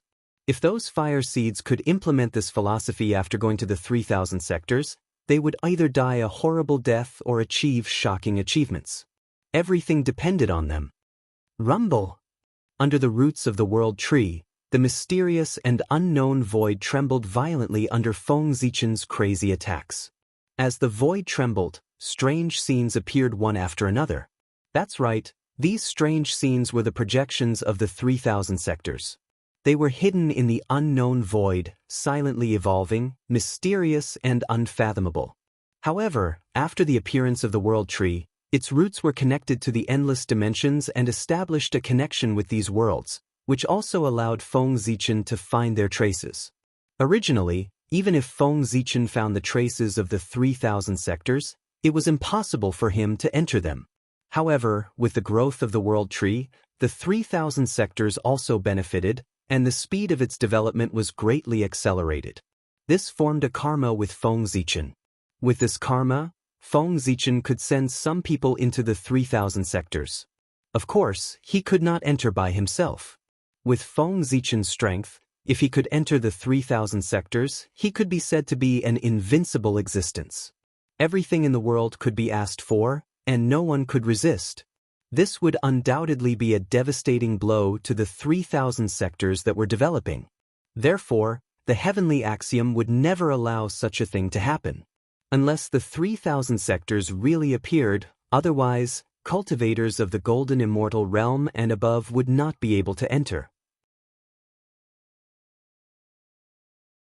According to this rule, only cultivators below the golden immortal realm would be able to enter the 3,000 sectors this time. A good opportunity! Seeing the 3,000 sectors appear one after another, Feng Zichen knew that after so many years of growth, the world tree already had enough ability to open up the passage to the 3,000 sectors. Now, all that was left was the best effort. Chaos Speed Hongming Daozhonggo. Without hesitation, Feng Zichen directly activated the Chaos Bead and Hongmeng Daozhong, the two most powerful spirit treasures that he had. He activated their power with all his strength and blasted towards the 3,000 sectors. At the same time, the world tree's body began to emit a bright light. Mysterious patterns appeared, and endless runes were born. A vast power descended, and the roots of the world tree stood up one by one, holding up the endless void. Rumble, the law of chaos covered time and space, destroying everything and returning everything to chaos. The law of Hongmeng evolved and re-established order. In the void of chaos, passages to the 3,000 sectors were built. The world tree stretched out its thick roots and probed into the passages, releasing the power of the world to maintain the stability of the passages. With the efforts of the Chaos Bead Hongmeng Daozhong and the world tree, the 3,000 sectors were built. Like a black hole, they floated in front of Feng Zichen. Vitality. This is where the hope of the human race lies. Looking at these passages, even with Feng Zichen's current state of mind, he was slightly excited. Whether the human race could dominate the untainted land, the 3,000 sectors behind these passages was the most crucial step. As the owner of the world tree, although Feng Zichen could not enter the 3,000 sectors, he could observe the development of these worlds through the world tree's perspective. So many years had passed, and he already knew almost everything about the 3,000 sectors. As the associated worlds of the untainted land, although the 3,000 sectors and the untainted land were of the same origin, the laws in the world were completely different. The difference was reflected in the difference in cultivation civilization. For example, the cultivation civilization of magic, fighting energy, qi, martial soul, and so on was completely different from the untainted land. These civilizations did not belong to the immortal path, nor did they belong to the demonic path, nor was it the Tao of the Archean era. This was the Tao of the Chaos Demon God. After the 3,000 Chaos Demon Gods were killed by Pangu, most of their origins were integrated into the new untainted land, creating the current glory of the untainted land. However, there was also a small part of the origins that did not integrate into the untainted land. Instead, it integrated with the chaos fragments produced when Pangu opened up the untainted land, forming strange worlds. These worlds were born from the untainted land and could be considered as his associated worlds. They were the predecessors of the 3,000 sectors. The untainted land gathered the 3,000 laws, so it was very tolerant. Various civilizations bloomed, and there were many cultivation systems, giving birth to countless experts. You're tuning in to the Passion Pages YouTube channel. We're so grateful for your support, and don't forget to subscribe to join us on this incredible journey through captivating stories. Your generosity through donations truly makes a world of difference, as it's the primary source of revenue that allows me to expand and enhance this channel for you. Thank you from the bottom of my heart for being a part of this adventure.